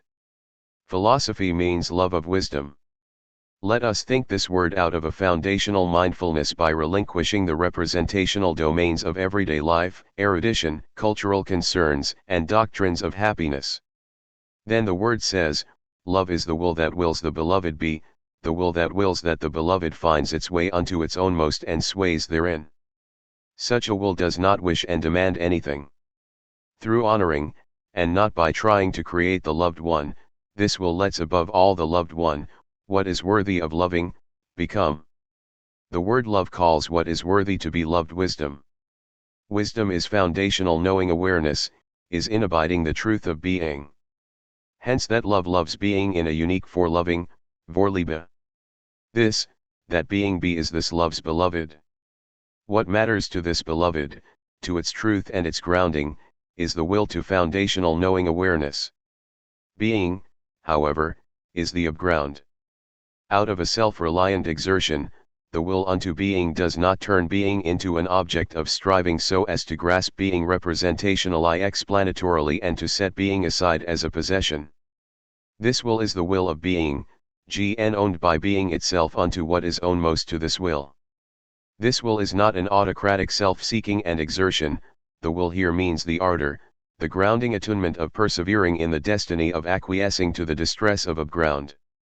Such an acquiescing lies outside inactivity and activity, mere tolerating and wallowing in anguish is unknown to it. The ardor for that foundational knowing awareness is owned as this acquiescing. And this acquiescing is the decidedness called forth by being and held in the trajectory of the hint that sustains the owning over of man, from the ground of descent, to the truth of being. That ardor is the conveyorship of the settlement of countering and strife, the settlement wherein the last God announces its abodes. And yet, philosophy is not a human contrivance, but a passageway of the history of the truth of being, the history in which being's turning to, and turning away from man's own most happens. To put this philosophically, it means that primarily and actually it is being itself that grounds the ground of the truth of being. It means grounding the truth of being as finding of its ground, a finding that refuses all support of beings. It means the ardor of enownement, the lightning of the truth sway in the midst of beings when a being, after the thunderstorm, has found its way to beings and soon thereafter has forgotten the lightning. Because being is philosophical, man must venture into philosophy and through philosophy into the whole, so that the allotment unto being as ground of man's possible history is owned over to him. Only through the like is the like raised unto the clearing which is own most to the like. Philosophy does not deal with something, neither with beings in the whole nor with being. Philosophy is the imageless saying of being itself. This saying is not statements made about being, rather being sways as the saying. Philosophy is such a saying or it is nothing at all. The rest is complicated erudition which has mistaken its object and is therefore neither useful and productive for science, nor does it ever even touch upon a decision in philosophy. Amidst the confusion that is spreading now, the highest measure comes only from what is most profoundly, being historically, own most to philosophy and promises mindfulness a direction. Thus the most exacting test faces the thinker, namely that as long as he makes statements about something the thinker does not even operate within the field of questioning. This field of questioning, which is not in need of an object, is avoided like a plague by all usual opinions and beliefs. And yet, this avoiding does not resolve the enigma that continually besets philosophy also, namely that sometimes a self-destruction surges within philosophy, so that its pathways of thinking and their means will be misused in order to compromise philosophy itself before the bleary eyes of Christians and non-Christians as impossible, and as tragicomical, more comical than tragic. This destructive compromising would be explained, but not fundamentally established, if one were to trace it back to the jealous asthenia for the questioning leaps, and to the failure to venture the questioning leaps. It is rather so that everything that is allotted to the beginning is accompanied by that which desires destruction, since beginning is the grounding of the upground, and this grounding disseminates the semblance of annihilation. Where beginning does not begin, but is merely entangled in and seized by opining and reservation, annihilation appears in the misshapen form of incapability for grounding, which, employing the forms of judgment of the educated cultural fanatics, one can characterize as tragic and comical simultaneously. The measure for such a discordant attitude towards philosophy, an attitude seemingly seriously engaged in thinking but in fact only negating it, does not originate from within philosophy itself, but rather from a flight enacted beforehand into its denial. But this spirit of self-destruction that encompasses every inceptual thinking would remain merely a superfluous sophistry, if one wanted to take it into account as the unwilling and unknowing confirmation that the inceptual is preparing itself. Beginning never needs such a confirmation. Only the God of cultural Christianity needs the devil as confirmation of its godhood. And thinking of being does not have anything with which it occupies itself because it is ennonement of being itself and nothing else besides. Philosophy, which prepares the other beginning, does not obtain its basic stance and thereby its own most by crossing out of metaphysics and adjusting it, but only through a leap into an entirely different questioning that lays an abyss between being historical thinking and metaphysics. Because adjusting is alien to this thinking, it also does not know an overthrowing, revolution, by means of which only an uprootedness is set in motion that sooner or later brings its destructive character to light. Neither adjusting nor overthrowing but the grounding of a hidden, awaiting ground that is not propped up by any being, the grounding of an upground which sways as being, is the only ardor of being historical thinking. To the extent that for the sake of a history grounding encounter, and not for the sake of a historical discussion, being historical inquiry must think within the destruction, Senuendizeit *, this destructing dismantling has everything as its object, which, in the course of the history of metaphysics, had to be a displacement of the first beginning, and a falling off from this beginning, and an empowering of the consequences of a necessary want of grounding the truth in this beginning. Destruction is not destructive in the sense of annihilating for the sake of annihilation, it is the laying free of the beginning in order to restore its unexhausted fullness and strangeness that is still hardly experienced in the beginning's earliest inceptuality. From the outset, the question G of a renewed inceptual mindfulness that is concerned with the meaning of being lies beyond the metaphysical nihilism and consequently also beyond the *C Senuendizeit, ed. F.W.V. Hermann, G.A. Frankfurt am Main, section. Attempt at, and the striving for, the presumed overcoming of this nihilism within metaphysics, especially within modern thinking. The radicalism that lies within every beginning and inclines to its innermost threat and uprootedness claims a genuine sway only, if this radicalism understands itself as preservation of the origin. Inceptual thinking in the other beginning and thinks the truth of being. And thinking does not mean simply a thinking that autocratically contrives and invents, but means a thinking that is ennowned and enacts itself as ennowned.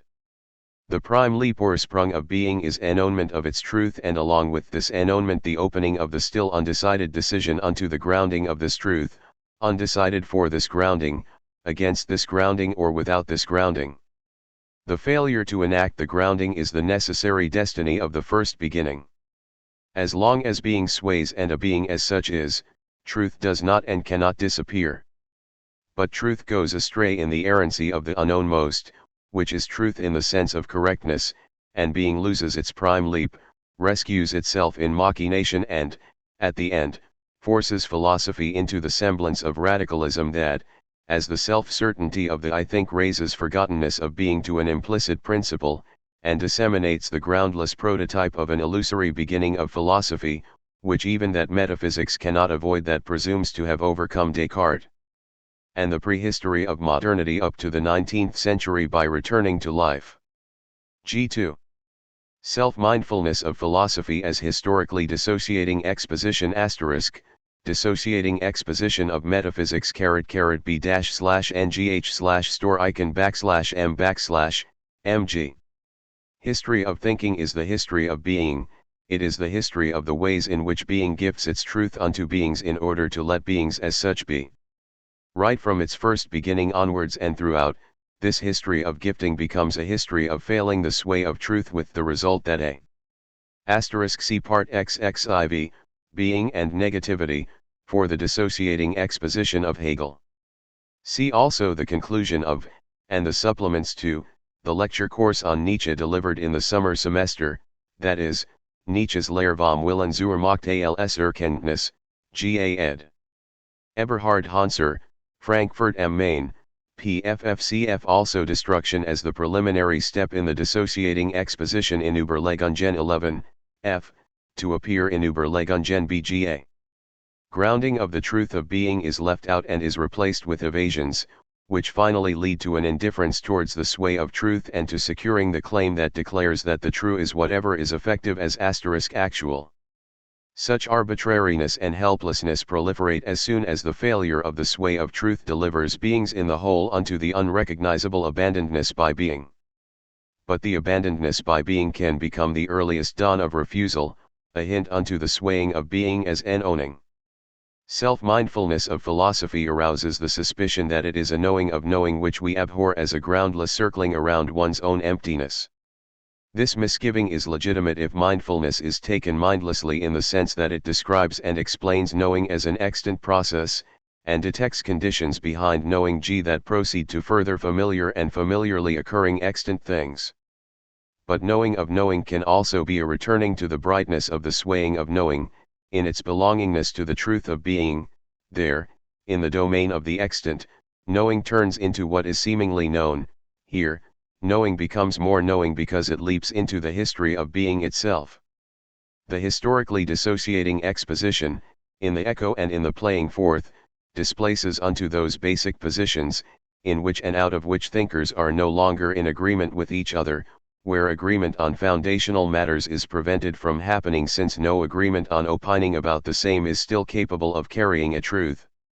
The dissociating exposition displaces into a foundational, and in each case, unique attunedness by the grounding attunement. Grounding attunement is not a diffused feeling which additionally envelops thinking, but is the silent attuning unto the uniqueness of the one particular basic thought. However, as long as thinking remains metaphysical, the basic thought does not receive its fullness from the range of its possible application but from the fundamentality of the projecting opening of beings unto being. Dissociating exposition, therefore, is never the same as calculating the correctness and incorrectness of doctrines and opinions. The notion entertained by schoolmasters that thinkers, also, occasionally make mistakes that must be removed has its place in the schools, but not high the history of being and never in the dialogue between the thinkers. Because since long ago erudition and pedantry determine public opinion on philosophy and on philosophical directions and on the debate between them, and because as a consequence of the final triumph of historicism the present epoch, increasingly and decidedly, meaning here, increasingly without decision, holds on to such views, what is needed is an explicit dissociation from the present. And that means that we need to know how the present comports itself to philosophy and its history. In spite of its importance, this knowing operates still within a marginal sphere, which, viewed from out of foundational thinking, could be left entirely to its own unfundamentality. However, since thinking of being is never an analysis of what is extant, nor an aloof observation of spiritual currents and situations but rather an acting, we must undertake the unpleasant task of becoming mindful of what transpires presently and, in so doing, risk appearing as if after all we are merely analyzing and stripping the extant into kinds and types, possibly even suggesting that through such a procedure we might subsequently arrive at another attitude. But in truth what seems to be an analysis is only the enactment of a dissociating exposition that runs through the present and its exterior, and in which, acted thoughtfully, a decision on being must be grounded and sustained. As long as the actual reality of our history, distress of the lack of distress, is not experienced, one can seize every mindfulness solely in terms of the knowledge that it yields and thus bypass what is charged with deciding. That one can do this without upsetting and endangering the presumed security concerning the human being that one takes over and is one's own, is one of the many unrecognized testimonies to the fact of how groundlessly philosophy fluctuates within the unfundamental, now as a cultural phenomenon, now as a pedagogical means, now as an all too early failed substitute for faith. Craving for the actual, philosophy becomes everything that surrounds it, except philosophy itself. Where does this destiny come from? Since long ago the relationship of our epoch to philosophy has become muddled because of the increasing educational possibilities of modernity whose consequences above all also include the increasing lack of education and a pretentious and rigid pseudo-education. Possibilities of education in advance consign philosophy to the objects of education, whether this education is taken in the fundamental sense of shaping life that is sure of its measure, or in the unfundamental sense of a fragmented educatedness. In this way, philosophy remains constantly an object, a force, a means that is heeded, seized, and used within the established circles of organizing the power positions of man. One can try to disentangle this confusing relationship to philosophy through a renewed effort at understanding the works of great thinkers. Such a labor is unavoidable, but it is exposed to the danger of blinding again by the light that it kindles. For, all too easily, this labor favors seeking refuge in one of the earlier thinkers and calls for renewals that occasionally obscure the flight from the question worthy. A stronger attention paid to the works can claim a greater seriousness for itself than could be mustered by a superficial historical comparison which goes back and forth between all standpoints. Seeking refuge in the works does not yet guarantee a clear and firm attitude that is capable of sustaining a historically disorientating exposition. Therefore, a mindful and thorough scrutinizing of the prevailing forms of relationships to philosophy is required. We find the historical adoption of an earlier philosophy, Kant, Hegel, Thomas Aquinas, Nietzsche, and its approximation with variously perceived situations of the time. The point of view and the principle of the adopted philosophies are represented with various degrees of insight, often transformed and even enriched by presentation and application that are appropriate to the times. However, this happens, in order to continue driving philosophy further as a traditional cultural good through scholarly occupation with philosophy. This happens, b. in order to employ philosophy as a means for defending, developing, and intellectually justifying a posture of faith. This happens, c. in order to have in philosophy the means available for a moral personal clarification and at the same time an accumulation of points of view and perspectives for interpreting and organizing the appearances of the world and life. We find thereafter the historical reckoning with the philosophy that is historically handed down without explicit, decisive, and justified preference for a single thinker. What is intended here is, calculatively to work out a new and historically more encompassing philosophy, in the course of which a strange objectivity considers as valuable what is different in the intellectual good of individual thinkers. b. To foster philosophy in itself and its scientific progress. To this end one is led by the notion that a philosophy in itself hovers over and operates in the temporal fortuity of individual thinkers and their unavoidable standpoints, a philosophy in itself in which all that is right will be collected in time through a proper and timely elimination of mistakes. That historical adoption of certain individual philosophies and this historical reckoning with all philosophies hitherto can be brought together in the philosophy industry of philosophical erudition that is in vogue in most high schools and universities in all countries of culture. This industry nourishes the plant of liberal philosophizing which is at the service of daily writing of newspapers and takes timeliness as the measure for the selection and method of treatment of problems. Here problem counts as the name for questions that are no questions at all. We find further a rejection of philosophy, firstly because it is held to be useless since it is capable neither of immediately delivering scientific knowledge nor of replacing it in the least. Secondly because as mere reflection, philosophy blocks and disturbs the direct and novel course that the craving for knowledge takes, and finally because as the breeding ground of an obsession with doubt philosophy is held to be dangerous. This discarding of philosophy even in the form of simply ignoring it is often more sincere than the business enthusiasm of philosophical erudition. This rejection arises mostly from the points of view of religious, political, and artistic assumptions. Here the historical appearance of philosophy is acknowledged as historically remarkable, occasionally even explicitly recorded in order to warn against philosophy, whereby the referral to philosophy's constant change of standpoints and to its conflicting results is developed into a particularly impressive means of fright. Additionally, we find an indifference vis-a-vis philosophy. Although this indifference flourishes predominantly within the philosophical erudition, it does flourish also there, where vitally important spheres of tasks, technicity, economy, sciences, and finally the general culture industry, claim exclusively man's calculation and effectiveness.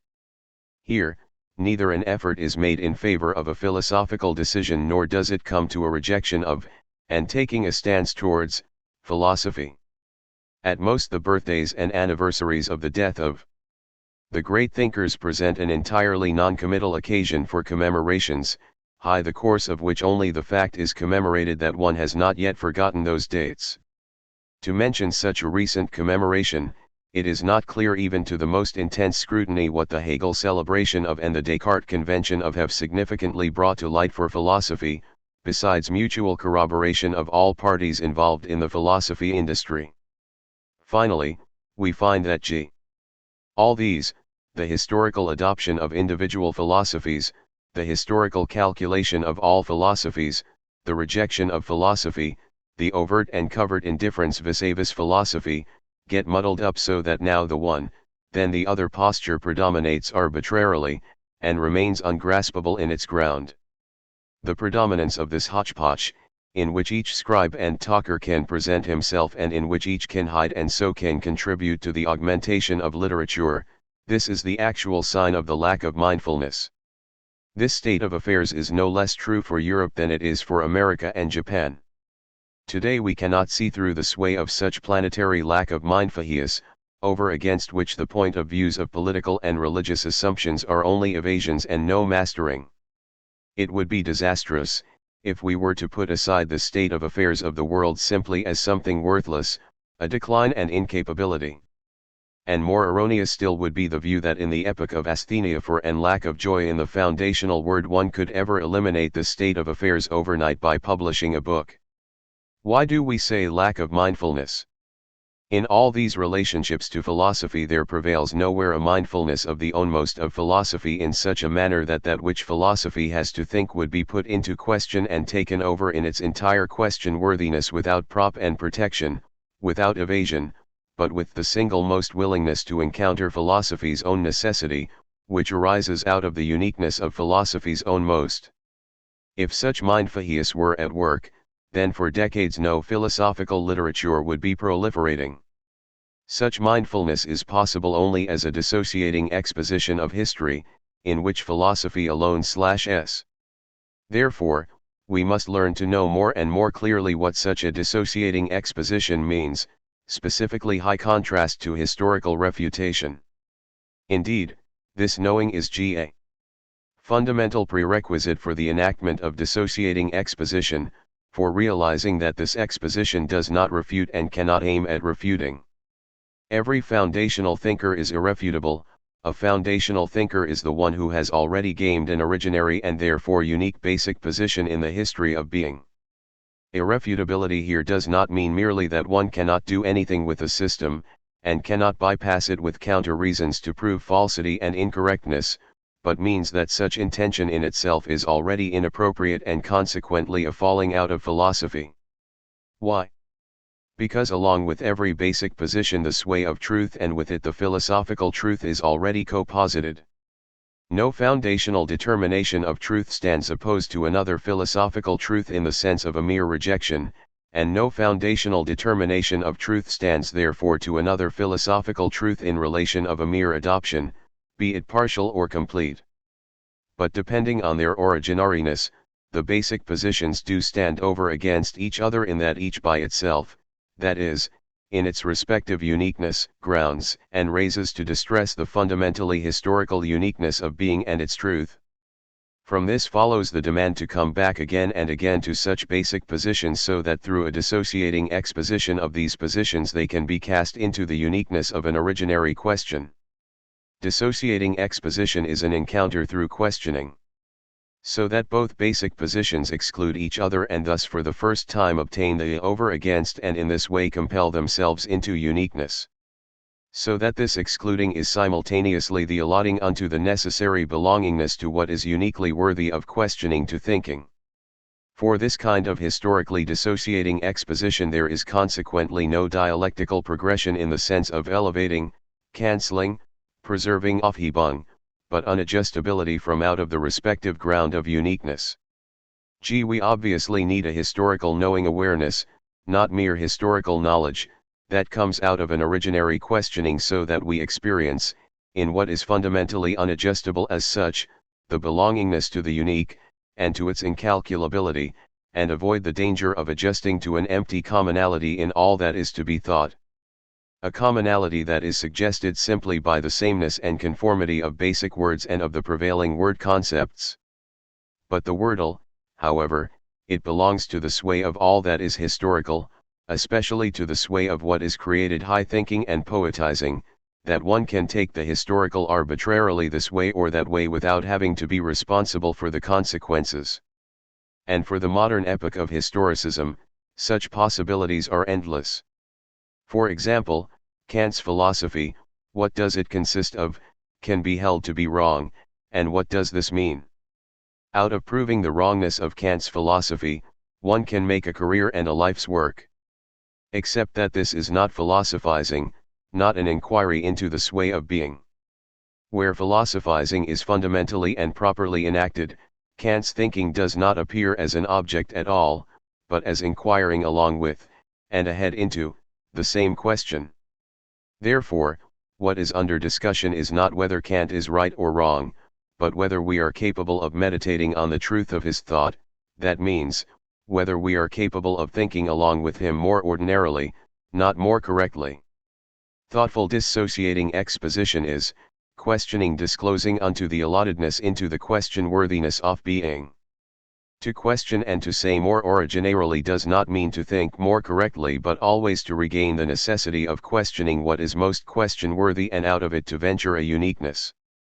Thoughtful dissociating exposition is not and can never be a refuting, which is an actual blasphemy against philosophers, and the worst violation of their own most, but is always solely the engrounding of ground, venturing the upground of being, venturing being as upground. In each case, the dissociating exposition is, on the one hand, fundamentally an overcoming but on the other, overcoming should not be thought, possibly in favor of a progress, in the sense of refuting and leaving behind. It is not the thinker with whom dissociating exposition is engaged who is overcome, but always those who venture such exposition. What is overcome is the danger of, and the mania for, merely relying upon the decided, and taking the decided over, no longer questioning it but only appealing to it. By contrast, high questioning, the thinker with whom dissociating exposition is engaged eases into his basic position and becomes worthy of questioning in such a way that his own most questioning detaches itself from its boundedness to the apparent results, doctrines, and propositions and, as so unbounded, sets thinking above all free unto the free play of the question-worthiness of the most question-worthy. It becomes a questioning disclosing allottedness into being, destruction in sensu and desite. The historically dissociating exposition does not historically thrust history into what is past and does not at all tolerate history as the past, not even as the happening that is timely and always makes up the present. The historically dissociating exposition does not set up only prototypes within what has been, because even these prototypes all too easily remain only counter-images of a present that needs to mirror itself. The historically dissociating exposition frees history of thinking unto its future and thus puts on the path of the ones to come the fundamental, unsurmountable resistances that can be matched only by the dissociatively exposed uniqueness of an inceptual questioning thinking. Only when we are adequate to this measure are we thinkers who precede futural thinkers. And perhaps one possible way for us to be adequate to this measure is the clear and strong renunciation of all that is inappropriate to this measure, which is the measure of what is own most to a thoughtful thinking. The prolonged education for such renunciation kindles a knowing awareness that fundamentally surpasses everything that is newly calculated out of the hodgepodge of what hitherto is not thought through and leads further unto the remoteness to being as the primal nearness to the decision between godhood and the human domain. The dwelling in questioning what is question-worthy must appear strange to us, simply because, due to a prolonged habit, we only think in such a way that we are either on the lookout for the results in order to get settled comfortably in them by appealing to them, or we resort to preconceived convictions in order to explain everything with their help and thus to obtain a general satisfaction. Last of all, this dwelling can open up, or it can never open up, as what it is, the knowing awareness in the sense of inabiding the sway of the truth of being, cf. Being, historical thinking and the question of being.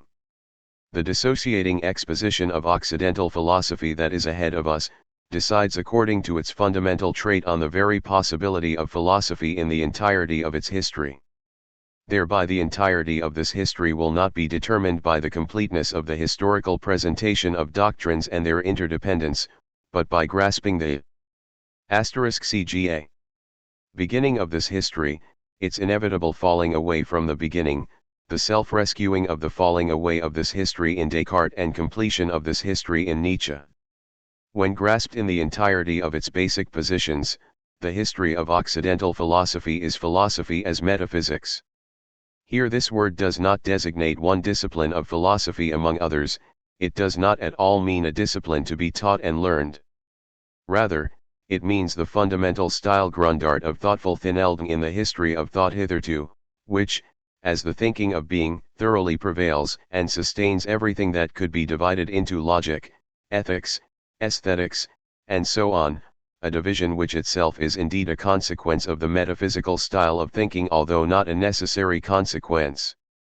And yet the peculiarity of metaphysical thinking is the fact that often the most fundamental thinkers, e.g. Leibniz, Kant, enact this thinking within the framework of disciplines, logic, ontology, and they do so even at those junctures where the metaphysical thinking had to burst open such a framework. In the same vein, Science of Logic, the title of Hegel's work, which paves the way for the completion of metaphysics, cannot at all be taken as indicative of a superficial and accidental reliance on school philosophy. Rather, this title characterizes most precisely and completely this modern metaphysical basic position, namely that philosophy is science high the sense of the unconditionally certain propositions, of mathesis, high their grounding interconnection. And this science enacts and grounds itself as logic, which means that the known in this science is projected open and unfolded following the guideline of Ayo, in the sense of the unconditioned thinking of absolute reason, and is thus the unconditioned self-knowing, which admits no condition for itself within itself and according to its own kind. Metaphysics prepares its completion in the gestalt of absolute logic. This completion becomes entire with the depreciation and dismissal of logic in Nietzsche's thought. However, this dismissal does not amount to an elimination of logic, but, quite on the contrary, in order to think being as becoming and to posit the actual being as life in becoming, logic becomes that which as opposition is necessarily required. The dissociating exposition that is ahead of us, and by virtue of which philosophy can first of all begin again as philosophy, is the dissociating exposition of metaphysics in its history as such.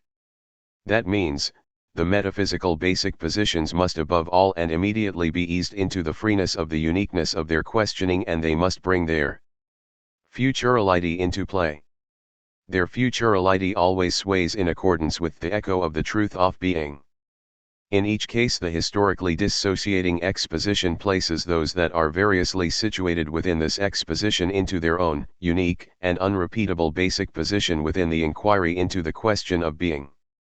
The historically dissociating exposition is never an occasionally acquirable addendum to the actual thinking, rather it is a fundamental thrust of being historical thinking itself. By contrast, the historical refutation of philosophical doctrines and views, which easily and ceaselessly looks like the historically dissociating exposition, remains an inexhaustible issue that concerns the historians of philosophy, inexhaustible because with every succeeding present it is filled up with new points of view. The historically dissociating exposition becomes a unique necessity, simply because the overcoming of historicism is the distress for philosophy, but not the distress for the historical erudition in philosophy. Dissociating exposition, the one between metaphysics in its history and being historical thinking in its future. Who thinks it exhaustively, being, the annowning. The owning, that which owns over to each other and unto settlement, the countering and what counters in it, the strife and what is at strife high it, and as the enownement of this owning to lights up the ground and grounds for itself in the clearing the sway of the countering and what counters, the sway of the strife and what is at strife, and that means the sway of the most inceptual truth. Being, nothing godly, nothing human, nothing worldly, nothing earthly, and yet the in-between to all these in one, inexplicable, without effect, being sways outside power and powerlessness. Being is unavoidable for man, so that he, himself a being, resides in the opening of beings, comports towards them, and holds onto them. Because the swaying of being points to what holds unto the ground that refuses any appeal to beings, the ground that solely distresses unto being, being is never explainable out of beings. Therefore, the grounding of the truth of being does not belong to the extant and living man, but to the so for inabiding, wherein at times being human must transform itself. Being is never thinkable, initially and exclusively, in orientation towards beings, even though beings initially and constantly claim such orientation. That could be the reason for the inceptual advancement and preeminence of presenting and the present and constancy, the advancement wherein being as, enowning, refuses itself for a very long while. Thereupon, appearing itself as a mode of presenting becomes a guise and semblance of what is simply constant, cf. Being as *octk. The being historically and arriarily grasped constancy as well as the originary presenting do not arise out of a widening and enrichment of the now, but rather, together with the now, they are the counter-hold to falling and revolt within the countering and strife. As counter-hold they are fundamental, but in their fundamentality they nonetheless drive from enowning, which, however, is the struggle, without war and without peace, between the countering and strife, i.e., the alternatively gifting and helping unto swaying. Countering is the fundamental diction between God's allotting godhood and man's domain of humanness. Strife is the owning to of the sway of the world and the earth. As they sway, their struggle lights up, dears, and in the end what is lighted up, deared, is the struggle itself as that which refuses itself, the ground that holds unto the upground. This clearing is the truth of being, being that itself is the truth. Being as enowning can and must be thoughtfully inquired high the direction of the world and of the earth, of man and of God, but simultaneously also in the direction of their strife and their countering and, above all, in the direction of their struggle. Being sways as the settlement of countering and strife high the manner of enownement of the T/Hirda as enownement of the ground of the clearing that prevails in owning. Lighting up, the settlement sustains above all the countering as well as what thus light up, that is, what encounters organites in the countering, godhood and man's domain, and in the same vein, high the intersection of this countering, settlement sustains within the sway of this countering the self-opening strife and what is thus open, the earth and the world, which means that settlement sustains the countering as it towers unto the upground that enowns itself as being. Settlement is owning.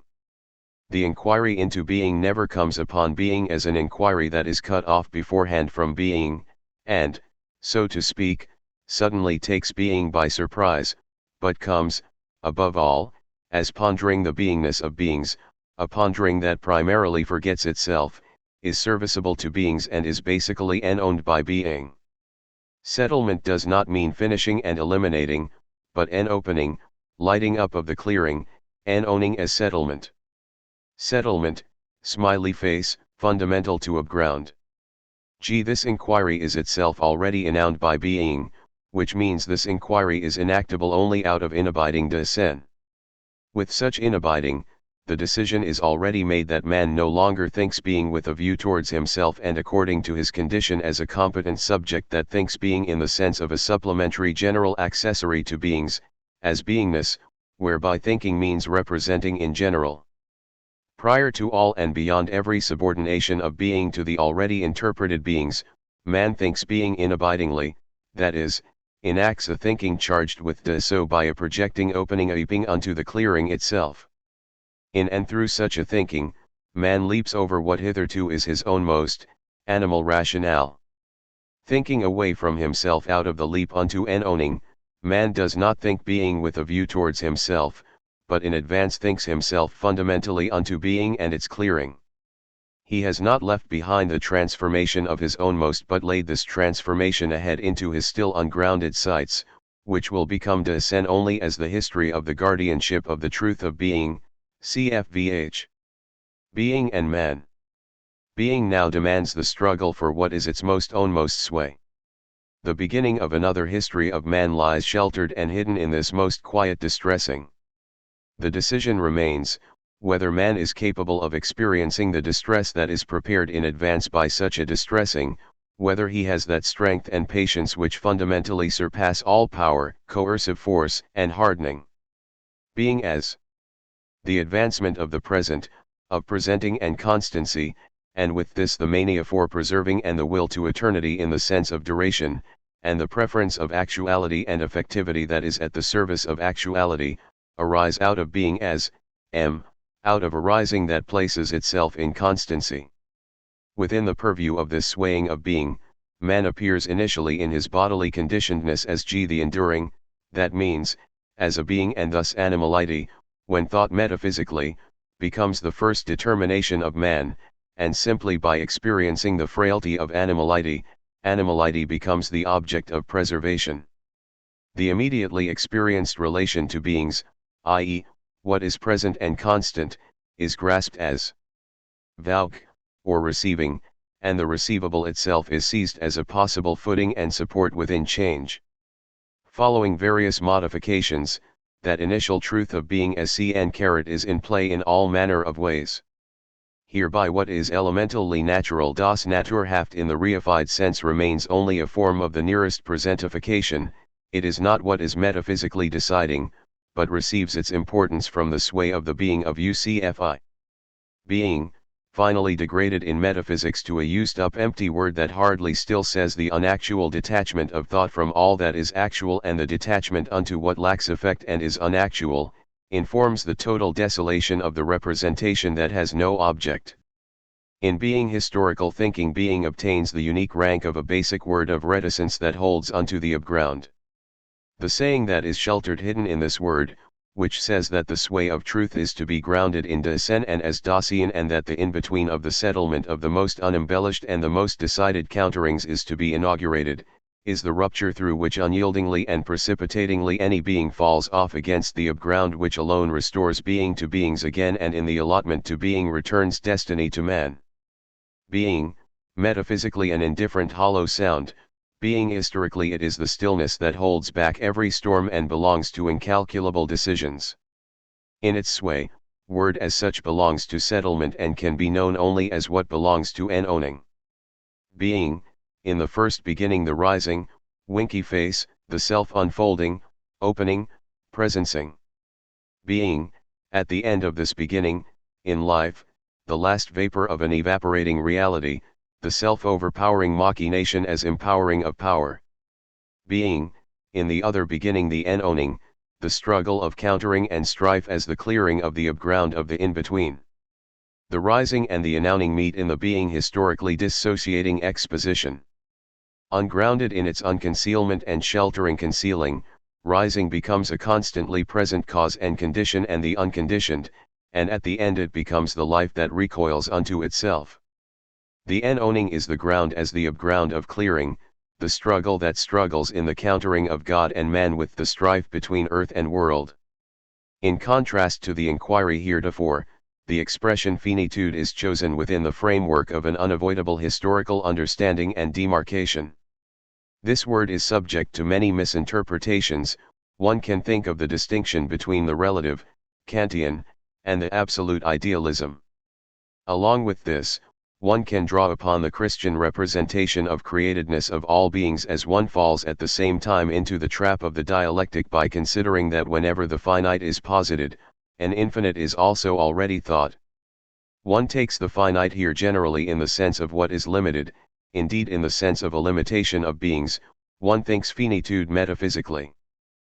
However, the finitude of being means something entirely different, the upground dimension of the in-between to which the not character by no means belongs as a lack or a limit, but as a distinction. If the finitude of being is thought at all as a demarcation from others, then it does not refer to the infinity of being, but to the infinity of beings, that is, to their unconditionally, which in turn means that the finitude of being refers to the preeminence of beings vis-a-vis being that consequently reduces being to an addendum. The finitude of being is a loaded expression that in an easily misunderstandable manner should guide mindfulness not to presuppose being's dependence on beings, and not even to assume a limitation of representing being, but to assert the uniqueness of being as enowning that is held unto the upground. However, finitude of Dasein, the inabiding, the clearing of settlement of countering and strife, is a fundamental consequence of Dasein's foundational enownement by being. By focusing on the referral of humanness into the relation to beings as such, one can indicate, without ever enough reservations, this finitude of Dasein historically. But such indication is not the same as thinking the swaying of being itself, that is, enacting a thinking for which right from the outset the characterization of being high terms of finitude remains superfluous and disturbing. The attempt undertaken in the treatise Kant und das Problem der Metaphysik * at elucidating and rendering understandable, by way of a historical approach, an entirely different beginning of the history of being necessarily had to fail. This attempt led to adjusting historically and thus fundamentally destroying the effort at inceptual thinking. The consequence is a remarkable situation. On the one hand, Sen und Zeit G is interpreted as a continuation and complementation of the critique of pure reason and its anthropology and is thus historically reckoned with and rendered innocuous. On the other hand, my interpretation of Kant is condemned as one-sided and violent. Considering the historical effect, which, seen being historically, is of course unimportant, this is neither an appropriate elucidation of Sen und Zeit, nor an interpretation of the critique of pure reason. Of course, whoever is able to think out of a knowing awareness of the question of being will understand differently and will not get stuck in historical effect. What the guide word finitude would like to say and name is not a finished, assertable property of being and of Dasein, but the title that is inappropriate for the utmost question-worthiness of that which shelters and conceals within itself the question-worthiness as a distinction. According to Kant, being is always beingness in the sense of the objectness of the object. However, objectness itself is not an object and, as the non-objective, it is also only a fundamental consequence of being, so that being in its ground character can never be thought out of such a consequence. Metaphysics is never capable of overcoming itself. As the first history of the first beginning, metaphysics demands another beginning, which immediately places metaphysics into its historical truth. The saying of being historical thinking reads, being is, a being is not. Only gradually, and with difficulty, can we overcome the prejudice of all metaphysics according to which a being is and only beings are and can be. Hereby, the is and the be always originate in a statement which states that something generally is, occurs and is extant, that such a being always is high this or that way, presences and stands vis-a-vis.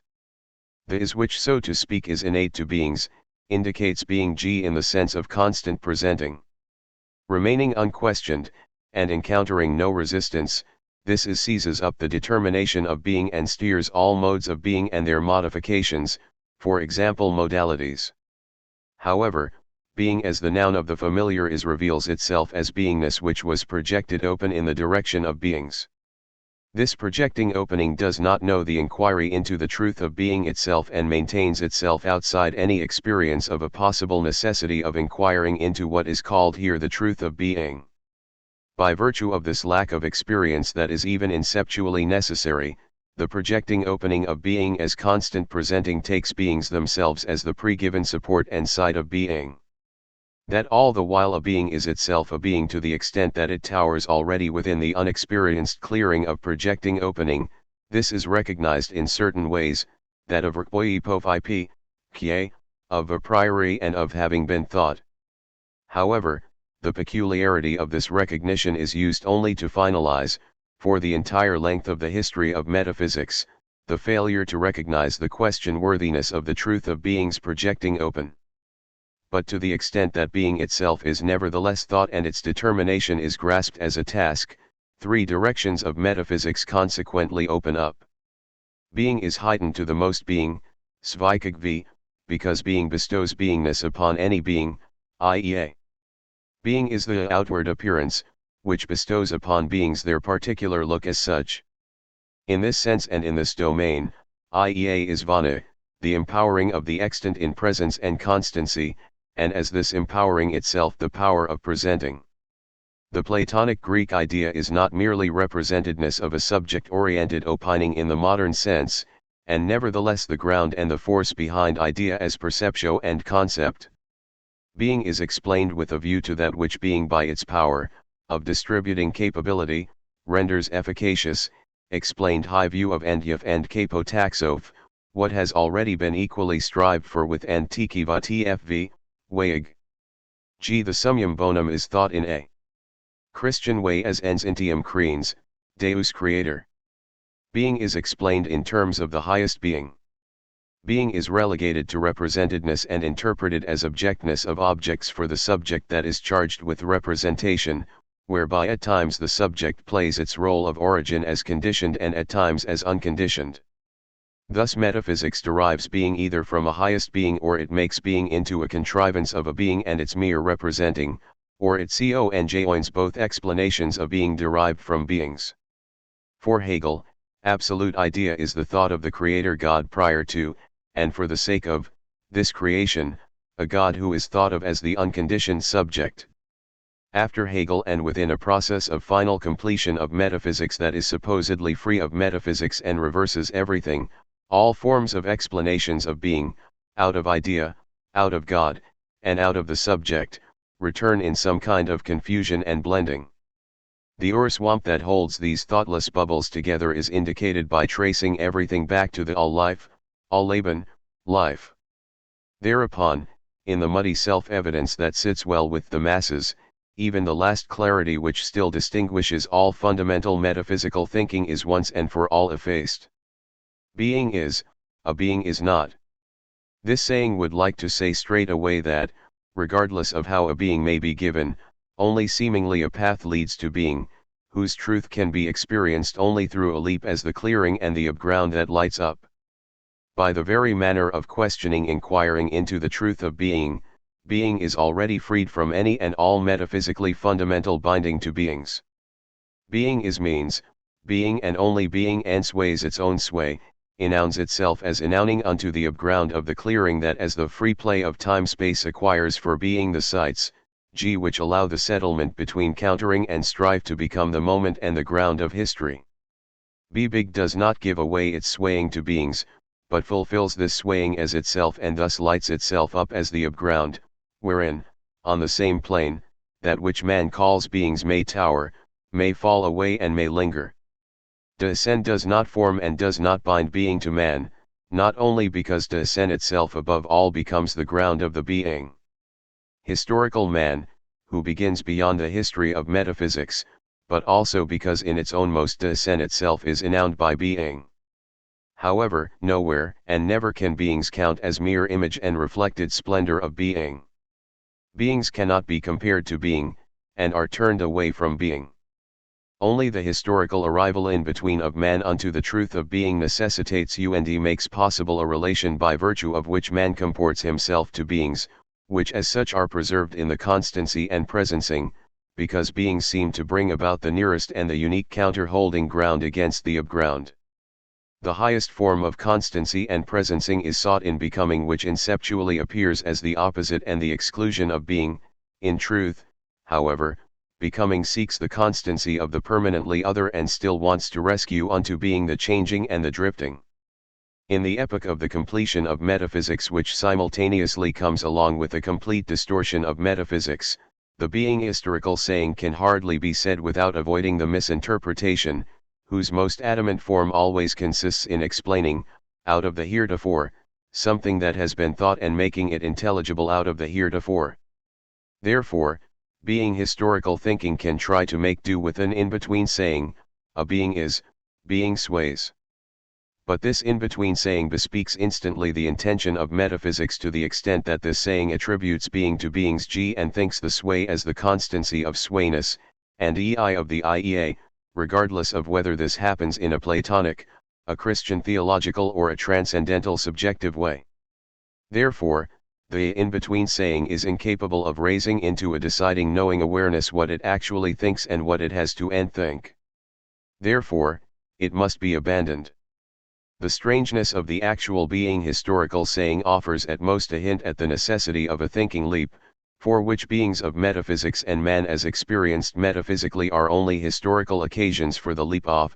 These no longer set the measure for and leaping the clearing of being and its swaying, but in turn come back above all to their historical uniqueness and inevitability via the metaphysical thinker's fundamental groundings. And thought as enowning of settlement of the countering and strife unto the in-between of the free play of time-space that holds unto the ground, being cannot be elucidated and made understandable.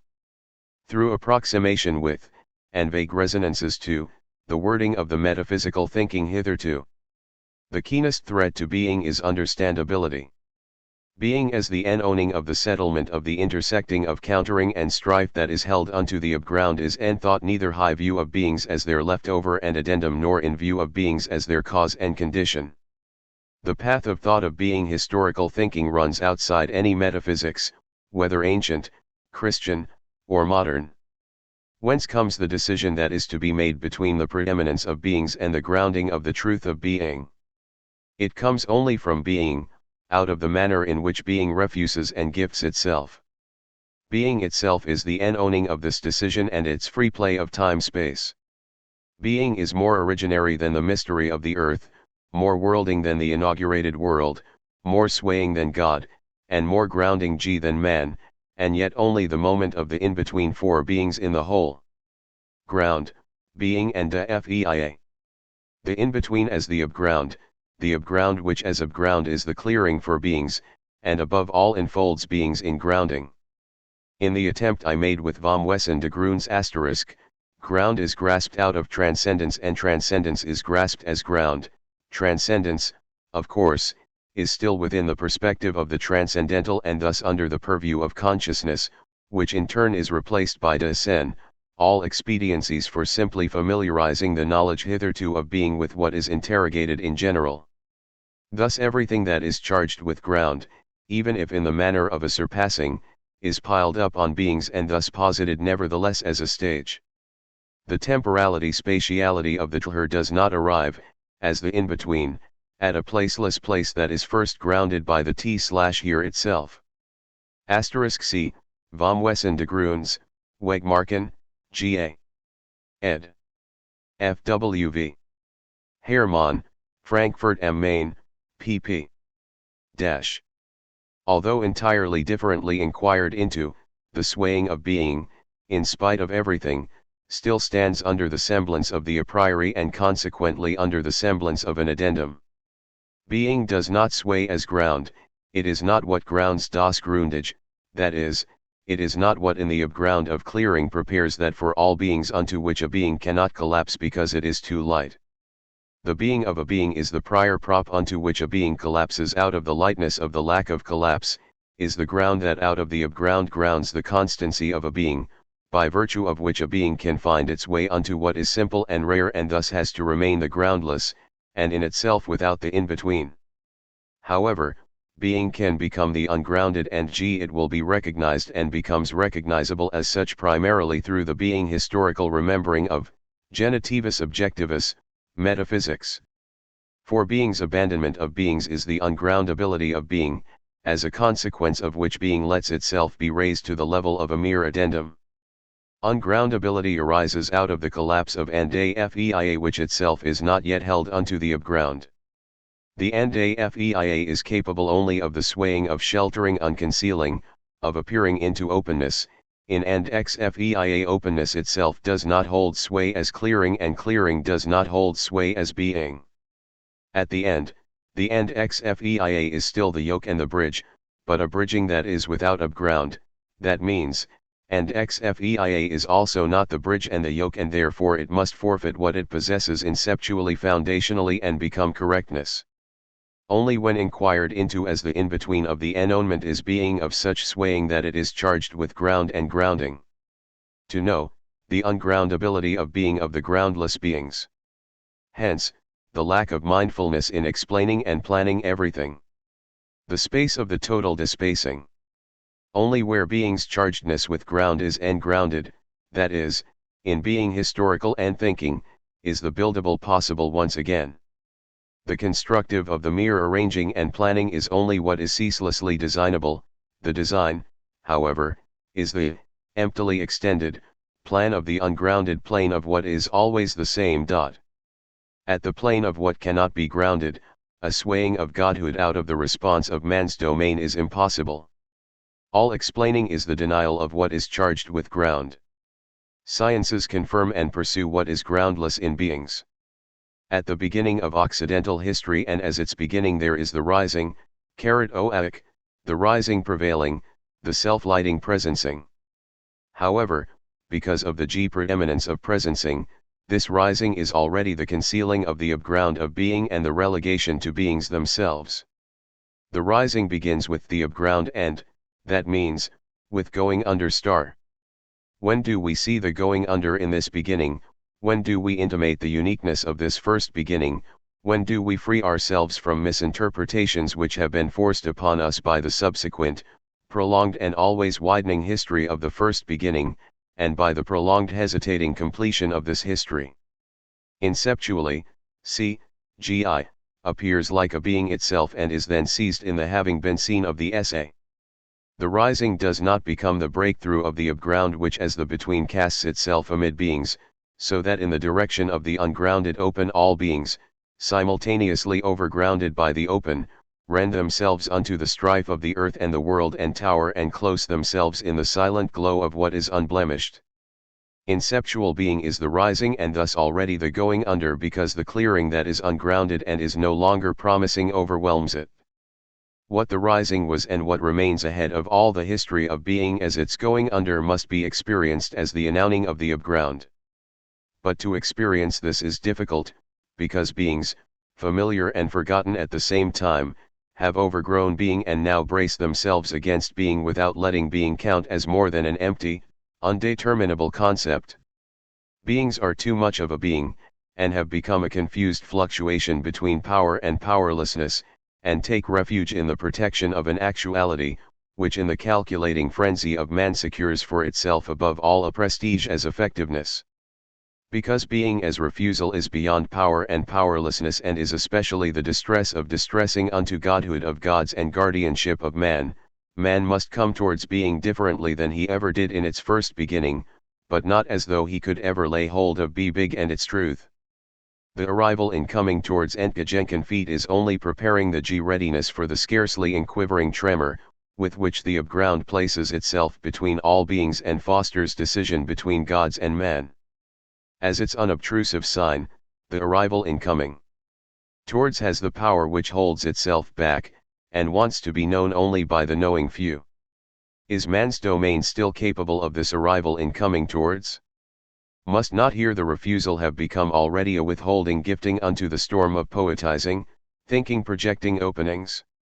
The unleashed effectiveness of beings that are abandoned by being still overpowers being in all manner of ways, the holding back of refusal, which beyond power and powerlessness holds ready for the freest of decision the inevitable leap into the far-reaching depth of the upground. In order that holding back of refusal grounds as holding unto the upground, because only thus does refusal compel into the distress of poetizing, thinking grounding of the word, this holding back of refusal lights up the open which is never the open of what is empty, but indeed the open of the fullness, which unperceivable by the measures and pincers of beings, allows its jointure only to become differentiable for the decidedness unto being and unto its remembrance.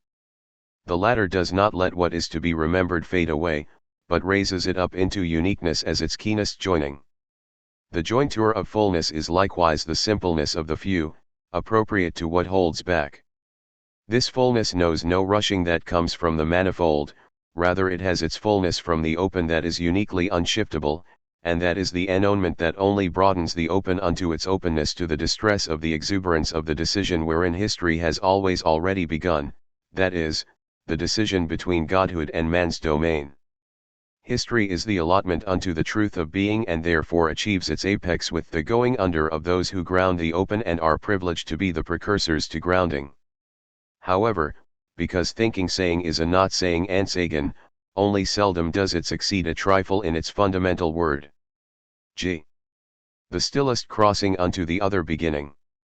In the stillest crossing unto the other beginning, being, hitherto still an addendum to beings and overshadowed by them, is experienced as the upground of ennonement of descent unto the swaying as the free play of time-space of the decision between man's domain and godhood, a decision for and against what is ownmost and unknownmost to man and what sways and unsways in godhood. The experience of being urges into the initial distress wherein being lights itself up as the refusal, of its sway, and fosters for itself a uniqueness to which, in the attempt to ground the truth of such a sway and to prepare for beings aside for appearing out of the simpleness and graveness of themselves, only a passage through a moment of history can be appropriate. That which in the swaying of being, from afar and held into the upground, solely owns man unto the guardianship of the truth of being, that can never have the effect of the gigantic machination of beings, because gigantic machination of beings submerges man high the flood of his unleashed unknownmost and lets diminish all capability for God. Being. Being is the owning of truth. Truth is the clearing of refusal, which in refusal and as refusal is a prime leap, an outlay of lighting up. Owning is the originary allotting of human beings both unto the truth, of being, and thus, simultaneously, unto the distressing need of the Godhood of gods. The strife of the world and the earth arises from within the enownement to enowning, and things that are in strife arise above all from that strife. Being is the upground, the cleft of the lighted in-between, whose rocks and bluffs and pinnacles keep themselves sheltered concealed. Only from time to time in a leap of fundamental inquiry, in inquiring into the allotment unto being and in inquiring unto being itself and its clearing, does man leap the upground and, as descend, becomes the bridge and the crossing for a passage through ennowment of man's domain unto the contentiousness of the Godhood of gods. Being is nowhere and never fixed, affixed, propped up, and laid down. Being is the ground that as such is always already turned away. Because as ennowment being is the self-refusing allotment unto what is not propped up and protected, because being means only this.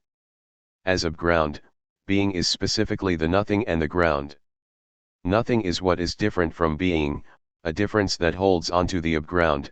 Nothing is the annihilating of all ground, of all prop, all protections, all measures, all goals, and it is thus ennowment unto the open of the refusal and, therefore, is of the sway of being, but it is never the same as being because it is never the foundational fullness. Nothing is, above all, not the fullness because it is thus no ground. Annihilatingly, ground is the ennowment unto the distress of grounding as the inquiry and ansaying of the truth of refusal so as to obtain the truth of refusal as the between wherein Godhood and man's domain decide for and against each other. Being historical thinking does not understand distress as a need and a mere lack vis-a-vis a metaphysical ideal but, high accordance with the nothing, understands it as upground, the freedom of exuberance and mourning, both, however, not as feelings, but as grounding attunements. The announcing and direction of the tune unto the ground and its grounding, clearing and joining. In accord with descent, attunement is neither psychological nor biological nor existential. Hence, care, the guardianship of the distress of being. Whence the constant intrusion of the mere psychological and evaluating thinking. Why at the same time the constant staring at what is annoying? Because even here one always reckons with explanations that come from beings. Being holds sway as Abdallah round being holds sway as refusal being holds sway as truth, time-space. Every word here says owning and what it says holds sway in ennowing. No alien and no familiar concept from metaphysics can be thought unto these words. In refusal being surpasses itself, it always sways more than itself and hides itself thus above all in the simpleness that no one fathoms. The clearing of being is of being's own sway and removes being instantly unto darkness. The open of clearing is never something public, but is held back unto the unique aloneness of being. Being remains ungraspable to all mere beings. However, man has the distinction of being able to be that is not only a being, but grounds his is in ennowment by being. Only that which like being, while holding sway, takes itself back into the sheltered concealedness, towers infinitely over every power and powerlessness. This towering over does not need eternity. Being is ennowning and is thus the upground and as upground the ground of ground and therefore freedom. Freedom is not somehow the essence of being as though being could be classified and subordinated to freedom, but rather freedom sways in and as being. Here freedom is understood more originarily than the metaphysical freedom, but more specifically than moral freedom. Schelling's concept of freedom is a metaphysical one. The transition into the system of negative and positive philosophy proves this. But the upground is the ground of the ground because only the upground can be the distress of grounding, of erecting the ground, and determine the necessities of grounding. How do we account for the fact that since long ago we know space, place, and time only as the extant and fleeting empty forms of the extant, and perhaps even admit them as means of objectification, of producing representing, of the extant? What has happened that we know nothing of their originary onefold, of the free play of time-space whose holding unto the upground belongs to the upground of being itself?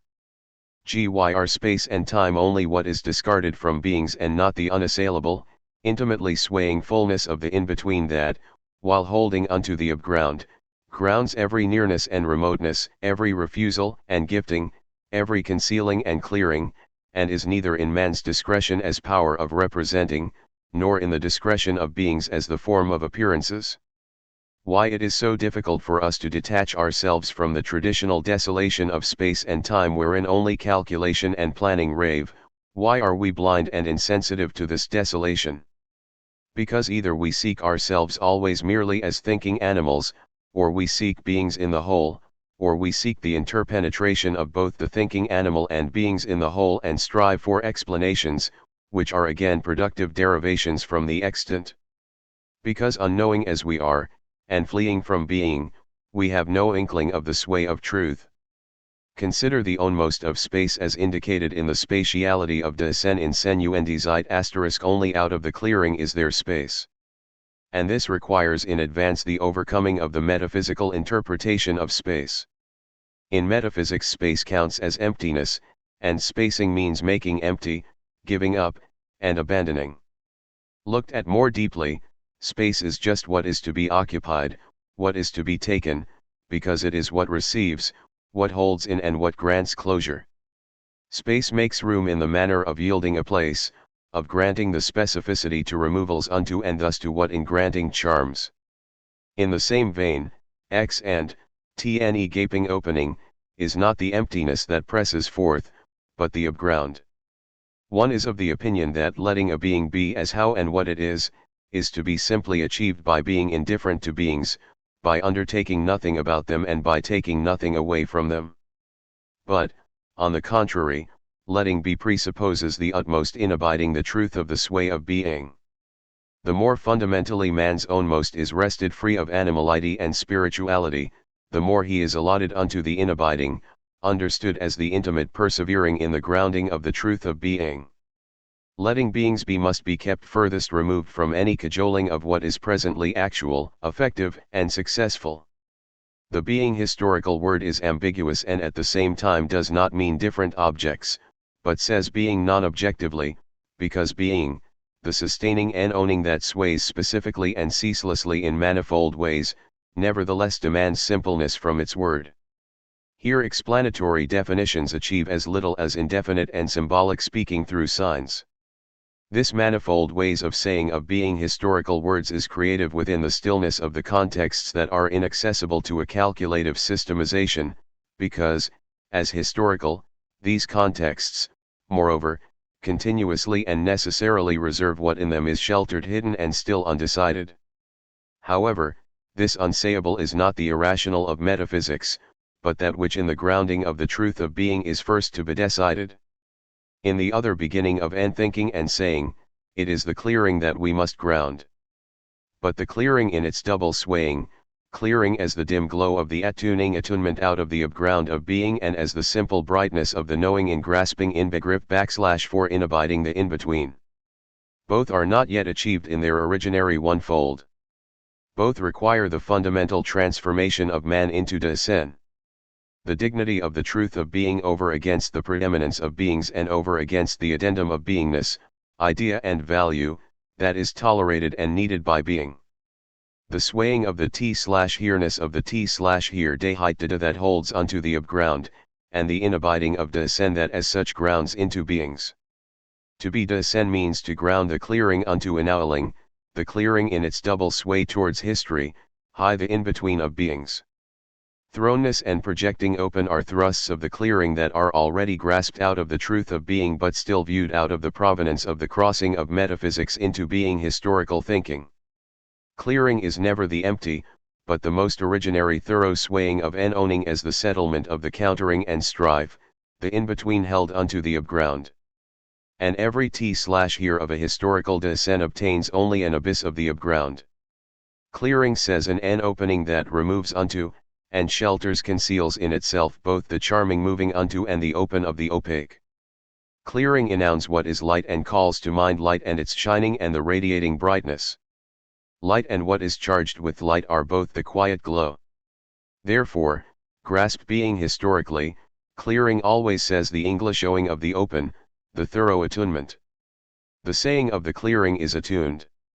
As English owing an opening, clearing is /being which, while holding unto the upground, is reticent on the distress of the ground and enouns the groundership of saying as the necessity that gives rise to freedom as history, history in the sense of the struggle between fundamental decisions.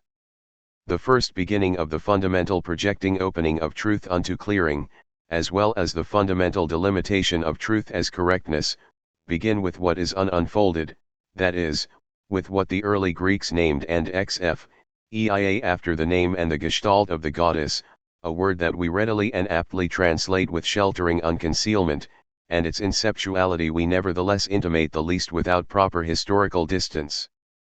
Uncoveredness and Dichtheit and resolute disclosedness in Sklosenheit, insinuendizev, are held within the foundational domain of and xfeia, and yet they do not succeed in obtaining the full being historical knowing awareness of the inceptual which lets and feia and ai, remain within a onefold swaying. And correspondingly, in Plato's simile of the cave there is already a falling away from the beginning, cf. the attempt to interpret it in /**, although the simile, cave and the dimming up into the sphere of light, fundamentally refers to the relation between ophekria, iea, and spheia, and xfeia is nevertheless carried over into a representation of the soul. In Aristotle's and of Tief 6/uxfjag, sheltering unconcealment has become an unconcealing of the soul, in spite of metaphysics pound of and voia, dispose over, and carry out the sheltering unconcealment. Thus, **Sie vom Wessender Wahrheit. Platons Hallengleichnis und THIRD lecture course in the winter semester /GA. As the decisive possibility for preserving the beginning, the significant but never accomplished, not even by the inceptual thinkers, grounding of the soul and man unto sheltering unconcealment is finally lost. Since then, correctness takes its course, presses forth and dominates the fundamental determination of thinking and reason and, along with it, the interpretation of beingness of beings in the sense of representedness. Correctness is the adequateness of representing to beings, respectively accessibility of beings to and for representing. Insofar as it comes down to man as the subject, adequateness secures beings, and makes man certain of beings. Truth has become certainty and, through certainty, the securing of the constancy of the subject. This securing has to turn itself into a stabilization and consolidation of beings, whereby it is no longer that important what each being is, how it shows itself. What is important, rather, is that beings surround us and are secured as something stable. The question of adequateness in the sense of agreement and reproducing loses its importance and meaning. What counts is what is stable and secure even if, measured by the preceding measure of adequatio, the stable and the secure reproduce nothing at all from beings as they become. Seen in this respect, the stable is simply a deception, an imagination, an illusion, a falsity, an error. But this characterization has fallen out of the sway of truth. When at the end Nietzsche characterizes truth as error, then what is decisive is not that he reverses the truth into its opposite, but that as the consequence of the preeminence of machination, the sway of truth transforms itself once again from certainty to stability. The characterization of truth as error is, so to speak, only the historical differentiation of the knowing awareness of truth itself and by no means the knowing awareness of truth that is awake in the will to truth. Revering truth is not revering an illusion as such, but revering, within the purview of the concept of truth hitherto, the truth that appears as illusion. And this concept reveals itself in the same way also for the will to power as heightening, poetizing and transfiguration. That is why in this empowering, the adequateness to being, namely to becoming as the will to power, still continues to be powerful. In spite of everything and without evasion, Nietzsche stays on the path of truth as a equatio of which consolidation is only a variant. Nietzsche conceives truth metaphysically unto the completion of correctness and certainty, but he does not think at all, and least of all inceptually. However, just like the inceptual thinking, the one thinking that counts at the end of metaphysics has its own foundationality and greatness. Hence, truth can no longer be the most supreme power, will azure mocked, although for the will to power it continues to be unavoidable. By contrast, sheltered concealed within the first beginning, CAIFEIA are the same and the unique. Truth as correctness and stabilization is fostered, valued, revered, and wanted because in the midst of beings man as a subject comports himself towards beings and, through all these, he comports himself above all towards himself. The will to constancy and presence is even the most sheltered concealed and the actual ground for the projecting opening of beings as becoming, cf above gf, and section, below, g, insofar as becoming is to grant both at once, the continuity of overcoming, and a presenting, of what is to be overcome, indeed the overcoming of the rigid that stands still so that within this continuity a constancy sways, that of the overcoming. But the will to truth, as correctness, is in this way, of course, not yet grounded, because correctness itself lacks the ground. Ground is the upground of the clearing understood as the glowing and opening of the in-between of the moment, an opening of the in the midst and amongst. What in the first beginning, ai, dxfj geta, only arose and appeared as beings in general becomes here in the other beginning the owning of the upground of decision. Now in the other beginning, being no longer holds sway as a being in itself, but, fundamentally remote from and free of all subjectivity and objectivity, being is the mastery of the stillness of all originary history. The truth of being is the being of truth, and only being is truth. Truth, the clearing of being as the refusal that enowns within the intersection of countering and strife, is the being of errancy. Error in the sense of unabiding in the clearing arises from out of errancy. Errancy, however, arises from out of the truth. Errancy is not the result of mistakes and failures and entanglements. Errancy belongs to the ownmost of the clearing and is grounded in its dignity, which is also irradiated by the refusal of being, a dignity which no descent is ever capable of outlasting. Hence, errancy is nothing human, rather it holds sway in the in-between of God and man as the free play of time-space of the strife of the earth and the world. The true as what is correct has already degraded errancy into incorrectness, that is, into a contrivance of man. Correctness, that powerful metaphysical being of truth in its manifold shapings, is the distortion of the inceptual sway of truth that is yet to be seized and is thus the collapse of all the paths of inquiry into being. Why is this sudden moment, world history, fundamentally and upgroundingly different from all the millions of years of worldless turn of events?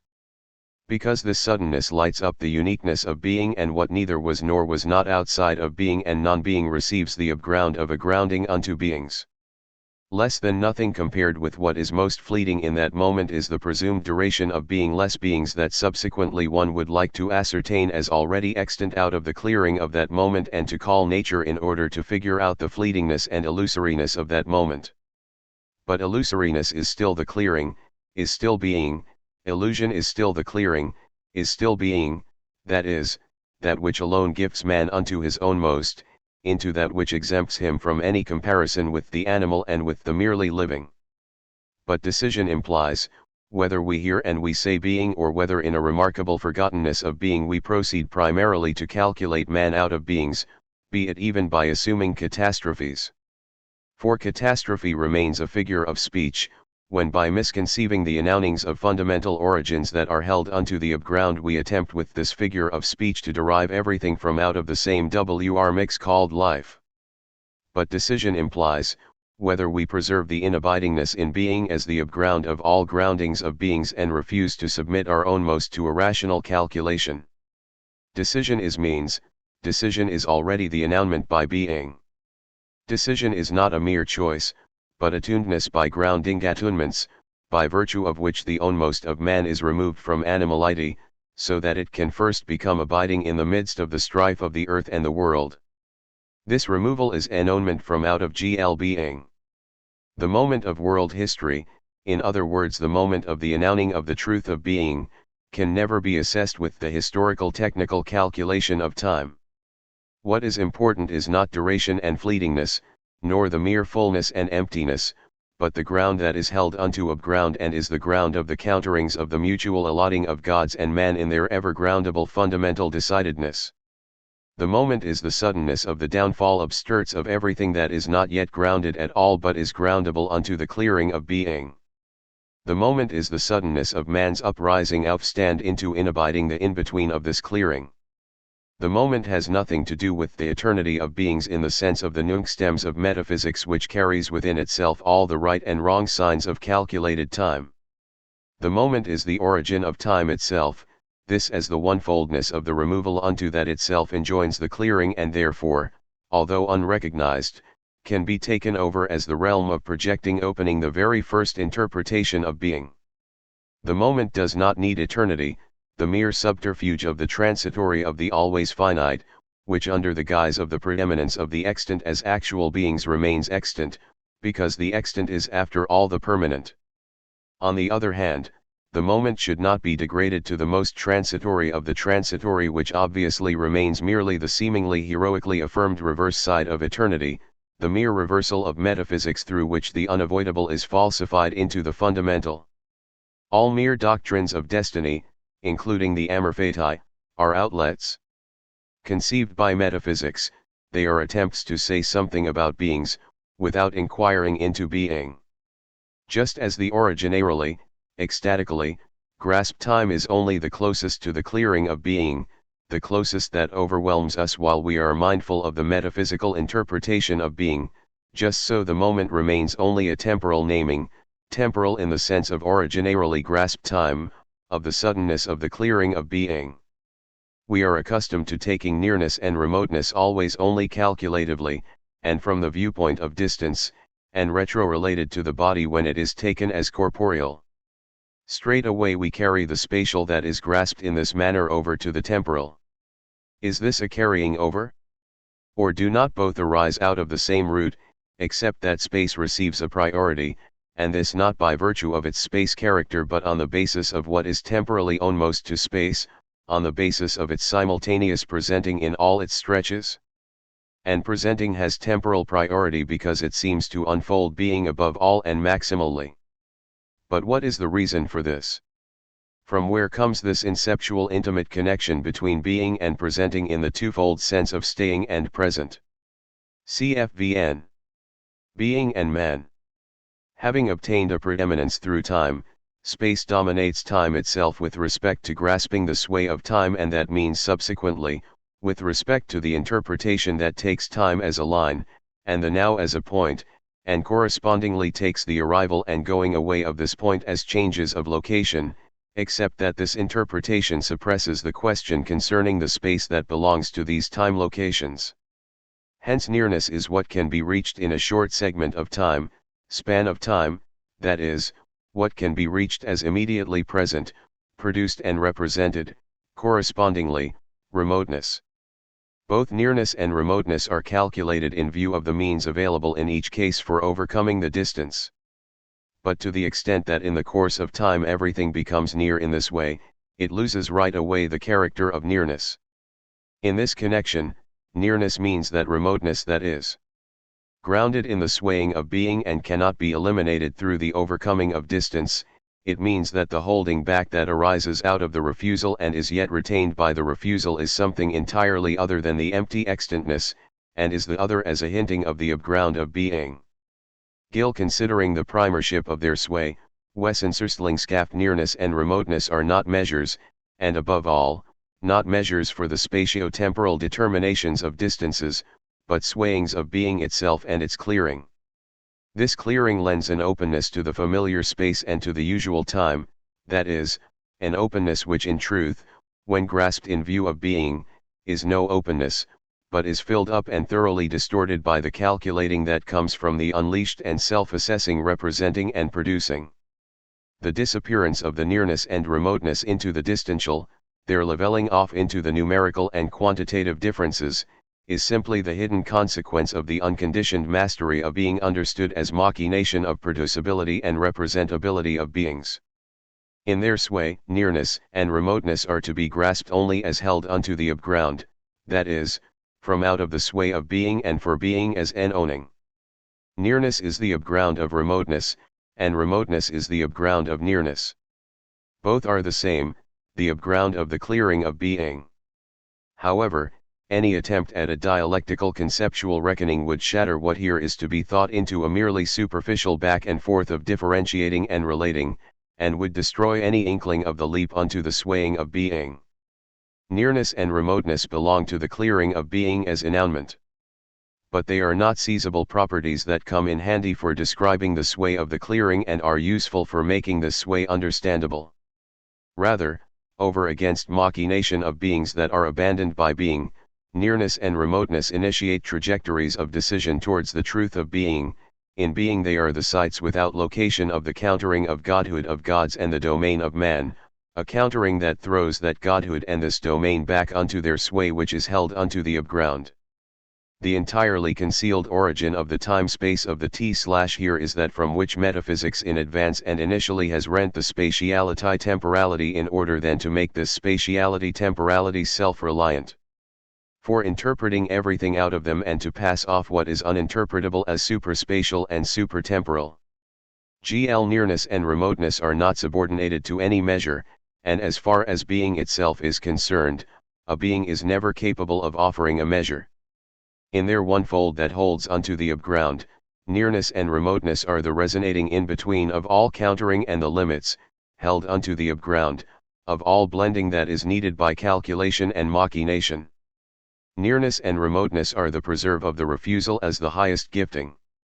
They light up being, which sways only in the in-between but is never to be demonstrated from out of beings.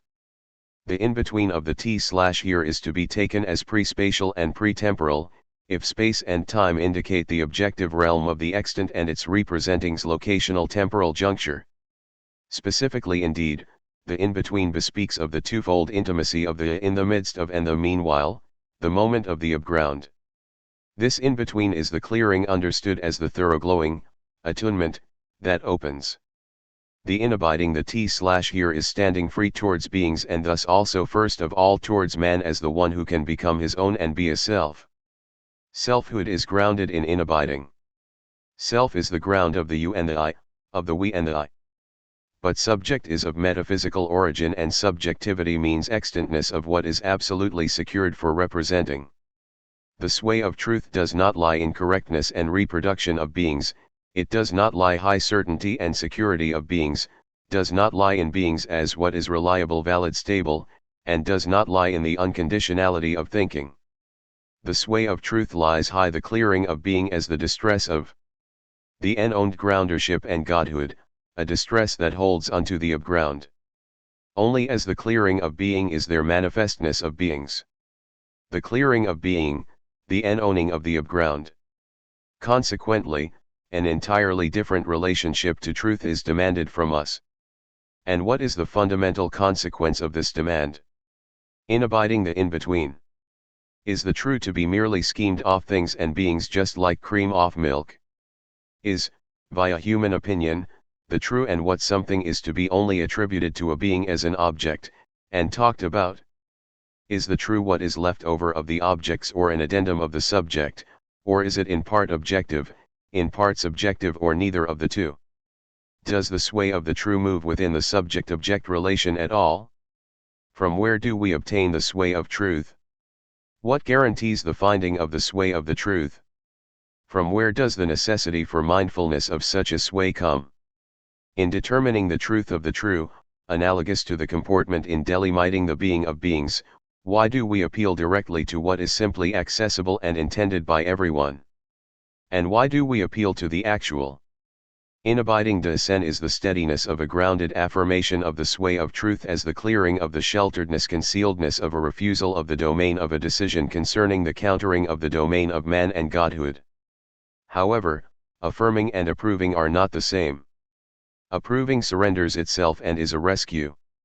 Affirming frees unto freedom vis-a-vis what is unavoidable and is known in its necessity via sustaining a distress, the unavoidable that must be denied approval because approval trails endlessly behind it.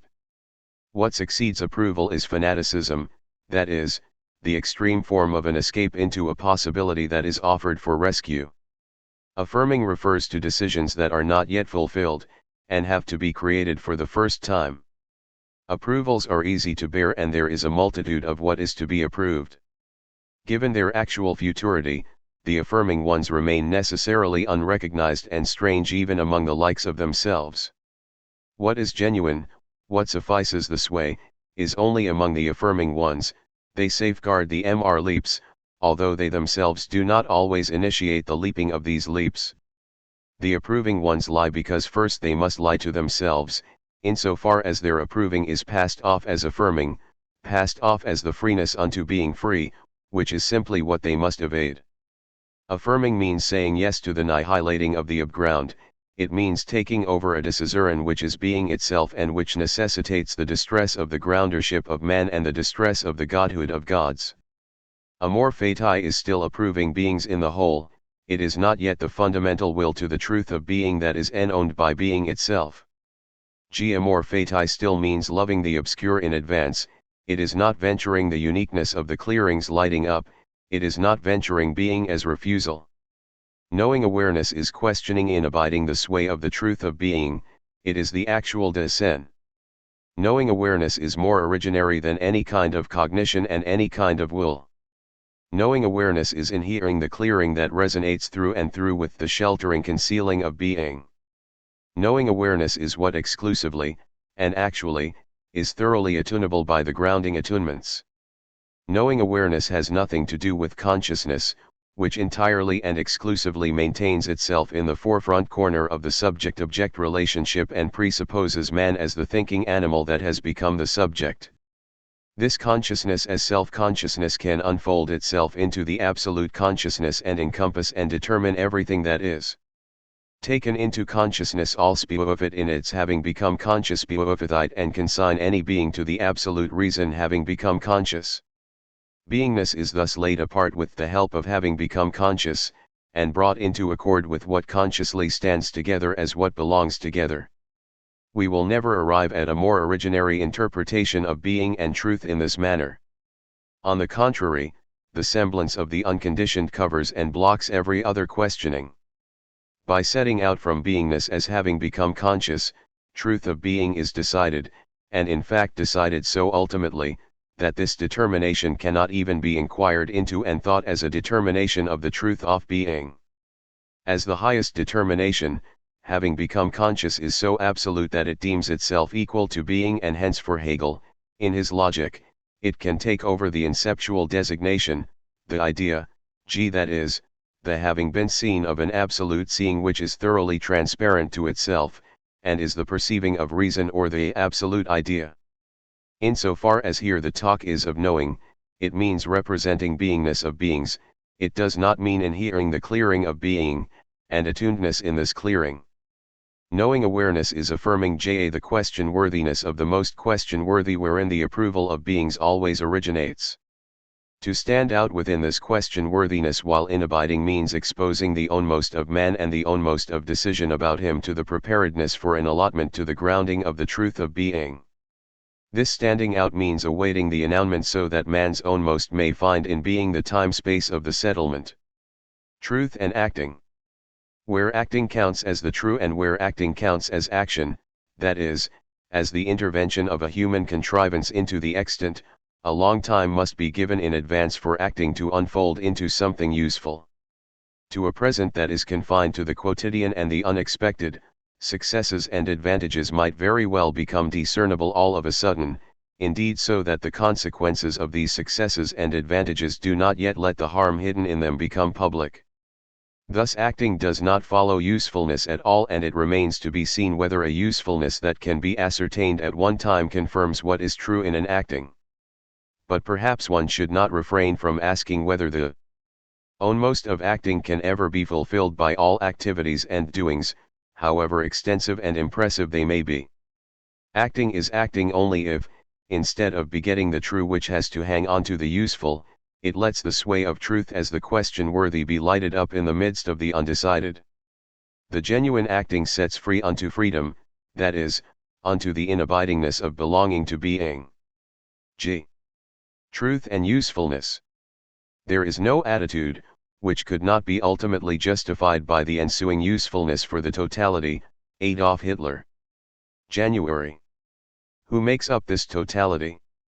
80 million strong extant human mass. Does its extantness assign to this human mass the right to the claim on a continued existence? How is this totality determined? What is its goal? Is it itself the goal of all goals? Why? Wherein lies the justification for this goal setting? When is the usefulness of an attitude ascertained? Wherein lies the criterion for usefulness? Who determines the usefulness? By what means does this determination justify itself in each case? Can and should the one who adopts an attitude also judge its usefulness and its harm at the same time? Why is usefulness the criterion for the legitimacy of a human attitude? On what is this principle grounded? Who determines the ownmost of the domain of man? From where does the appeal to usefulness as the measure of truth acquire its comprehensibility? Does comprehensibility justify legitimacy? What is totality, if not the quantitative expansion of a particular conception of man as an individual? What does attitude mean? Does one arrive at what is fundamental to human being through an attitude? If not, then what does justification of an attitude by the totality and by the ensuing usefulness for the totality mean? Is there not in this concept attitude already a renunciation of every fundamental questionability of a human being with respect to its hidden relation to being? G. Is not man beforehand and ultimately tied here to the pursuit and control of beings in the abandonment by being? And what are ideas? Do they not count as names for the final dishumanization of everything that man still and always creates beyond himself, so that through ideas he inevitably falls below his ownmost? Are not ideas phantoms that serve solely the eternal forth-rolling and upsurging of life and fully close off man in his animality as a living being? Is not all attitude together with totality of a people shoved down the yawning abyss of beings insofar as attitude and totality always merely spin around themselves? And does not such a casting oneself away to beings entail the ultimate renunciation of every inceptual, fundamental calling of man for struggling, with a knowing leap unto being, for the sway of gods and for the time-space of their swaying? Even if the circumscription of the word and the concept of being is to be provisional, even if this provisional circumscription is misconstruable anew insofar as it creates the impression of a mere conceptual analysis, given the general apathy of thinking, we should nevertheless decide upon a preliminary view of the meaning of the word being. Remarks made in this context still operate entirely within the conventional view of language, according to which language is the expression of a meaning that is spoken or written, whereas basically language is determined initially only from out of the sway of being, cf. Gods and being, g. Right from the beginning of Occidental thinking, being is grasped in opposition to becoming. A final consequence of this determination of the sway of being as the permanent, the constant, a determination which is still at work in Nietzsche, is Plato's metaphysics, nay metaphysics itself. But this view excludes from being something that is indeed not nothing but is, namely that which becomes, that which comes into being and ceases to be, the unconstant.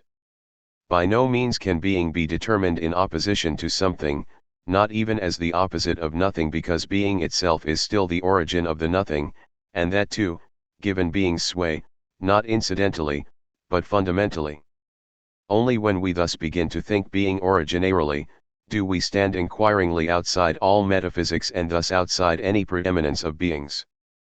But this shows right away that the approach through elucidation of the concept is insufficient, and in truth we have already fundamentally abandoned such an elucidation without simply being able to say what has happened.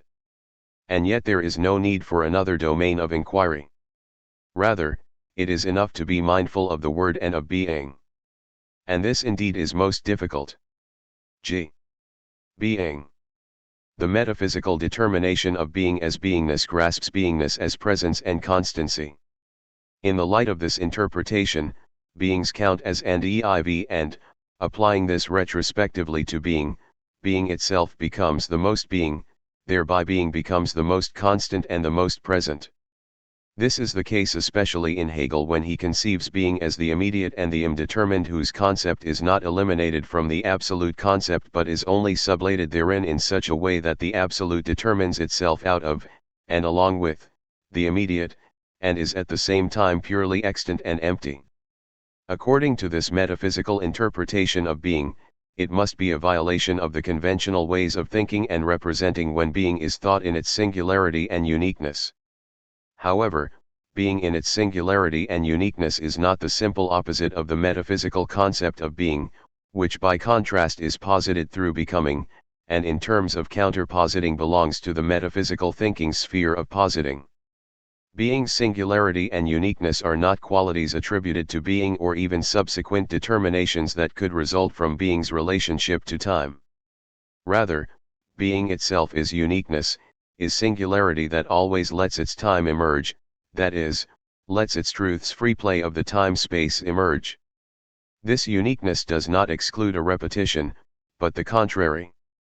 But what is meant here is also not the sudden and the moment, that is, things that still belong to the domain of metaphysical determination of being. However, the truth of being in metaphysical interpretation refers already to something unique whose uniqueness is not touched by the duration and resiliency of metaphysical thinking. And yet speaking like this is to speak defensively. Being. And yet, with this way of speaking we do not want to ward off opinions and doctrines and standpoints, but to indicate the repulsion from a history of being itself wherein being was overpowered by beings that were of being's ever first inceptual but unretained sway. This repulsion is still merely the reverse side of a questioning that has ventured into what is uninquired. We call the uninquired the T/here, the clearing wherein no longer any support from beings, for determining being, can be invented nor a refuge unto beingness, the self-evidence of being, can be sought, beingness as what is lastingly fixed since long ago. However, the clearing of the T/here, wherein what needs no support and is not a refuge prevails, is not the empty. If we take the T/here in this way, then we would still be casting a furtive glance at beings and beingness. In that case, we do not inquire into, and do not venture the undecided and that which comes towards us by itself. But if we inquire, if we are wholly the listeners who listen to, and are bounded by this clearing, then we are also already ennowned by that which sways within this clearing, that is, by the refusal. What if being itself were to be this, the owning that allots man to itself, to being, by directing him back unto the inquiringly inabiding the T/here, so that therein he inquires into, and inquiringly encounters, the sway of his historical human domain, that is, his allottedness unto being as the guardianship of the truth of being.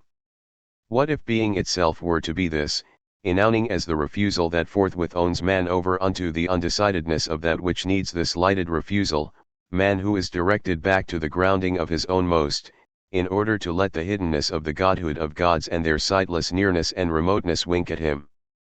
That which in the clearing of the T/here is unsupported and is not a refuge is neither a deficiency nor a possession but that enthralling, which vis-a-vis every having and not having, representational production, becomes a hint unto the refusal that sways through the enthralling, a refusal which gifts man unto the question worthiness of his own most, while gifting gods unto the needfulness of being. In the course of his utilitarian way of representing producing beings, man comes upon being as beingness of beings in order to forget it, being, soon, and with this forgetting to have a sufficient relation, as non-relation, to being. The subsequent determination that is made of being from time to time out of such forgottenness then posits being necessarily as what precedes, the a priori, a positing which renders being increasingly a matter of indifference, and as indifferent increasingly constant, and finally as the sheer extant as the immediate, the empty. But man does not deem the empty worthy of even a disregard, man who on account of metaphysics has in the meantime become the midpoint of beings. With this shunting, forgottenness of being just completes itself, and in human domain becomes a condition which simply does not seem to exist. However, man never comes upon being, as the upground of all beings, because being comes unto the open only insofar as being owns itself to man in the manner of owning him over to the question worthy allottedness unto that which as refusal, as being itself, is the needfulness of God's. As enowning of the refusal, being shelters its singularity in the uniqueness of its clearing, wherein what is fundamentally powerless becomes something estranging vis-a-vis whatever merely and usually is, the effective, and disperses whatever merely and usually is unto the hidden lack of groundedness, and grants God's the time-space of a nearness and remoteness. The unusualness of being is never manifest in that which among beings is solely unfamiliar and exceptional. The unusualness of being has the whole of beings against itself. Strictly speaking, the talk about the unusualness is inadequate insofar as being sways outside the usual and the unusual, and claims a seldomness out of its uniqueness that eludes all historical calculation. If we consider that in the history of being itself for once became the beginning, and is the beginning, and that the history is still a consequence and an imitation of the beginning, then we appraise approximately what claim being itself puts on the man who ventures to inquire into being, so that its truth may become the ground of human being. Thus we think being with a view towards the ground, and with a view through the rupture that we think unto the ground. But how can such a thinking take place, without thinking being before everything else? But do we think being? Or is it so that being is and owns thinking? Thinking not as an arbitrary representing, but as thinking of being, and thereby owns man's own most? Thinking of being is never a matter of generating being, so that being would even become a matter of having been thought. Thinking is the owned reaching unto the clearing of the refusal, unto a clearing which, without having a support and a refuge, broadens itself as the clearing of the refusal into the upground which is the swaying of being itself as its truth. It is not we who bring about a rupture to being, it is not we who interpret it as the ground. Rather, within the sway of being as the refusal, there opens up first, along with the upground, be what is charged with ground as well as the nothing that prevails through all annihilation and arises together with the prime leap. For being, we will never find a place, something that is over against and above man. Being never lets itself be allocated into an order. And thought as the upground, being is not interpreted from out of something other than itself. Rather, being first of all gifts the sway of the upground, to which, depending on the direction and the span of its venturing, thinking of being belongs differently. The free play of the time-space of the t/here is the foreground of the upground. From the t/here initially only time, in the onefold of its swaying removal unto, is the foreground, and is thus fundamentally projected opened as the truth of being, and is historically experienceable in the truth of oixria. If being inceptually came to word as caii, in that case fire is not only, as conflagration and brightness, a means of zexii, cf. technicity, but is also as the clearing, and xfeia, the swaying ground of ts%vt. In that case, Prometheus did not bring fire to man as an extra, but rather man became man only through this action of the Titan, the action of the older god against the younger one. In that case, right from the beginning, the history of man and the possibility of machination as the possibility of the groundlessness of the clearing are decided hypsati. In that case, the first beginning of the history of man would have to retrieve its ununfolded inceptuality entirely from out of the saying of the other beginning. In that case, the relation of man's own most to being and the sway of being itself would have to be thought more inceptually than metaphysics had been hitherto capable of doing with respect to its own beginning. However, this would not be a mere improvement of the historical knowledge, but a thrust towards man's fundamental remembrance by virtue of which he would come to dwell in the near remoteness to being. and to its refusal and out of this stance could have taken over and inabiding the truth of being from being itself. Being historically, this inabiding is then the powerless mastering of machination whose power flounders only when it obtains that empowering of its superior unlimited power which can no longer bypass what is sole and unique, and as such G is withdrawn from the coercive force of machination and can no longer bypass the groundlessness of the truth of being, that this groundlessness itself is machinationally being, beingness, contrivance of man and posited by man. And man? The possible enownement of being, as de sen. Being.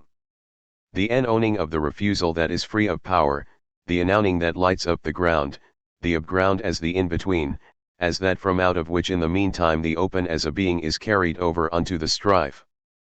But why everything is poised towards that either or? Is this either or the actual one? Or perhaps only this, either being or a being? Man as the guardian of the in-between, not a guardian that is prior to, or looks over the in-between, but one who is within the in-between while standing out of it. The word. No longer in terms of subject-object in modernity, but rather in terms of de sen, being. Man is at play each time and each time in different ways which in truth are incomparable, because here subject is not replaced with de sen and object with being, because here this very juxtapositioning of the word formulas misleads and particularly fills up or covers over the abyss that exists between both ways. Subject-object, here man is put on the stage and secured in the pursuit of his security. De sen being, here man is risked as the guardian of the most question-worthy. The pure objectivism of being wholly absorbed into the all-life is the most hidden completion of subjectivism in the sense of the unconditional domination of man's power as the subject. The objective and the subjective are now equally self-evident. G. The total lack of questioning as the disguise of powerlessness. We ask anew, why is there the either or between being as contrivance and man as the ennowned? Can there not be a part-part relation, being, in part a contrivance, in part something of its own accord? Where from this possibility of a division? Why being and man at all? Let us leave everything to beings. And this leaving, is it not somehow a decision?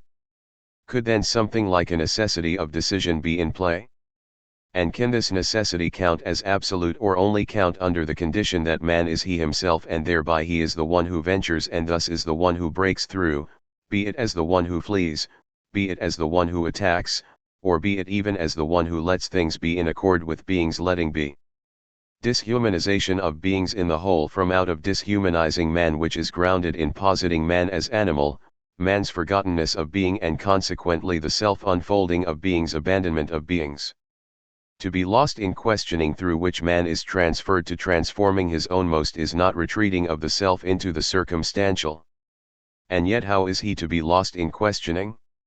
Does comporting humanly mean the what for of comporting itself, and is this comporting also human? The grip into the over, whereunto as the over unto the upground, something that is in between being . Having become rigid unto what is without the clearing, a being, everything is merely a being. G. There is no one thing that belongs to being, being is not even approachable through a being as such. And where a being seems to open itself up to a being, as in the animal, there everything is overlaid by the mere environing, which is called such, because it can never give anything to a being that is incapable of taking and renouncing. Then, such having holds sway only in the clearing of being that grants openness to a being. Belongingness to being is peculiar only to man because he is enowned by being and because, being, itself is enowning and only enowning. And hence the prolonged disennowning, hence the ceaseless incursion of the semblance of being as the emptiness of beingness, which is degraded to an addendum to the mere representing of objects. Man's flight from the own most, body spirit soul. Selfhood is not retrorelatedness to oneself, or to Ihood or wehood. Selfhood, the inabiding of the truth of being. The relation to being. Every talk of a relation to being is erroneous as soon as and insofar as something like an object, something that is set aside, is implied. Flight from the own most. Whence do we know man's ownmost, and from where can we know this ownmost? And wherein do we see and posit the ownmostness of the ownmost? Neither preserving nor heightening nor overcoming of the man, hitherto, but high the first place knowing his ownmost, and knowing the history of the fundamental consequences, history of man as animal, hence body soul spirit, and spirit only as the consequence and the blockage of animality. Indeed, much of what is handed down as actually experienced and appreciated moves in a space that is crisscrossed by the flight from the ownmost. Being only from descent. But how has this nonetheless been up to now? To what extent is beingness still a trace of an uninterpretable, traceless trace? The consolidated dispersal unto beings. Keeping oneself ceaselessly within this dispersal. The semblance of freeness of this attitude. This freedom, that which compels into what is blocked in the clearing. That man can do without being, that he can disregard being, that being does not heed this, the wholly unnecessary, which thus is the ground for the lack of distress. The aloneness of the countering. The reticence of the attuning. The powerlessness of enownement. Only man flees from the ownmost, and this flight determines his history. To the flight from the ownmost belongs not only evading oneself in the sense of mere self-forgottenness. Rather, the self can be sought and protected thoroughly, nurtured and heightened, and nonetheless man flees from what is ownmost to him. Being depends on man.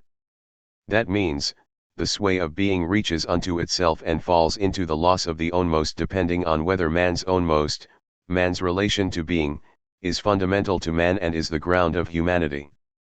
Thereupon, being is delivered over to man, in each case to his ownmostness. But how is this?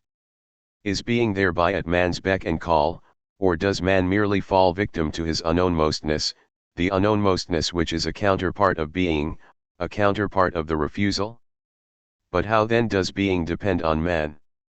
Being tolerates this dependence in that being as enowning grants the enowned, the allotted unto the belongingness to being, a freedom that is to be grounded first through a relation to being.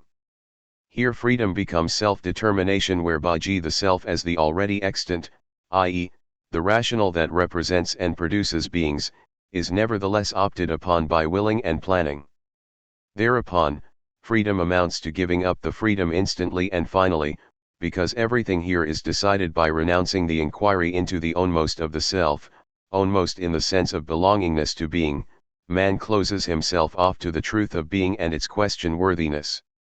However, unnoticeably, this closing oneself off to the truth of being becomes falsified into letting oneself into, and freeing oneself for the pursuit of being's world, whose midpoint, that is, laid as the ground, becomes and remains the subject.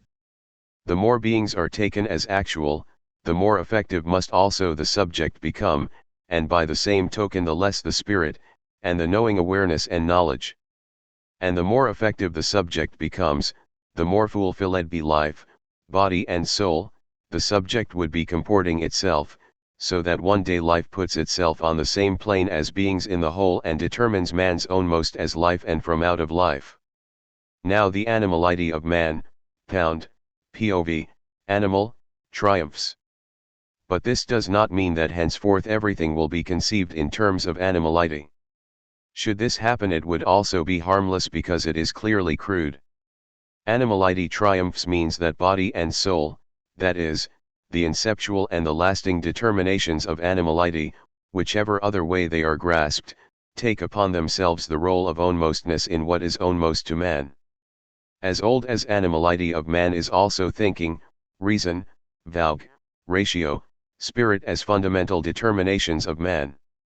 Since long ago, and indeed for different reasons, the sequence, body soul spirit, as a ranking of body, soul, and spirit counted, and it counted up to the end, because the spirit as the soul of the understanding and the reason is indeed the most actual and the most effective, actus purus, in producing and representing until, with Nietzsche's reversal of Platonism, spirit could be disempowered and become the powerless adversary of the soul, of life.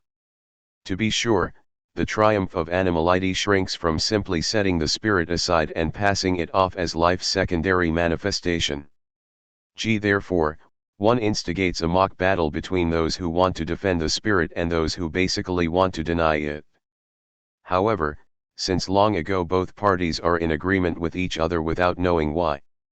Those who deny the spirit still want to protect it, and those who defend it deny it nevertheless by rescuing themselves into a trick and rearranging the sequence of rank so that the spirit comes right in the middle between the animality of the body and the soul. Now the sequence of rank reads, body, spirit, soul. And yet everything remains the same as before. This means that the forgottenness of being that since long ago has been raving forth, heads towards its completion. One can know less and less what the spirit actually means because since long ago spirit has become a soul-like version of the ratio, and is grounded in the subject. One believes oneself to be active in a struggle for the ownmost of man and of life, but one has no inkling that this struggle is only the flight from the question-worthiness of being. The struggle against the spirit and the ultimate embarrassment of simultaneously affirming and negating the spirit means pursuing the forgottenness of being. But even the defense of the spirit plunges into the forgottenness of being insofar as the spiritual is only a sphere of culture, of taste, of morality, and of faith. Here as well as there, spirit receives its determination from the animality of man. The familiar fundamental formula for determination of man along the line of animality is, the unity of body, soul, spirit. The spirit has the highest rank and, therefore, it also determines this unity, even if only vaguely, or does this unity lie before this threefold and as what? In this fundamental formula the animality of man is seemingly subordinated and tied to the spirit, although given its own most, the spirit is still experienceable only with a view towards animality. The formula currently in use, that is, body, spirit, soul, is more clear with regard to the claim of animality and thus more decisive in lapsing into the hitherto body and soul. The animalness as such encloses and dominates and limits the spirit. However, this formula which, while expressing a lapse, also wants at the same time to be simply novel, is necessarily more ambiguous, and that means, more indecisive and more cowardly vis-a-vis a thoughtful decision. Although this formula is apparently directed against Christianity and what is Catholic, it is Catholic in the most genuine sense insofar as with this formula one can do anything and at the same time be protected against everything. One forestalls the predominance of spirit, at the same time as one misinterprets it still as intellect, and preaches character, animal, and instinct. But one does not eliminate the spirit at all, one instead puts it in the middle such that it looks as if only now spirit is protected and defended. One does this because one has to protect oneself against the blame of barbarism. Now everything is in order, under the protecting roof of animality, body, soul, one can cheerfully, so it seems, attend to all spiritual achievements of all history, that is, one can now surrender oneself to such an extent to historicism that, in comparison, the historicism of the 19th century seems stunted. A tremendous satisfaction now prevails in sciences, especially in humanistic disciplines, over the newly offered possibilities of discoveries and refutations of the science hitherto. One feels oneself confirmed and needed in one's spirituality, one feels that it is a pleasure to live, and yet all this is, within the growing abandonment of beings by being, merely the outpouring of reckless and lasting urges of man's lack of decision. The highest triumph of this lack of decision is man's lack of an inkling of himself. Man's flight from his own most increasingly becomes a hidden panic. The descent of man could mean the extantness of the rational animal here and now, it could also mean that there is such a being. It could also mean the same indeed but conceptually differentiated, the manner in which man is the quality of his existentia as different from his essentia. Here man is always the subject to whom a particular manner is attributed. However, what in Senuendizeit and later on is called descent is separated from all this by an unbridgeable abyss. Descent is that which grounds a fundamental transformation of man, is that which is possibly of man in an entirely different and still to be grounded sense of this genitive. Descent, the sight of man's own most, preserved for him from out of the inceptual grounding of the truth of being. The descent. What is so named and inceptually grounded in this naming is not at all a finding in the sense of an extant that one lights upon.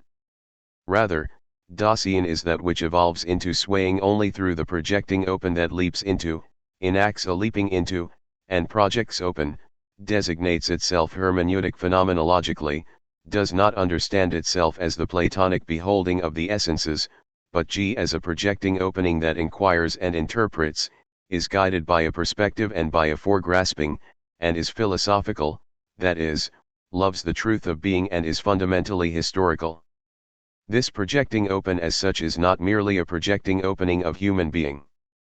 If this were the case, then for some reason, perhaps following the contemporary anthropological intentions, man would be singled out and observed philosophically. But the broadest and the most inceptual projecting opening unto Dasein is man's projecting opening unto, and from out of, the allotment into the truth of being. However, being is the most question-worthy. Overlooking everything that is decisive, one can read and use Senuendizeit as anthropology and as a kind of existential ethics and so on. But all this has nothing to do with the exclusive thinking willing of this attempt, that is, with the inquiring unfolding of the question of being as the question concerning the truth of being. Dasein means grounding the truth of being through a transformation of man out of a decision for being, that is, what is exclusively worthy of all honoring, although being is neither the last nor the first, but rather the upground, what is sole and unique in the in-between. Therefore, Dasein is incomparable in every respect. It is not an object of a doctrine. In Senuendizeit, investigation means fundamental questioning, not explaining the extant.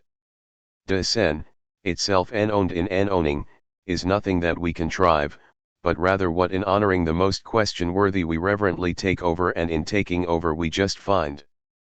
Because the question of being and along with it also Dasein is not yet grasped, because one still takes Dasein as the subject, one arrives at the ridiculous demand that now the individual subject, in Senuendizeit, would have to be replaced by people as subject.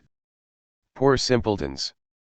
What is fundamental about the resolute disclosedness does not lie in a presumed subjective activity of the individual but in the groundership that is charged with Dasein and belongs to the transformed man, lies in the fundamentally other openness that is primary and is the openness to the truth of being as such, lies in the destruction of the subject-object relation that sets the measure and founds the ground, lies in the overcoming of all metaphysics. Groundership means in abiding the exposedness to the T/here, the Dasein. It means taking over the T/here-ness as the clearing of beings of ground, and this as the in-between to all beings. To understand the inabiding of man in the sense of genitivus essentialis is to approach inabiding by taking it as a quality that hangs on to man. It means presupposing man as a subject that is already determined. In truth, that is, in accord with this thinking, inabiding means the anticipatory determination of the fundamental ground of man in the direction of which he can first be experienced inabidingly in his own most. Inabiding constitutes the essentia out of which the title man first draws its fundamental naming power. In spite of all superficial moral impressions and considering the exclusive question of Senuendizeit, that is, the question concerning the truth of being, Ondsnis-Eigentlichkeit is to be grasped exclusively and always beforehand in relation to this truth as a manner wise to be the T/here wherein the enownement of man unto the belongingness to being and to its clearing, time, enowns itself. Ondness is a determination that overcomes metaphysics as such. Correspondingly unownedness, Uneigentlichkeit which, thought existentially unto and out of the question of being, means lostness to beings, that is, means the predominance of beings themselves and their overshadowing of being to such an extent that the distress of the question concerning the truth of being has to stay away. Any approach to this determination that comes from anywhere and serves arbitrary purposes, comes from some anthropology and philosophy of existence, is at the mercy of any whim, only that such an approach never thinks along with, which is always a thinking ahead into, that which is to be solely inquired into. In the best case of a scholarly pursuit of calculation, such an approach corroborates historicism as an occupation. Senuendizeit. Extrinsically approached, the beginning made with Senuendizeit can be taken as an interpretation of man as Dasein. However, this interpretation already reverberates only in projecting opening man as Dasein. De Sen unfolds fundamentally high understanding of being, that is, again as projecting open being unto its truth, time, whereby this truth as such need not come to a halt in the knowing awareness. As always in Senuendizeit, it is from out of the truth of being and only thus that man is inquired into. This inquiry belongs entirely to the inquestioning of what is most question-worthy. But how is this most question-worthy, being? Transformed fundamentally into what and how, the grounding experience is this: being is not the leftover of the emptiest universal that fills itself up with categories, being is not an addendum that is then as idea admitted on command, but rather, being is the ground as en owning. Therefore, Senuendizeit is neither a particular kind of anthropology, man as such in the midst of beings, be it as a being among others or be it as the relational midpoint, nor a particular kind of metaphysics, being as beingness unto a being.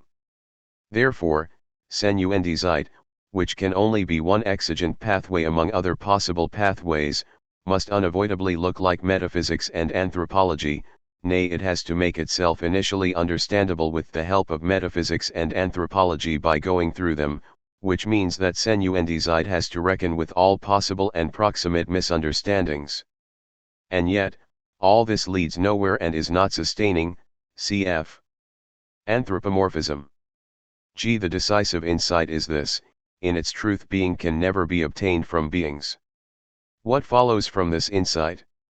The necessity of venturing a leap unto being's sway from out of an initial clearing of being itself. Grounding position, grounding experience, grounding distress. Grounding experience is not enacted by anyone, but by individuals Einzelnen, that is, by those who are marked in advance. But as the marked ones, these individuals belong to being, each for itself is less egoistic than any community is ever for itself. Hence the grounding experience is also not enacted in the sense that the individuals would invent it, concoct it, or assemble it from isolated pieces. Rather, grounding experience owns, is, and draws an individual unto the ground of the grounding experience which the grounding experience opens.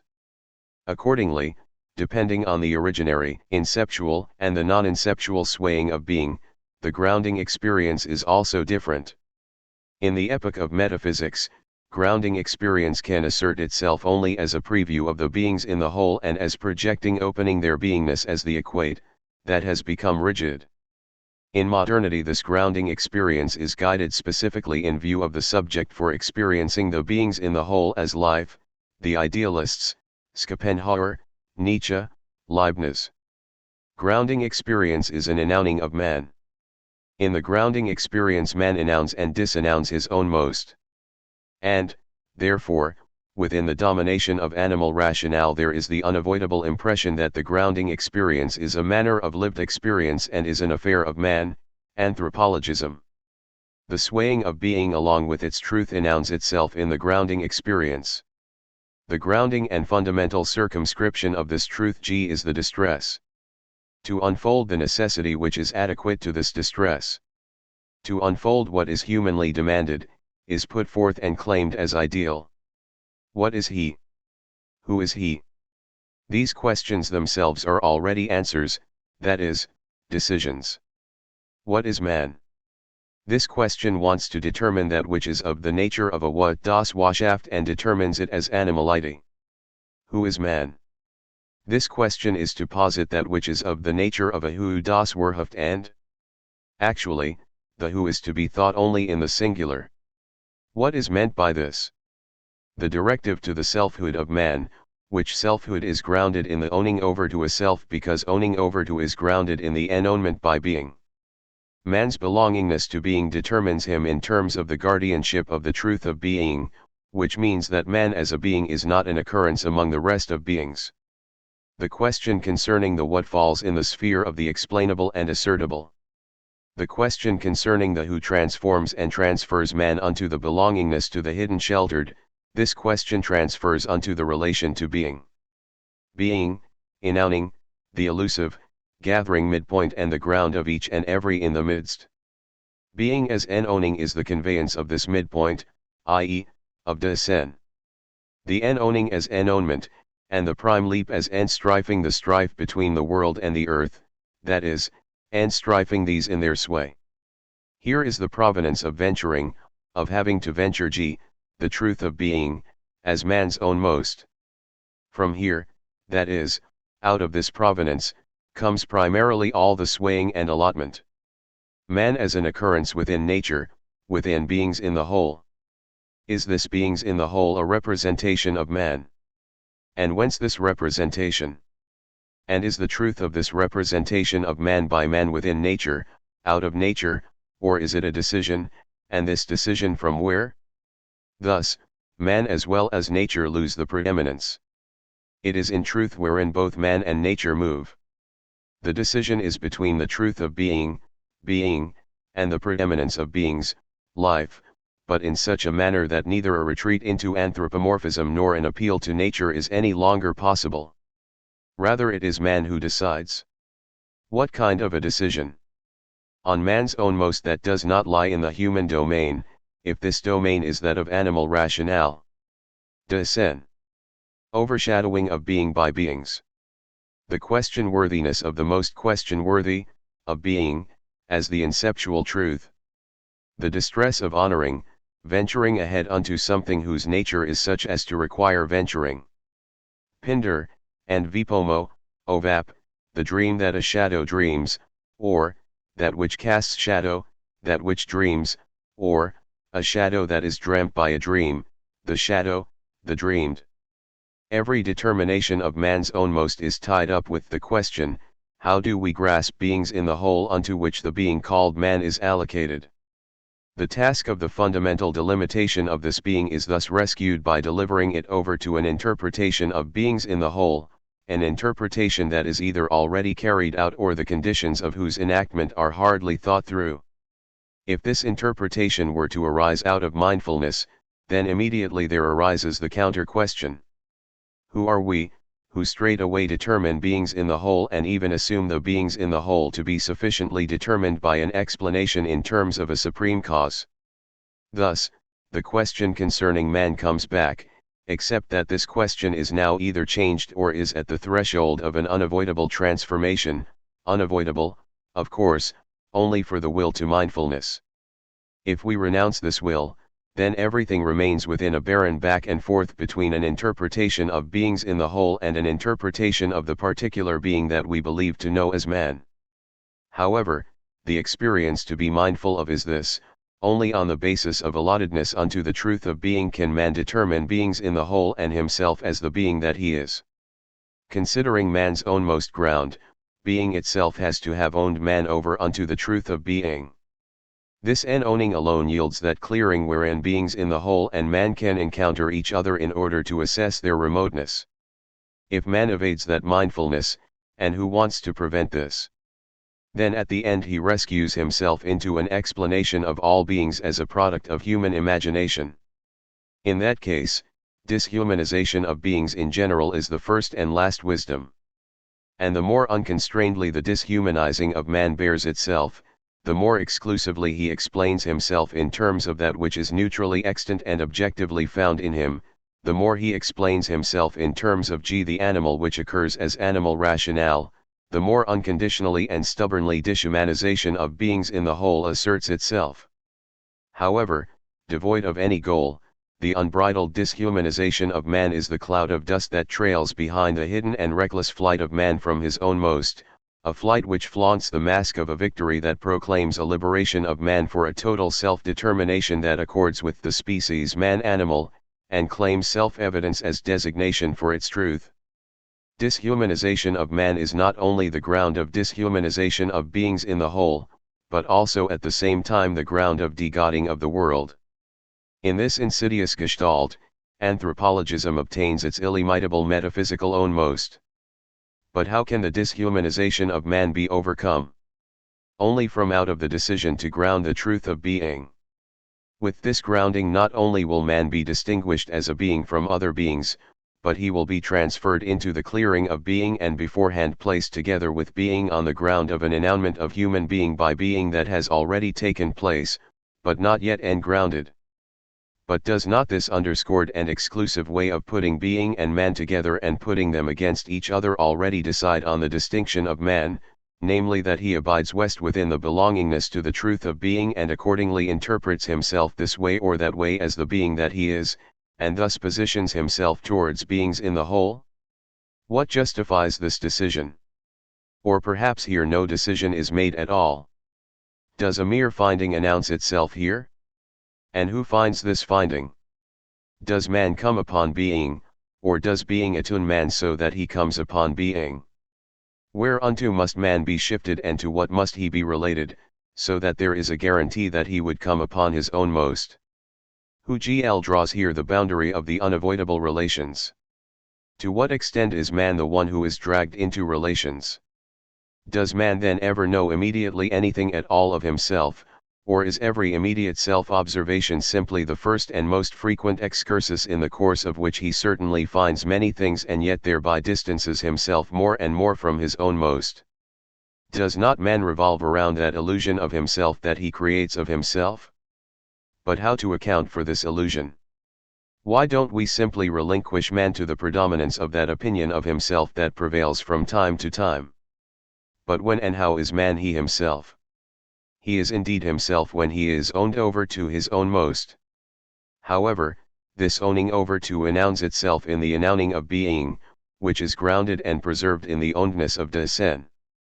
But each of these determinations seems again to be arbitrary, perhaps flashes of ideas that cannot do anything vis-a-vis the power of the actual human domain that now begins to dominate the planet and announces to it, daily and penetratingly, the actual ownmost of this domain. Certainly, but whence comes the proof and justification that the actual is also of the nature of the ownmost and even guarantees the sway of being? This remains no less questionable than the preceding flashes of ideas can be. But when the questionable stands against the questionable, then how to make a decision and by whom? Or what is to be experienced before all decision is this: beings in the whole and their claim on truth, and the determination of the ownmost of selfhood of man are equally question-worthy within the questionable. And why are they equally question-worthy? Is it because both have to belong mutually and fundamentally to each other in what is hidden sheltered, and because this belongingness is the hint to what is fundamentally question-worthy, that is, to being itself? So that being can never and nowhere be evaded unless we sink into the forgottenness of being, which seemingly takes for granted an acting and an attitude that apparently tolerate the appeal to the effective, that is, to the actuality of the actual, but as forgottenness nevertheless thinks being insofar as in truth actuality is thought. That such forgottenness of being unceasingly makes a mockery of itself and contradicts itself, and that the contradictory in the usual sense cannot be tolerated according to the rule of logic, is not what is disturbing here. For, who justifies such a yardstick of logic and the logical? Most likely that appeal to the actual as the rational, that is, to that which corresponds to useful purposes. It is not the contradiction that disturbs here, one does not let oneself be disturbed by it. It could also be that this contradiction in the meantime brings about a destruction that amounts to a devastation in such a way that devastation becomes at that point least discernible where forgottenness of being threatens to become complete. Sinking into forgottenness of being is to pursue a devastation through which that ground peters out upon which alone man's mastery over beings is able to stand, the inabiding the truth of being. Man is the one from whom thinking must think away in order to think him in his own most. But whereunto? And yet this question whereunto, belongs to the thinking away but does not make this thinking away helpless and groundless.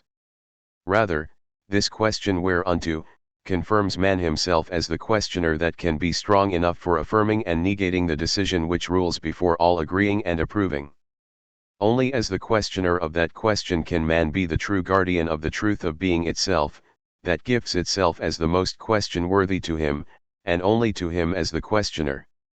And this most question-worthy is the ground that is held unto the ground as the ground of every creative prowess whose own most we must think more ariarily, not as producing of products, but as the grounding of the sites and pathways of descent through whose in between the struggle of countering and strife secures for itself the moment, cf. truth-dearing-moment.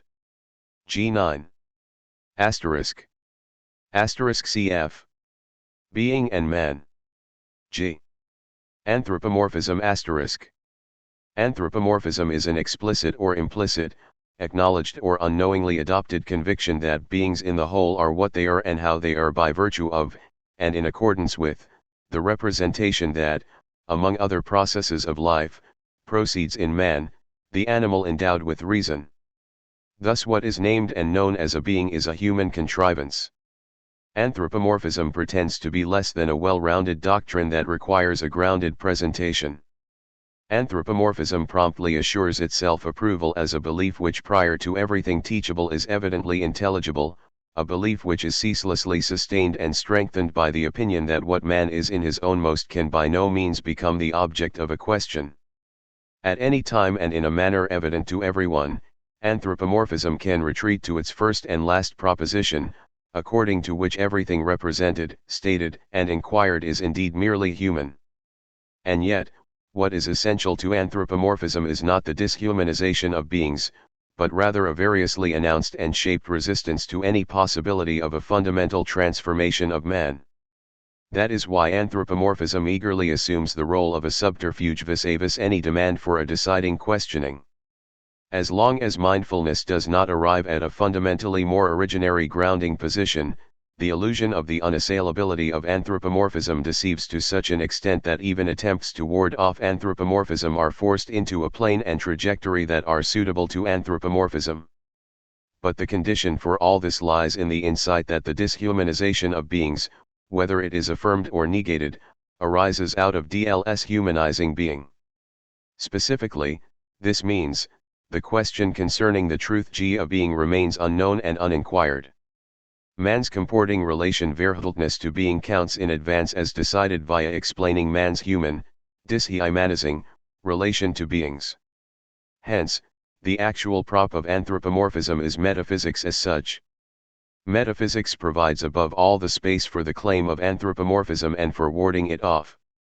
This may be demonstrated by the opposition between subjectivism and objectivism in modern metaphysics, an opposition that degenerates forthwith into total unproductivity. In this connection subjectivism must, of course, be understood in its full sway, that is, metaphysically. Subjectivism is the positioning, in the sense of the subject, of man, be it as the I, the we, the individual, the community, the spirit, the body, the mere living being, or the people, that is, of that being from, and high view of which, all beings are explained in their beingness.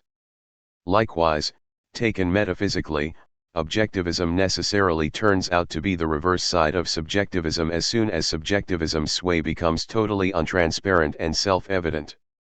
Man, the forgotten subject, belongs to the whole of the objective beings and is within this whole merely a fleeting speck of dust. The heightening of man to an unbounded being of power and surrendering him to the unknowable destiny of the course taken by beings in the whole belong together, they are the same. The differences between the ancient and modern anthropomorphism proceed within the metaphysical grounding position of the Occidental man hitherto. Although those differences are important for the individual stages and courses of metaphysical thinking, they can be left out of consideration in the present reflection on anthropomorphism.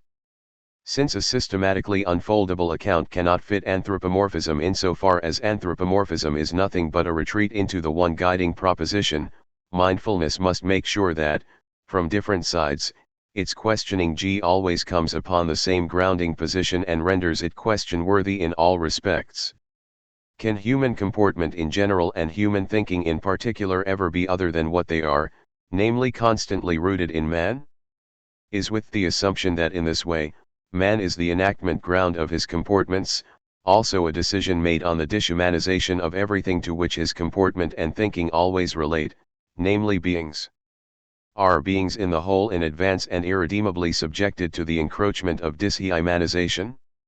Is the semblance of the opposite merely a plain illusion within this dislodgeable state? And what counts here for actually dislodgeable? Is it not since long ago the ever-powerful and increasingly emptier self-evidence of positing man as the thinking animal? Is not then the dishumanization of beings in the whole already the consequence of a preceding and unrecognized dishumanizing of man? Dishumanization of man means above all the erecting of that which distinguishes man as man by basing it upon animality, that is, by taking what distinguishes man as a differentiation within the sphere of the living beings.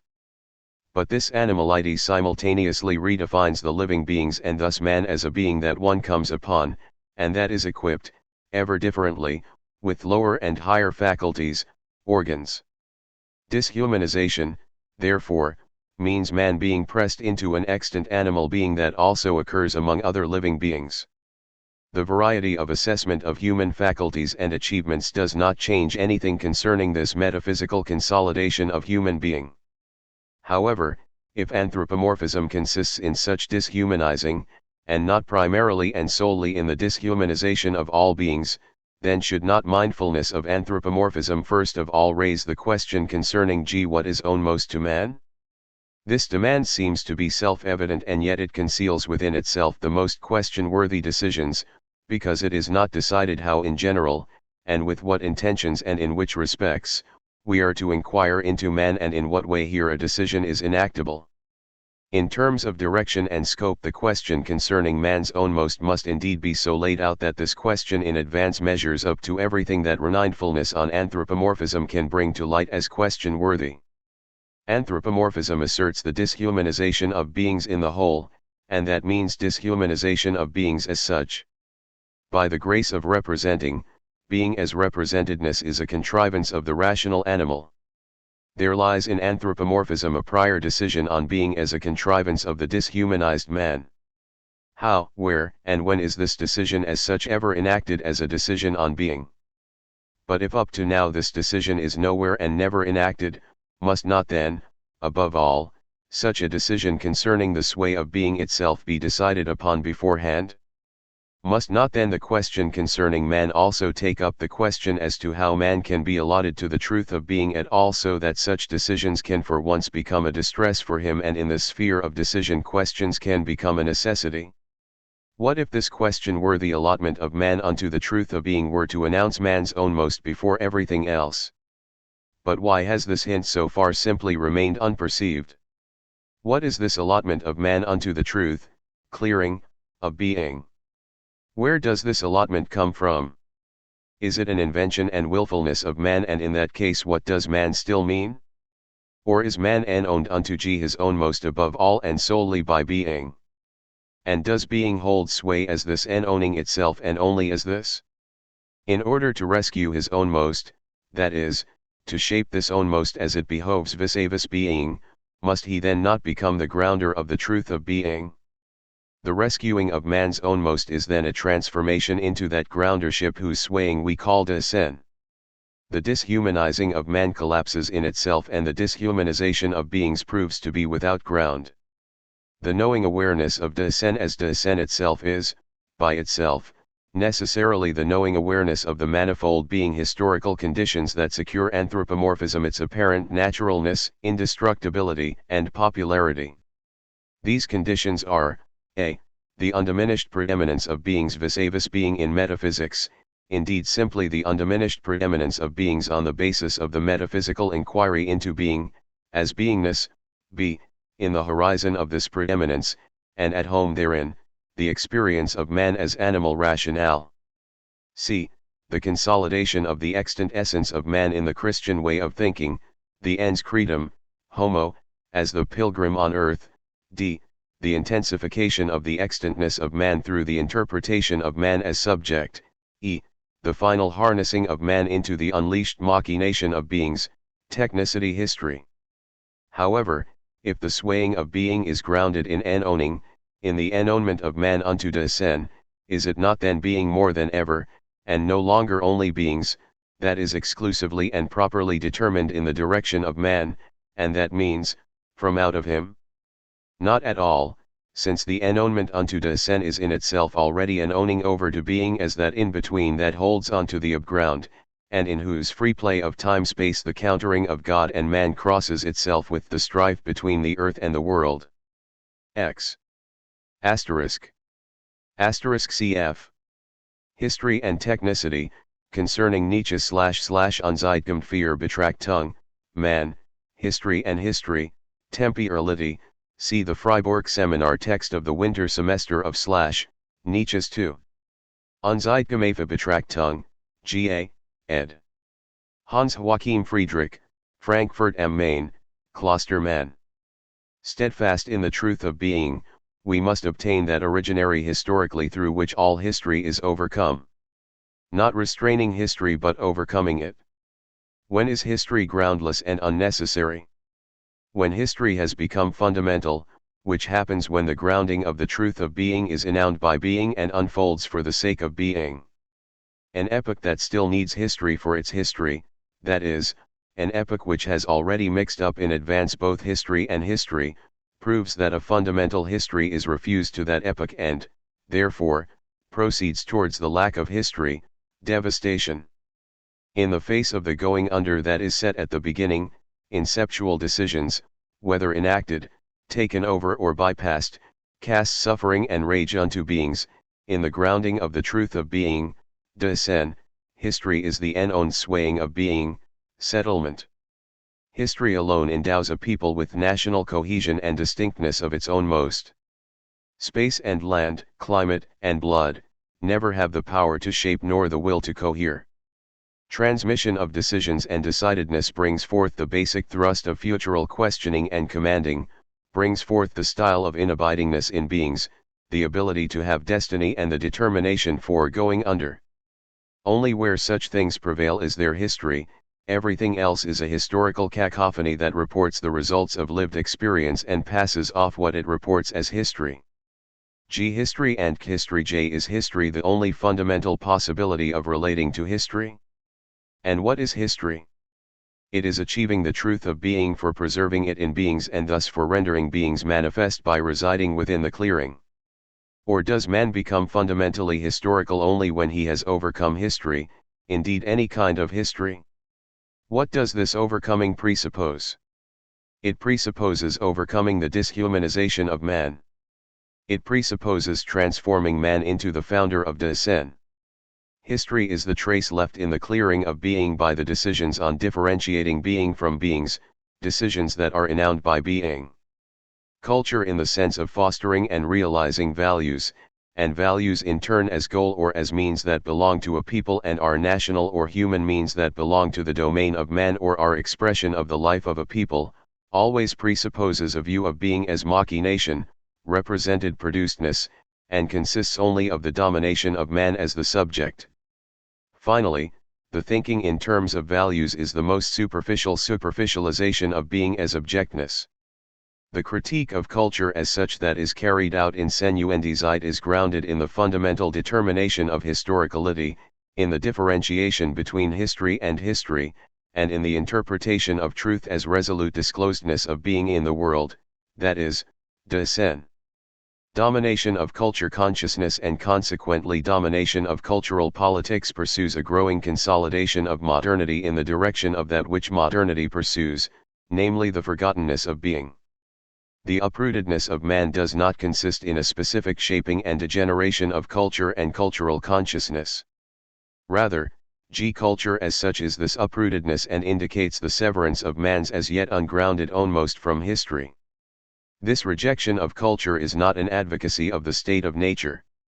Rather, this rejection renders the distinction between nature and culture invalid, because culture presupposes nature.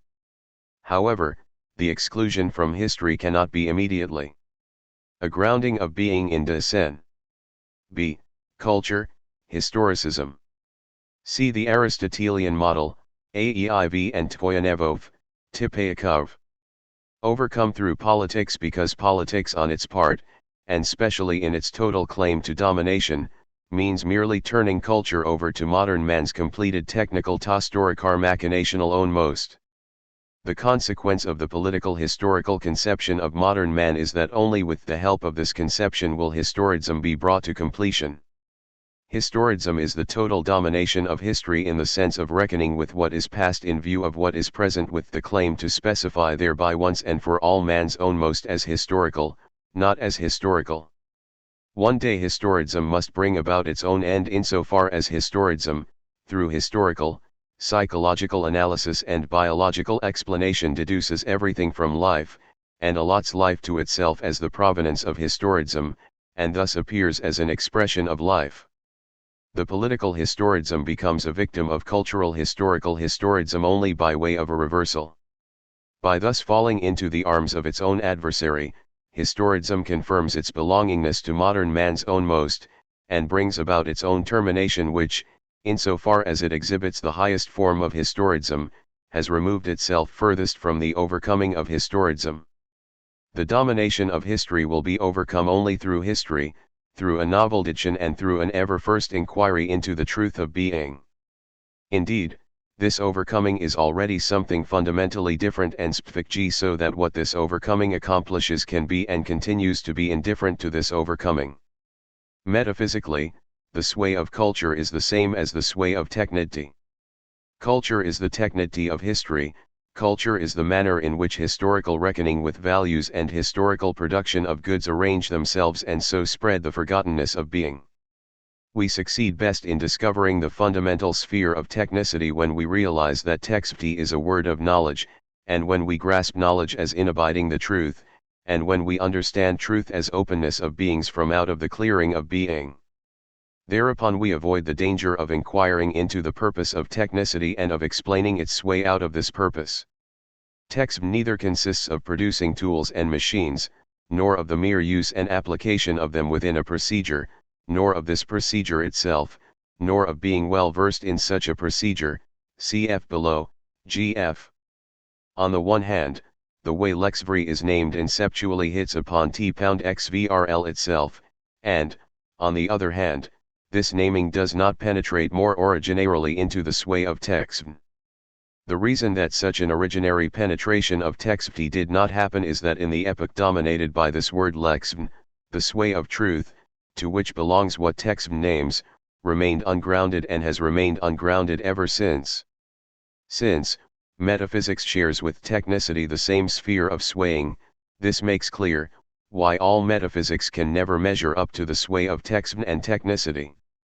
Metaphysics does not dispose over any domain that metaphysics could leave to the grounding and overcoming of technicity. Technicity itself becomes the destiny of metaphysics and its completion. All modern control of technicity, all claim to wanting to be its master, is thus only an illusion that covers up, pretty badly at that, the metaphysical enslavement to technicity. Technicity is producing beings themselves, producing nature and history, unto the calculable makeability, unto the machination that thoroughly empowers the producibility. However, machination as the swaying of being calls technicity forth. And insofar as man's own most is decided upon as the subject, the pursuit of technicity is withdrawn from man's willing and not willing. The subjectivity in the domain of man shapes itself most purely in nations. The community of a nation pushes to the extremes the individualization of man into subjectivity. Technicity attains mastery precisely there where being of beings is grasped from out of representedness and producedness of what is objective and situational. And again, this mastery is not what marks one cultural area among others or one form of civilization, but is that unabiding the truth of beings that has forgotten the truth in favor of beings and in the interest of the unconditional mastery of their machination, the inabiding that as a component of this machination has surrendered itself unto, and submitted itself to, machination. This surrendered and never grounded inabiding the truth as the certainty of representing and producing beings in the whole, gives rise to all invention, all discovery, and all interpreted creative prowess, arrangement and conveyance by taking, in every respect and discretion, the simplest, i.e. shortest, fastest, and cheapest, way.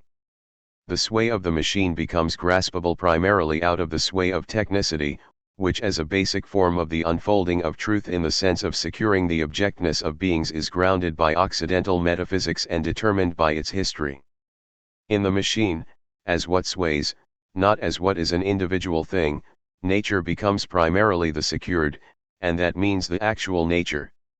Similarly, history becomes primarily the secured history whose highest modern form consists in propaganda.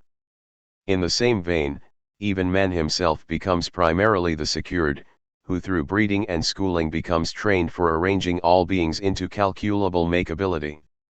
Unsure of itself, Technicity is in abiding the forgottenness of being, being that continues not to be experienced since it is overshadowed by machinational beings.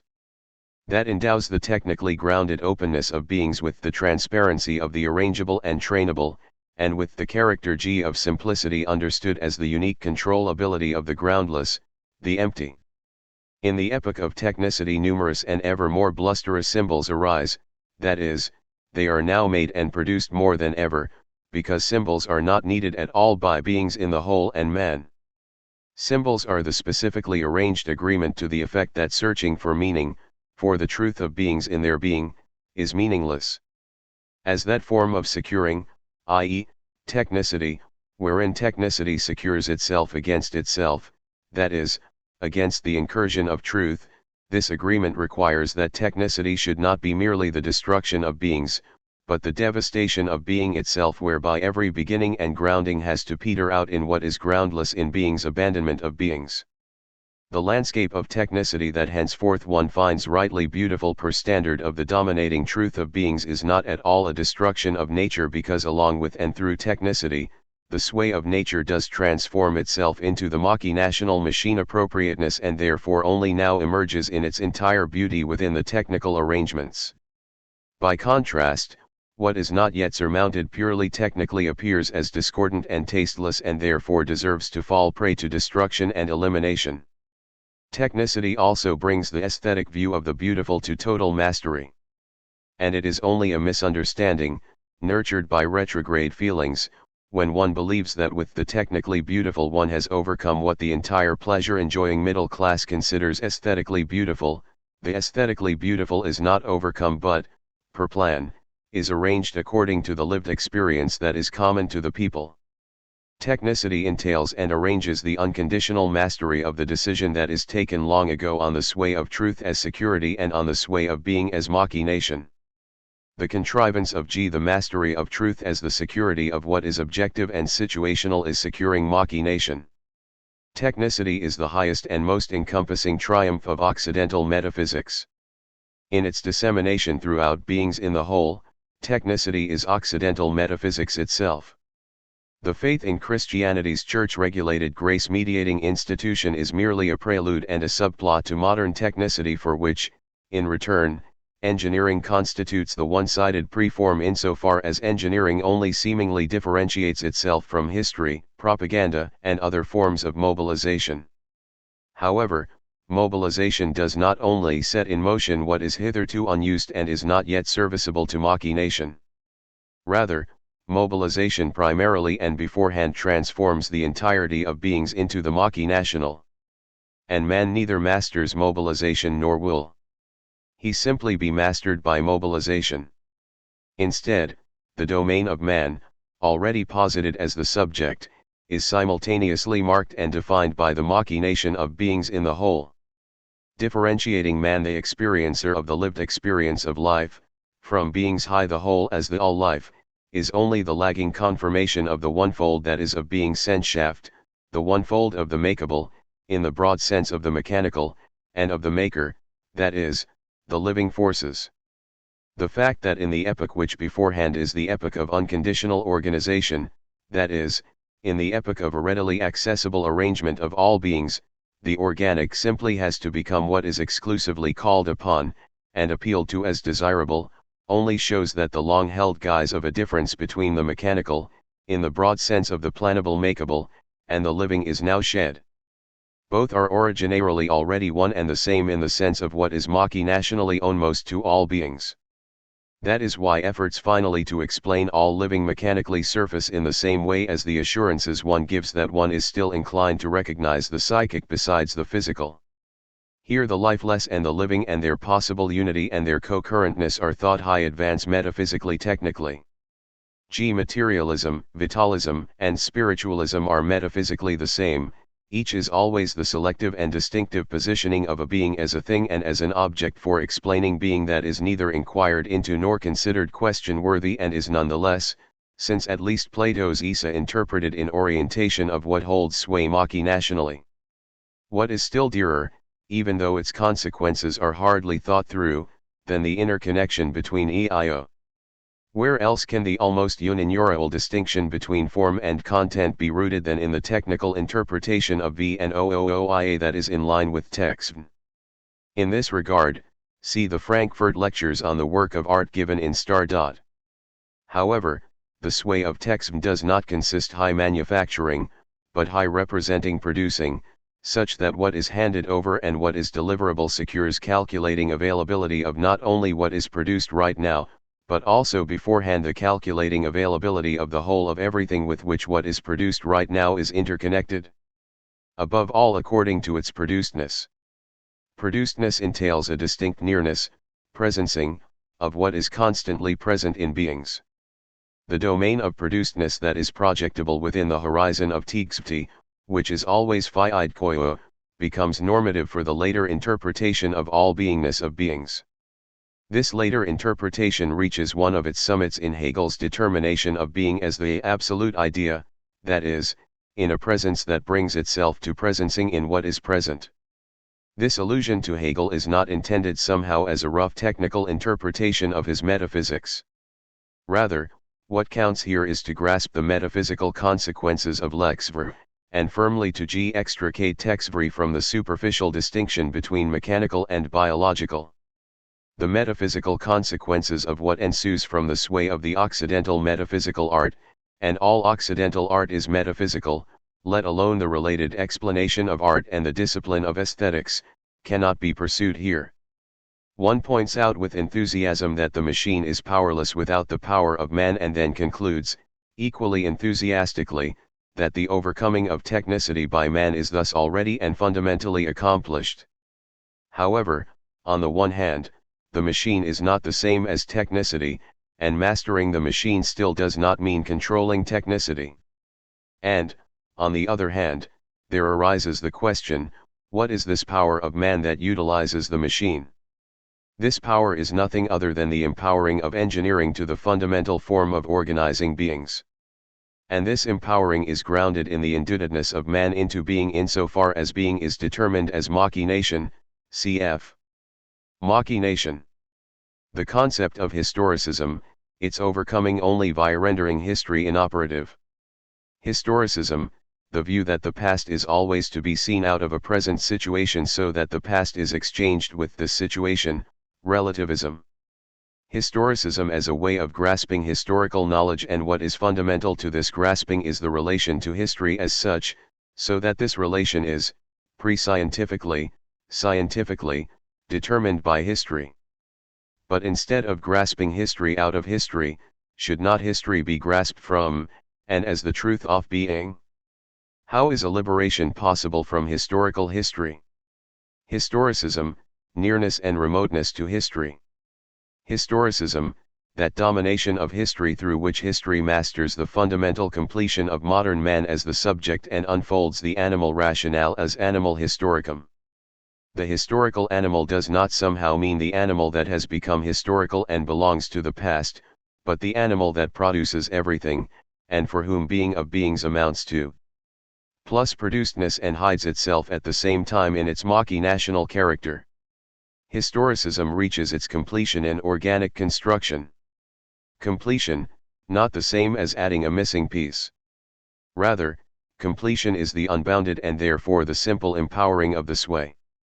Historicism, the title means many things that derive from the mastery of history in the domain of modern humanity. Primarily and actually it means an attitude that comes along with, and maintains itself in such a mastery. History in the broad sense, the representing producing of history, a representing producing of the past and what is always of today for today and for the future, an objectification of the past into what is situational in the present. History, the happening of the domain of man insofar as this domain, a being in the midst of beings in the whole, on the ground of its hidden allotment to being comports itself towards beings in the whole and towards itself. The ground of the historicality of the domain of man is its allotment unto the truth of being, which as the domination of ratio and thus as the domination of irrational lived experience can prevail on the foreground for a long time. History and lack of history is only there, where there is a comportment to beings as such. Can man also be without history? only if he becomes animal without ever being able to be one. History is grounded high history. Only that which is fundamentally historical can, but need not, be historical and enact history. Only that which is historical can also be unhistorical. The unhistorical remains fundamentally different from that which is without history, since that which is without history lacks history, for example, the animal and all forms of life. However, the historicality of the domain of man is grounded in the announcing character of being. Therefore, depending on the belongingness to being, forgottenness of being or groundership of the truth of being, the historicality of man, not just his history, is different. Therefore, the unbounded domination of the historical animal can go hand in hand with the unhistoricality of the domain of man, a way of being that modern man pursues ever more willfully. Asterisk. History and technicity are both the same. The foreground illusion that they are utmost opposites to each other is produced by they themselves. Why? Because, from all main domains, beingness of beings in the whole accomplishes in this way its multinational sway. For the same is pursued most securely when it can appeal to itself as something different from itself and so defend itself. What basic meaning reveals itself from out of these considerations in respect of the sway of all culture?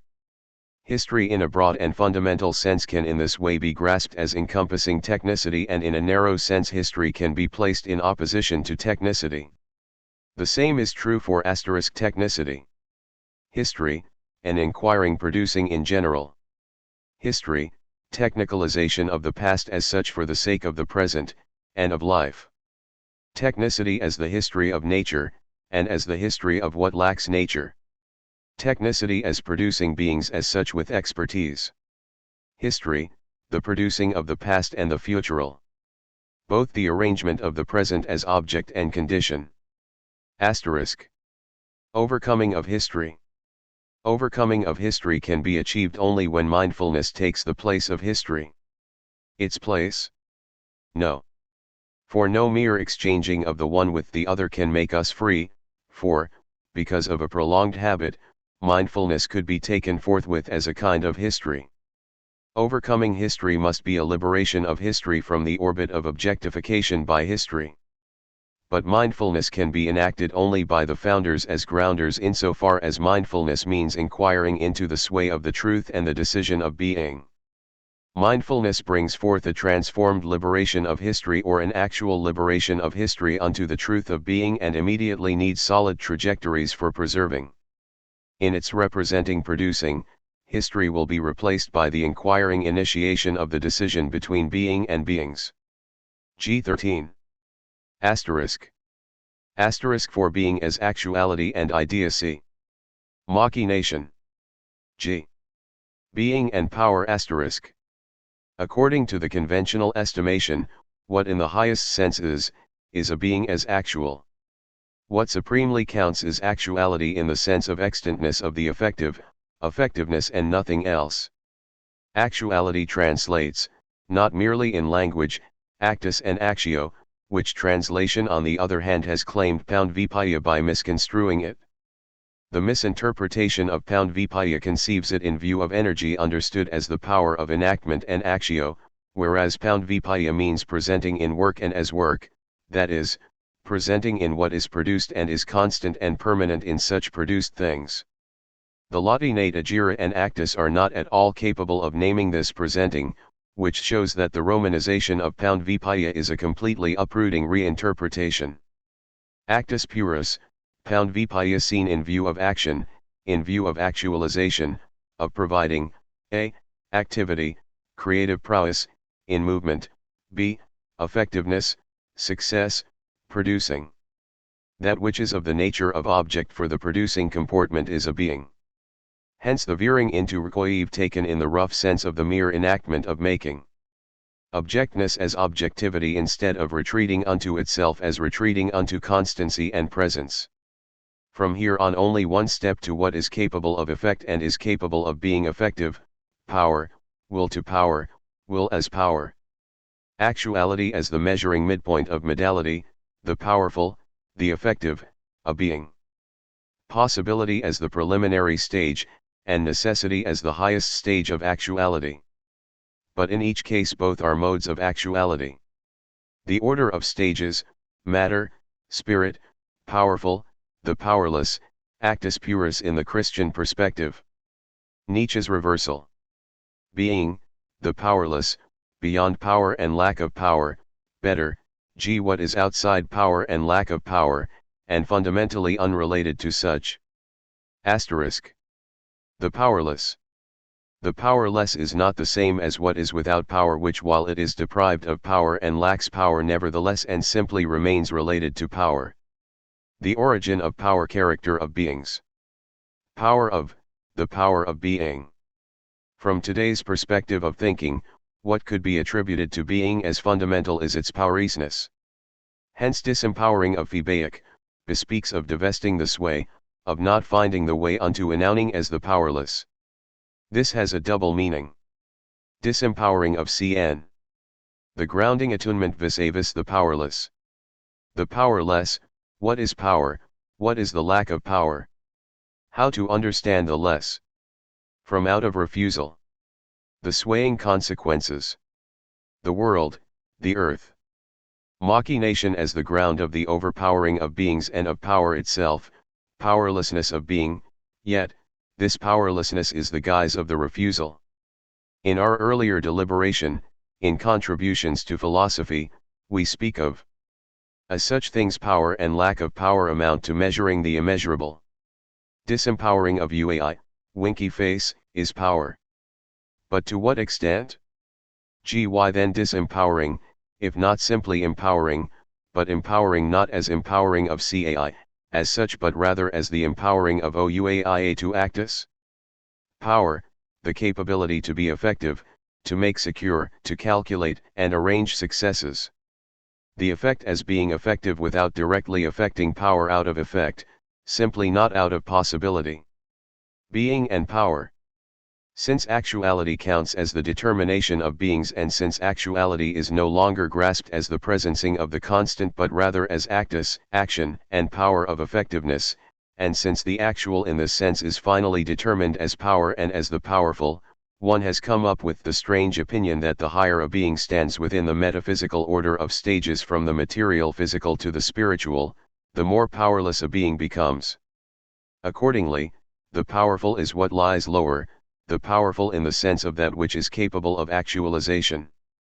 What comes next? The actual whose WR image is seen in matter. The subsequent scholarly exploitation of this Nietzschean thought that originates in Nietzsche's reversal of Platonism, for the purpose of playing certain categorical games with the layers of being and the like, is meaningless and can never render the deciding question discernible.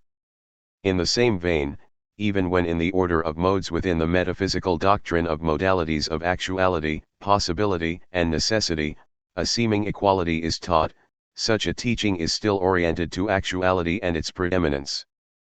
Because both logic and ontology already presuppose the fundamental decision on the beingness of beings, and express this beingness always in their own way, and because in addition logic and ontology are retro-related to each other, it is a matter of indifference whether this equality in the order of modes is treated in logic or in ontology.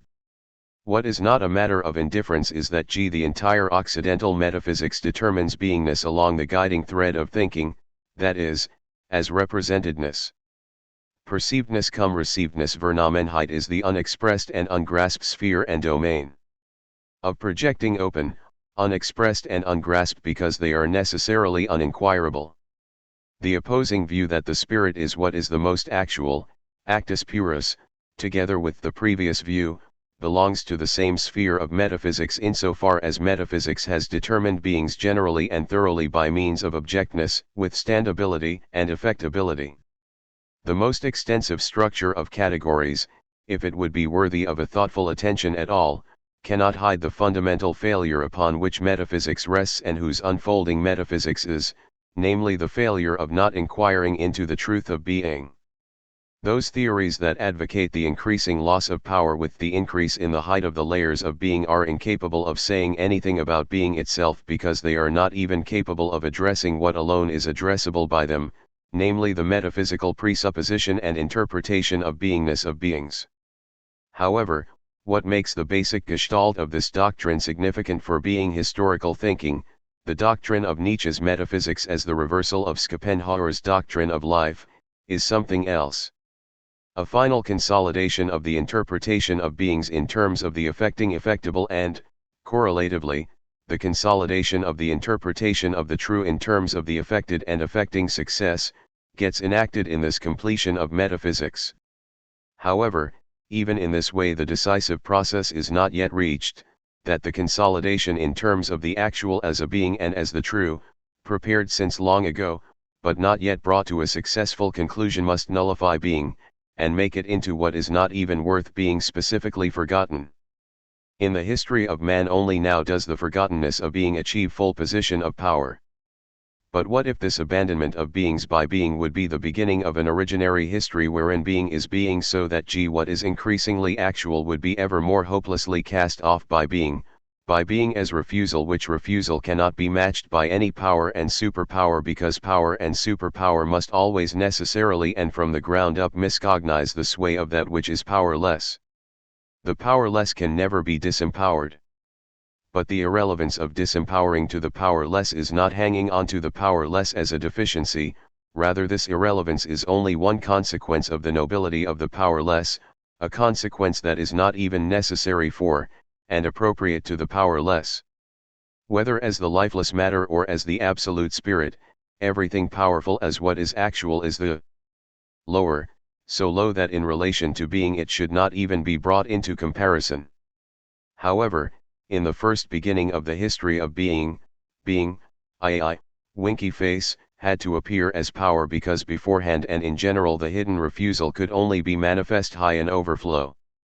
But disempowering of, did not somehow eliminate this ever first necessary foregrounding power character, which is charged with encountering, but only weakened it, so that it could then be transferred into the character of IEA and objectness. This had the initial consequence that with the misinterpretation of the Aristotelian _vreaexaia and _vpaia as actuality of the affecting affectable, an interpretation that was to set in soon, beings came to be viewed thoroughly high the gestalt of the actual and by themselves indicated ahead to what in the future would have to be held for being in all the metaphysics that was still to come.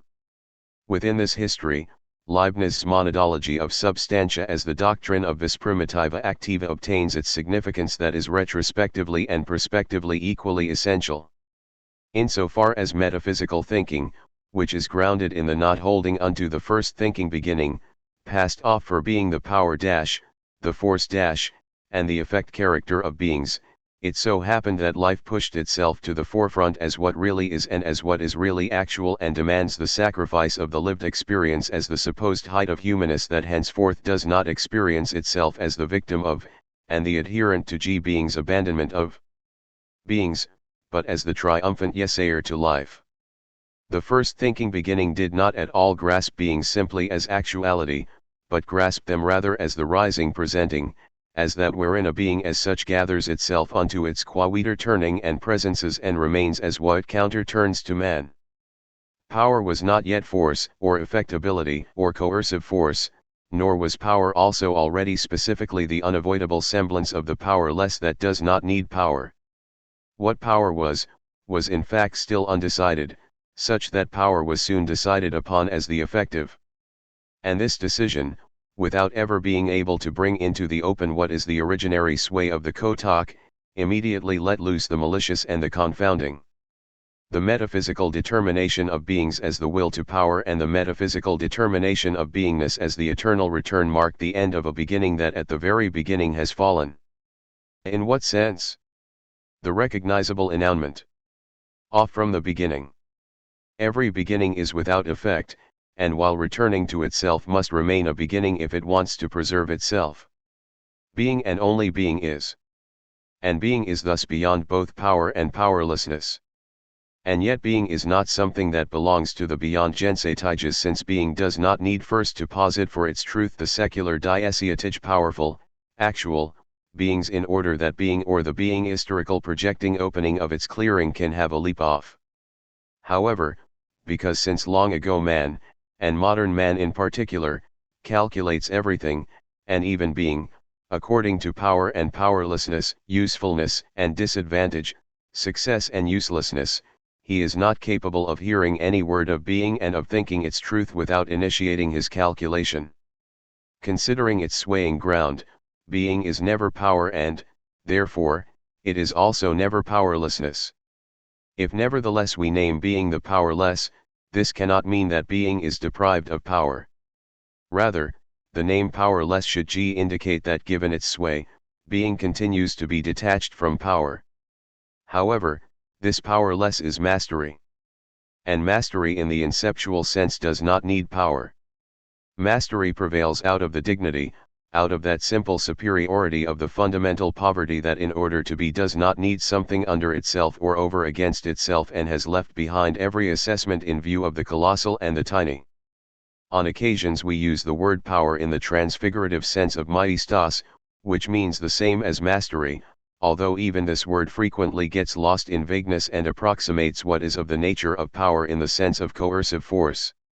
Hence we can never see immediately the swaying direction of the saying by considering the isolated usage of the word. And therefore the unequivocality of the choice of a word within which simultaneously and equivocally resonates can be obtained only through historical mindfulness. However, if power character is basically foreign to the sway of being, how could it then happen that in the course of the history of metaphysics being is grasped as actuality? And does not this interpretation of being also correspond to the conventional opinion and experience according to whose estimation the actual counts in the highest sense for what is? And does not the last basic position of metaphysics say the same, when metaphysics completes itself in the doctrine of the will to power, a will which must be grasped as the empowering of power to its constant overpowering? And what does power mean here other than the capability of effectiveness in the sense of what is fundamentally effective? Does not then the familiar equation of being and actuality in metaphysics and the interpretation of being that unquestioningly arises out of this equation in the doctrine of the will to power speak in favor of the power character of being?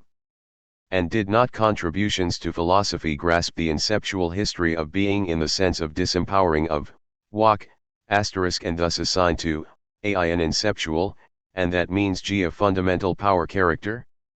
Indeed, but the talk of disempowering here is ambiguous.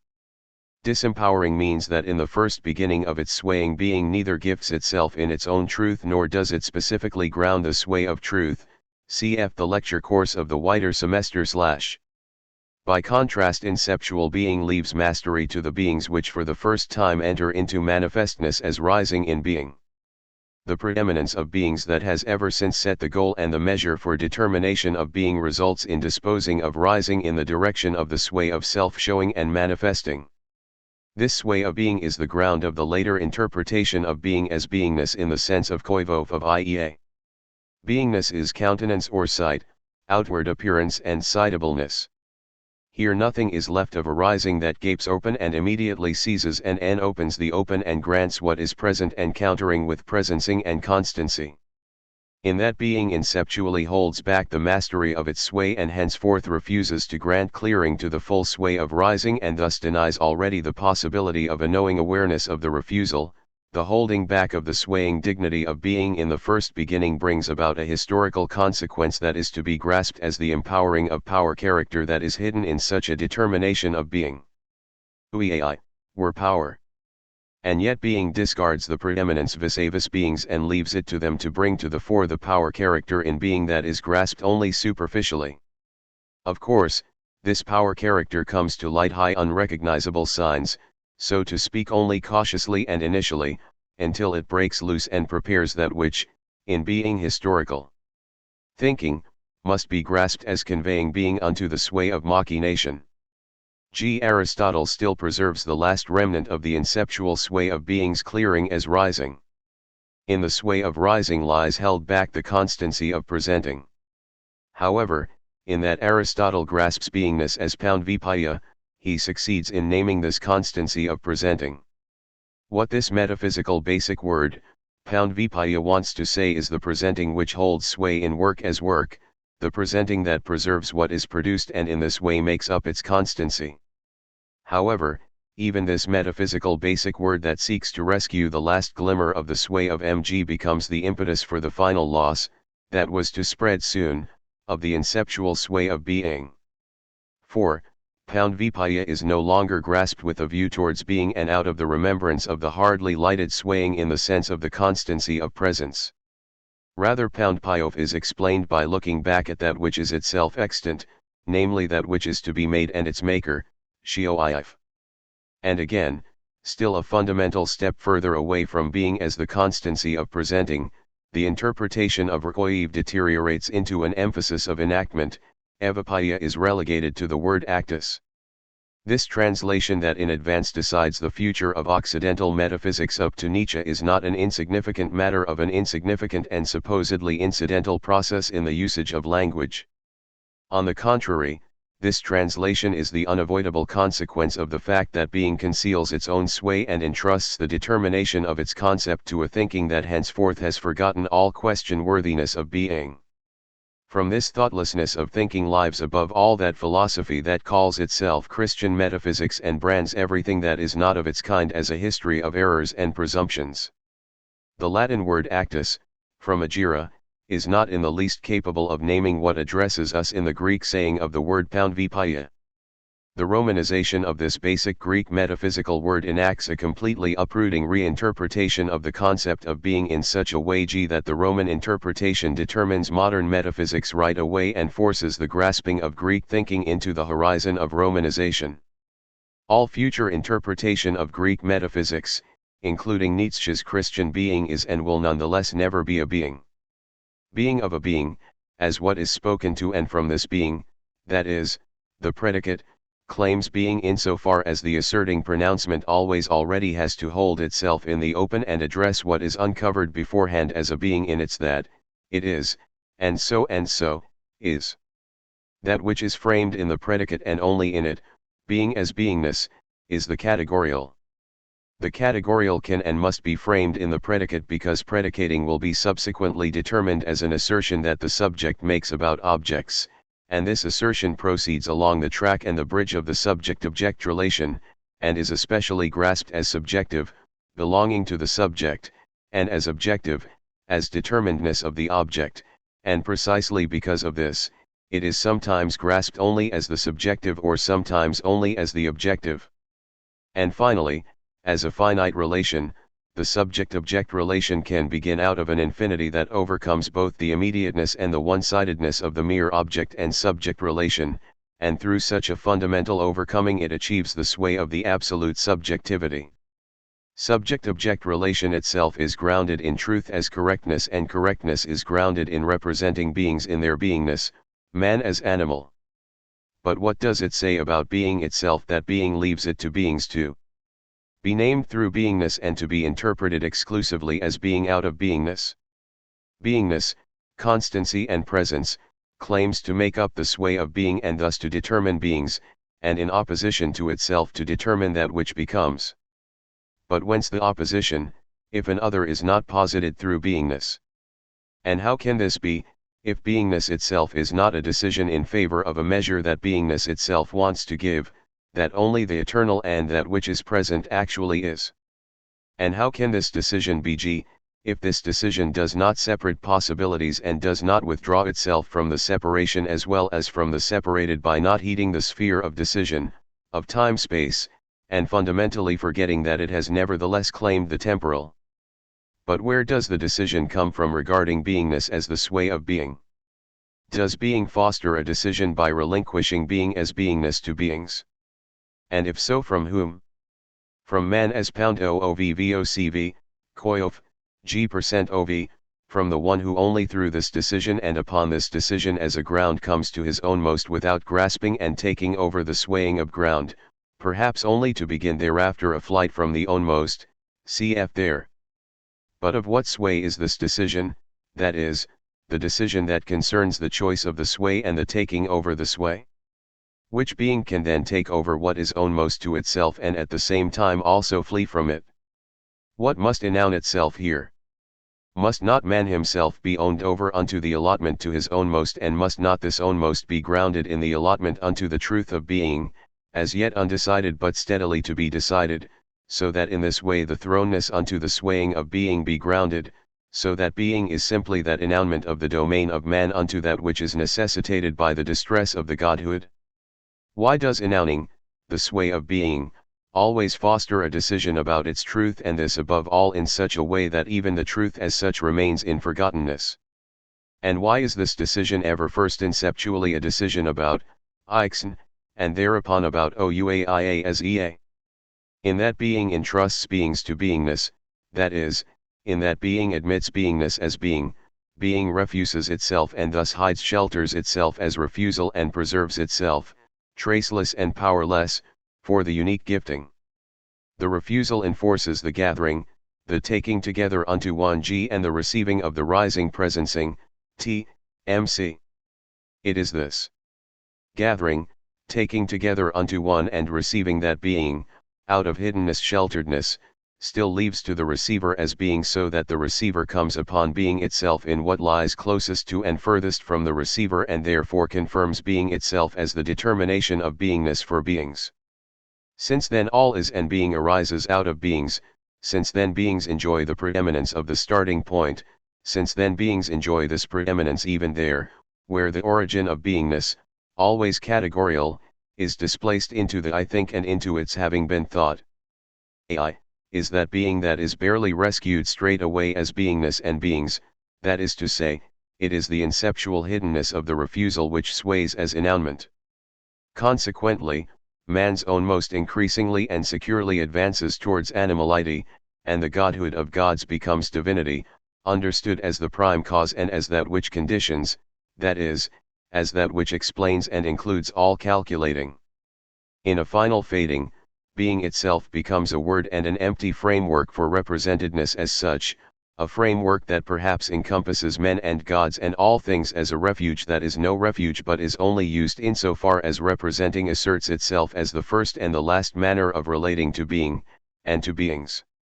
Representedness in turn is wrapped up in the expressed and expressible predicate, the category, and speaking and language are tools and means of the animal man. Here, being and the sway of being are referred to supplementarity and depend on beings as that which actually is. It is not only disconcerting, but remains completely unthought and uninquired that only being is, and that being as beingness is its inceptual and necessary semblance, wherein what is called a being can presume to be the guise of what is genuinely a being, can presume to be the guise, of the actual, of that which is. Here the drama of metaphysics is played out, that is, the drama of the metaphysically grounded history of Occidental man. What transpire here are the alternating reversals that put forth as actual beings at times the nonsensible idea and at times the sensible which lacks idea, the alternating reversals that within this history thus give rise to different and yet always similar standpoints, and at the same time let the inceptual forgottenness of being via self-evidence of being remain once and for all forgotten. This forgottenness preserves the distress that necessitates a decision. About the truth of being, this forgottenness denies being the ever first distinction, question worthiness. A. Being and beings. We think that, because beings are named after being, or because even being is only that which is extracted out of beings, being is to be found in beings and is to be calculated from out of beings. But being never leaves a trace in beings. Being is the traceless, is never to be found among beings as a being. At the most it could be found in being's inceptual semblance, that is, in being as beingness. But how then do beings come to this name, being, i.e., beingness? Beings come to this name, being, because a being, what is it then, comes within the sphere of being's clearing, while clearing holds sway only as the openness of enownement. This coming into the clearing happens with owning. Clearing is not extant as emptiness into which, so to speak, subsequently beings always stream. Rather, clearing breaks high upon that which because of this breaking in upon becomes first that which can be present and absent as a being. Seen from its own purview, a being remains always in beingness. By starting from beings, beingness is the highest and the only one that can be said and thought about being. For to start from beings means to be simply satisfied with the produced and the representable, with what presences and absences, and thus, at the same time, with what is a being and what becomes. But why does being solidify itself to being in the shape of beingness? Does being solidify itself then? Or does not being leave beings to themselves and to the openness that is incomprehensible by beings?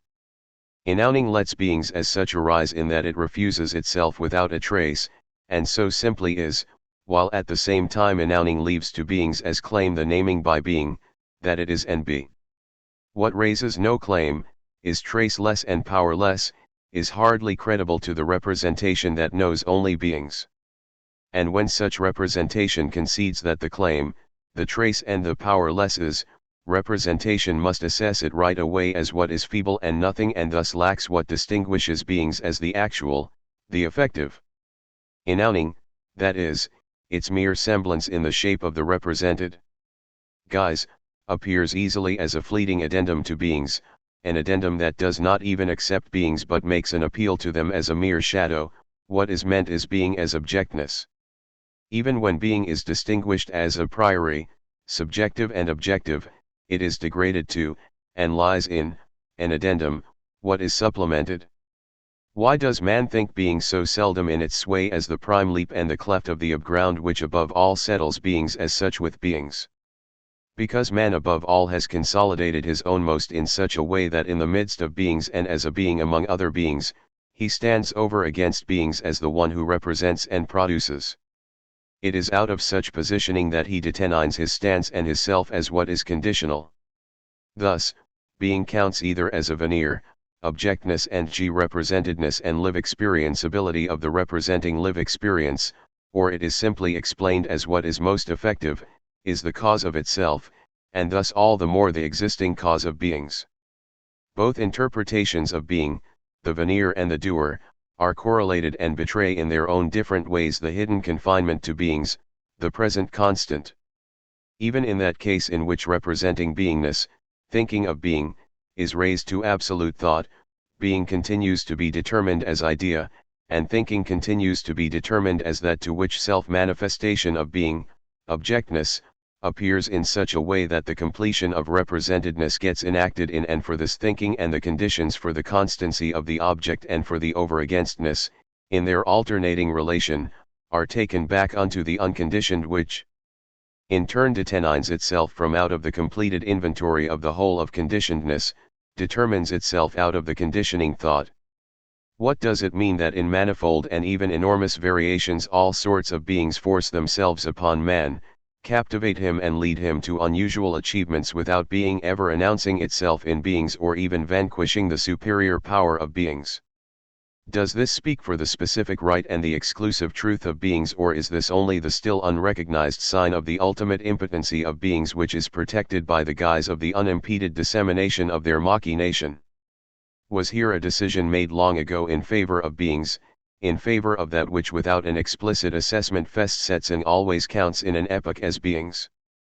Must not then being put up with getting determined in conformity with beings, and must not this determination be satisfied with being barely tolerated as a mere appendage? Or is there behind that preeminence of beings, of actuality, of deed, of life, already a decision made about being? But perhaps this decision is also only a lack of decision that from time to time being allows to occur in order to entrust beings to groundlessness and thus to the consolidation of an even not noticeable errancy, namely that beings should say what being is. But if being can never draw its truth from beings, even if the mindfulness of how the currently dominating beings are meant and understood as beings only succeeds in asserting what as beingness already guides all relation to beings, even if this beingness is taken for being and distorts being's sway and holds as unnecessary the search for the sway because beingness passes off the sway as decided, even if the thinking of being remains therefore submissive to the preeminence of beings as long as this thinking only represents beingness, then this thinking in the end must remember its unique destiny and by taking over this destiny it must transform itself and be what it is out of its most necessity and only out of it. If the thinking of being does not originate from within the distress of the experience of undeterminedness and ungroundedness of the truth of being, If this thinking does not choose as its sole and unique task the specific grasping of the domain of projecting, opening the understanding of being merely as the unavoidable foreground of the truth of being, thus also already thinking through that within which this foreground sways, if all thinking mindfulness does not focus on the one thing, namely that beings are lighted up and in here in the openness, or within a t/here, and that man himself errantly wanders through this openness without either being familiar with, or belonging to, the sway of the clearing, then all pursuit of philosophy that is still underway continues to be lost in endless imitations of metaphysics whose unsway, inseparable from the sway, disseminates in such a manner that it lets the question concerning the truth of being remain ungraspable.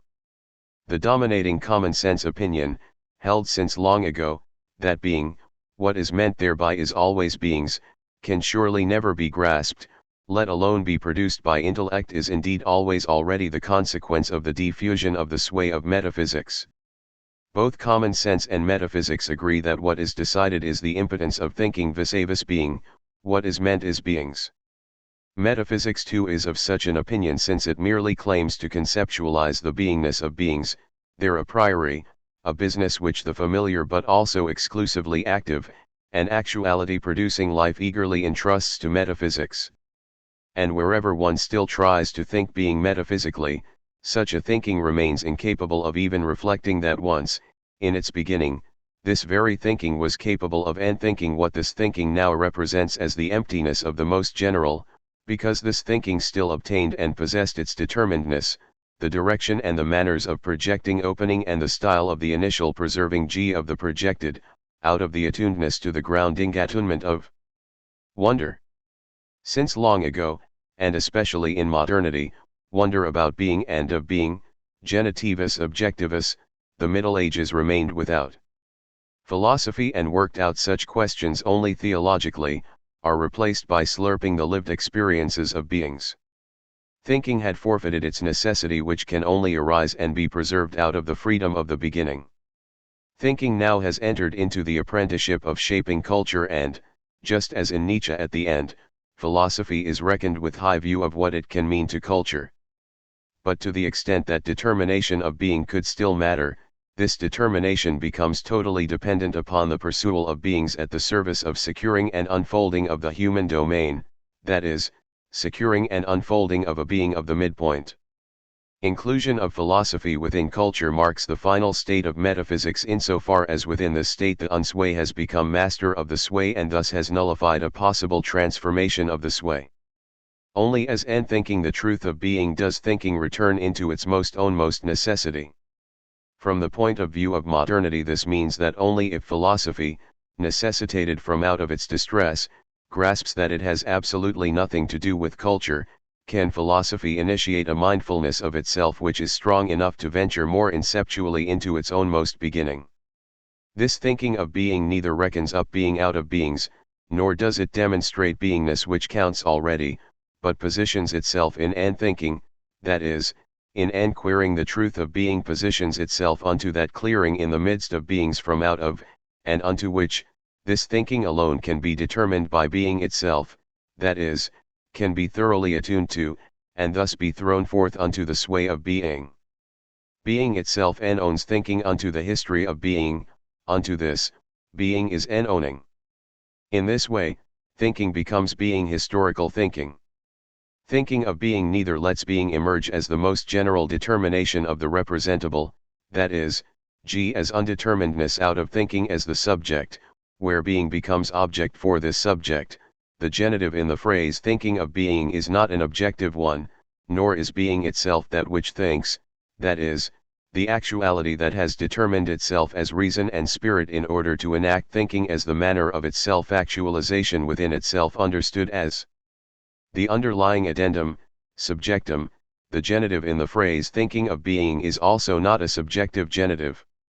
The being historical thinking of being is owned by being as what is wholly strange to this thinking, and this thinking is allotted unto the truth of being in order to ground this truth. Being is never an object, but owning, in whose clearing, which belongs to owning, thinking becomes inabiding. What being historical thinking and thinks above all is descent insofar as such a thinking is destined to found a ground for the upground of being. However, descent is not man but that through which the dehumanization of man, the overcoming of the historical animal, becomes possible, since descent above all provides beforehand the site for the exposedness of man unto beings. What is mentioned here is only an initial leap of being historical thinking. Because descent is ennowned by being as settlement, descent is not just the ground of man. Only in and as the projecting opening grounding of Dasein is being historical thinking always also immediately capable of thinking being itself, that is capable of throwing itself, as a thinking that is thrown into this domain of projecting open, against undergoing ennowning. This makes clear that here the ownmost of thinking is no longer obtained through logic, that is, in view of assertions made about beings. Rather, the concept of thinking determines itself from out of the grounding experience of belongingness of understanding of being to the truth of being itself. Thinking in the emphasized sense of thoughtful thinking is projecting opening grounding of the truth of being, in abiding in G sustaining the guardianship of this truth. Thinking is no longer representing beings in general. Moreover, thinking is not a tool that is used in order to obtain something else, for example, to bring to a concept an intuition and the intuited. Metaphysical thinking can never become the thinking of being by somehow exchanging its object or by a corresponding expansion of its inquiry hitherto. For this is the core of all metaphysics, that in metaphysics the determination of being's sway continues to be decided upon as beingness, no matter how beingness is grasped high accordance with the determination of the one who thinks, determinations of man as h/uxti, ego cogito, animus, ratio, reason, spirit, life. Metaphysics ties itself necessarily to the chain of categories whose essence is decided upon since Plato and Aristotle, and whose deduction, order, number, and interpretation, subjective, objective, are alterable within the decision made about being as beingness and about beingness as the categorial. With the decision to determine the sway of being as beingness, metaphysics as such remains installed high a basic stance which, regardless of the thinking of being possible modifications, offers a security and a protection against any impetus to another questioning. The metaphysical thinking can never realize to what extent another thinking of being could still be possible at all and even be necessary. And even the attempt to lead this metaphysical thinking in itself only to its own presuppositions and thus to initiate itself overcoming out of itself must fail, because such an attempt, senuendizite, will be interpreted again inevitably metaphysically. And this not in order to obtain a higher standpoint for metaphysics, but to descend to a lower standpoint. Because the sway of being is established as beingness, and G because beingness can only